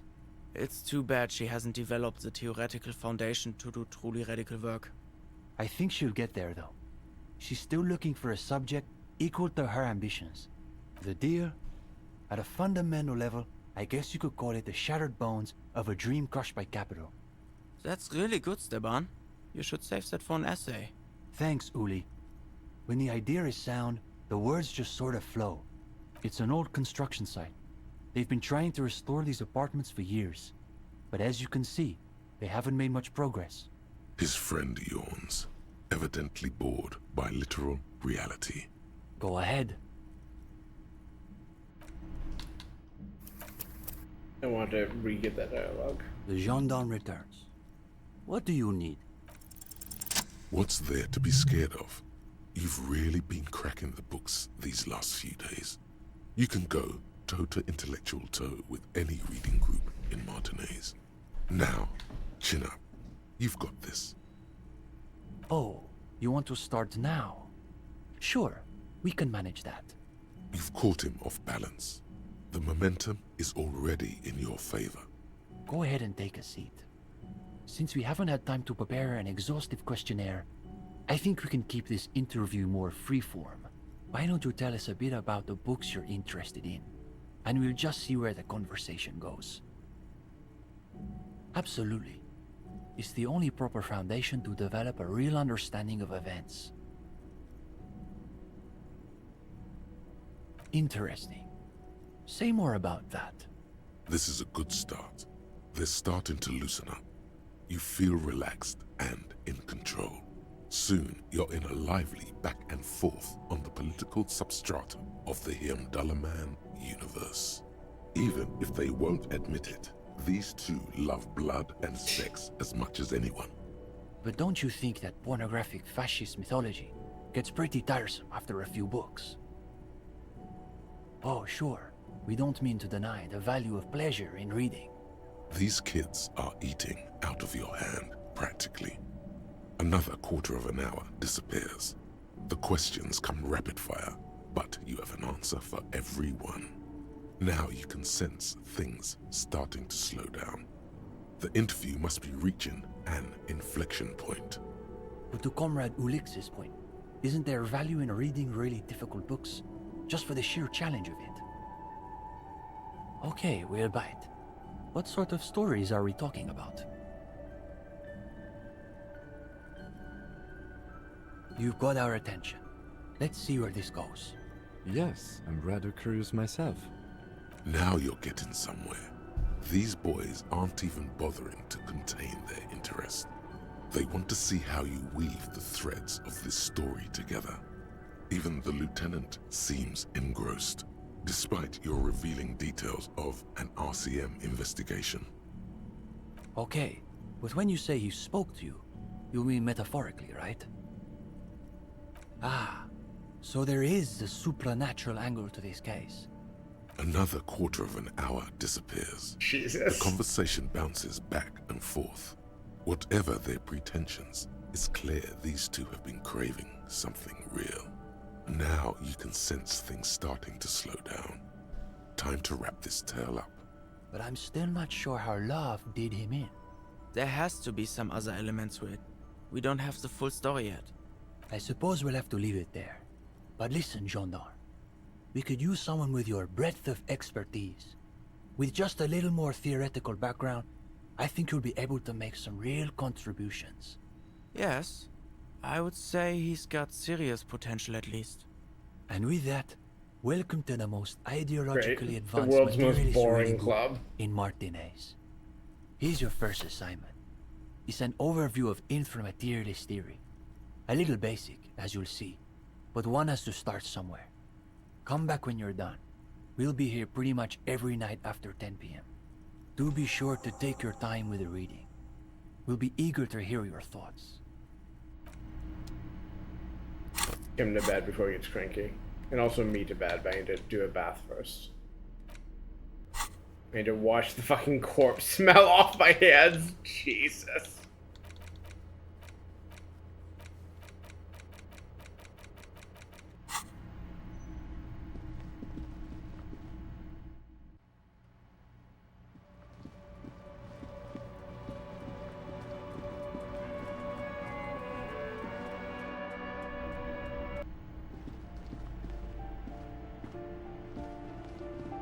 This will be faster, maybe.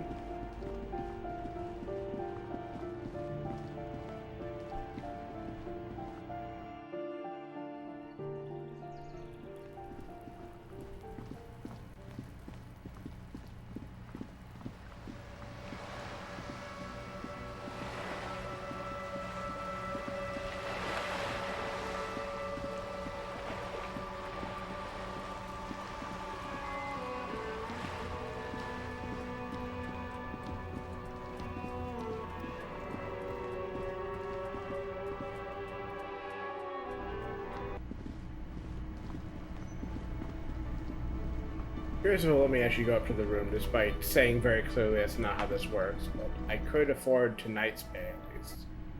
As long as I'm not expected to make up for the days I've not been paying, I can afford to stay here tonight.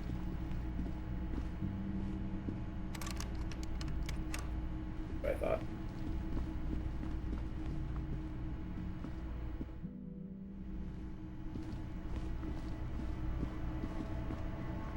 Ah, smallest church in Saint-Saëns, right?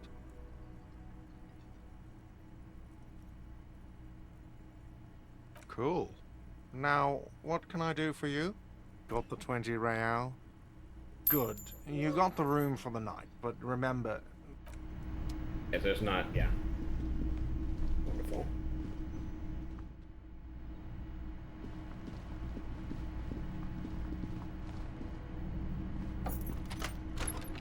Again.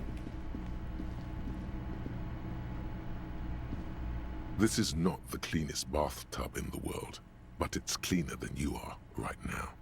Ah, that soap scum smell. It smells like life, at least compared to you. The bathtub slowly fills with water. The water beckons. The water is only lukewarm, but still comforting. Like amniotic fluid. A few beer cans are bobbing up and down along your flanks, like sad duckies. Now you are alone with your thoughts in the tub.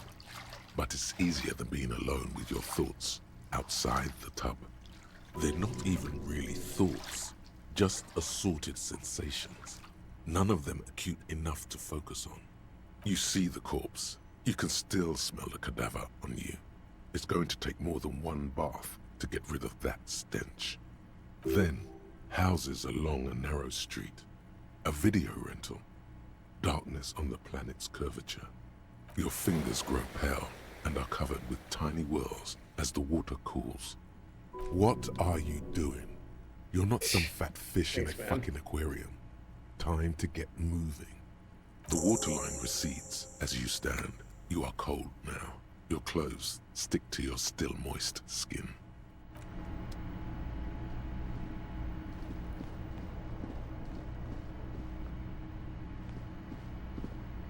The bed is still cold from the broken window, and not too in. The room behind your closed eyelids is familiar now. The only home you've ever known. Its darkness gathers. The last thing you hear is the wind blowing in through the broken window. Then something comes, a kind of sleep. Like a deftly cast fishing net, sleep pulls you out of the world and into its dark shore. The rough mesh chafes, tightening around you, it digs into your brain. How have things been going for you out there? Helped anyone lately?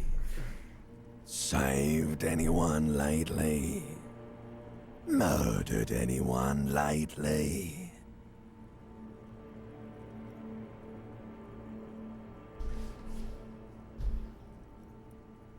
Because you know you are a murderer. A disco music listening psycho killer who offs poor people and then forgets about it. Hear that? He doesn't even flinch. Iceman doesn't care about killing people. That's nothing to him. Blackwater, under the bridge. The thing he's really scared of is much, much worse than that.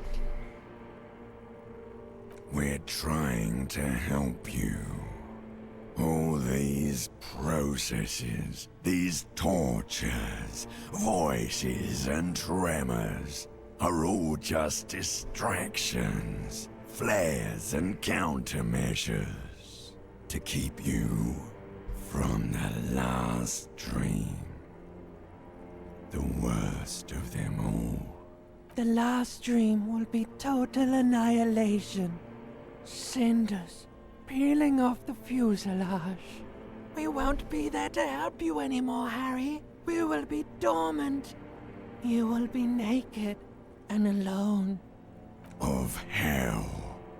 An ancient sadness, brother. 10,000 years later. In front of the video rental. There is a warm breath on your face again. Everything is okay again. Everything is so okay. Your eyelids flutter open for a moment. When you close them again, you sense the light of the room around you. You're back. In 2 seconds, the alarm will ring. The last thought in your head before waking is, maybe you shouldn't have seen that stained glass window in the church. Maybe not. But I did, and I must live with the consequences of it. Alright, save for good measure. We'll be back at it next week. Still some more Celeste. I will be doing Heart of the Mountain and Farewell. I feel fairly confident those cap inside of a stream. And then Celeste, Fragments of the Mountain after that, if I'm able to. And that'll be next Wednesday. And next Friday, I'll be doing more of this. I gather that I'm pretty late in the game now, so I don't know how many more sessions I will need, but I'm going to do my 1 day per session strategy until I run out of game. And then I'll figure out what I'm doing next. If you pop through chat and didn't chat, or, you know, glimpse the stream or watch the recordings or whatever, thanks. This game has been challenging for me at parts, but I think this was like a really good session overall. Really enjoyed a lot of the stuff it put me through. Goodbye.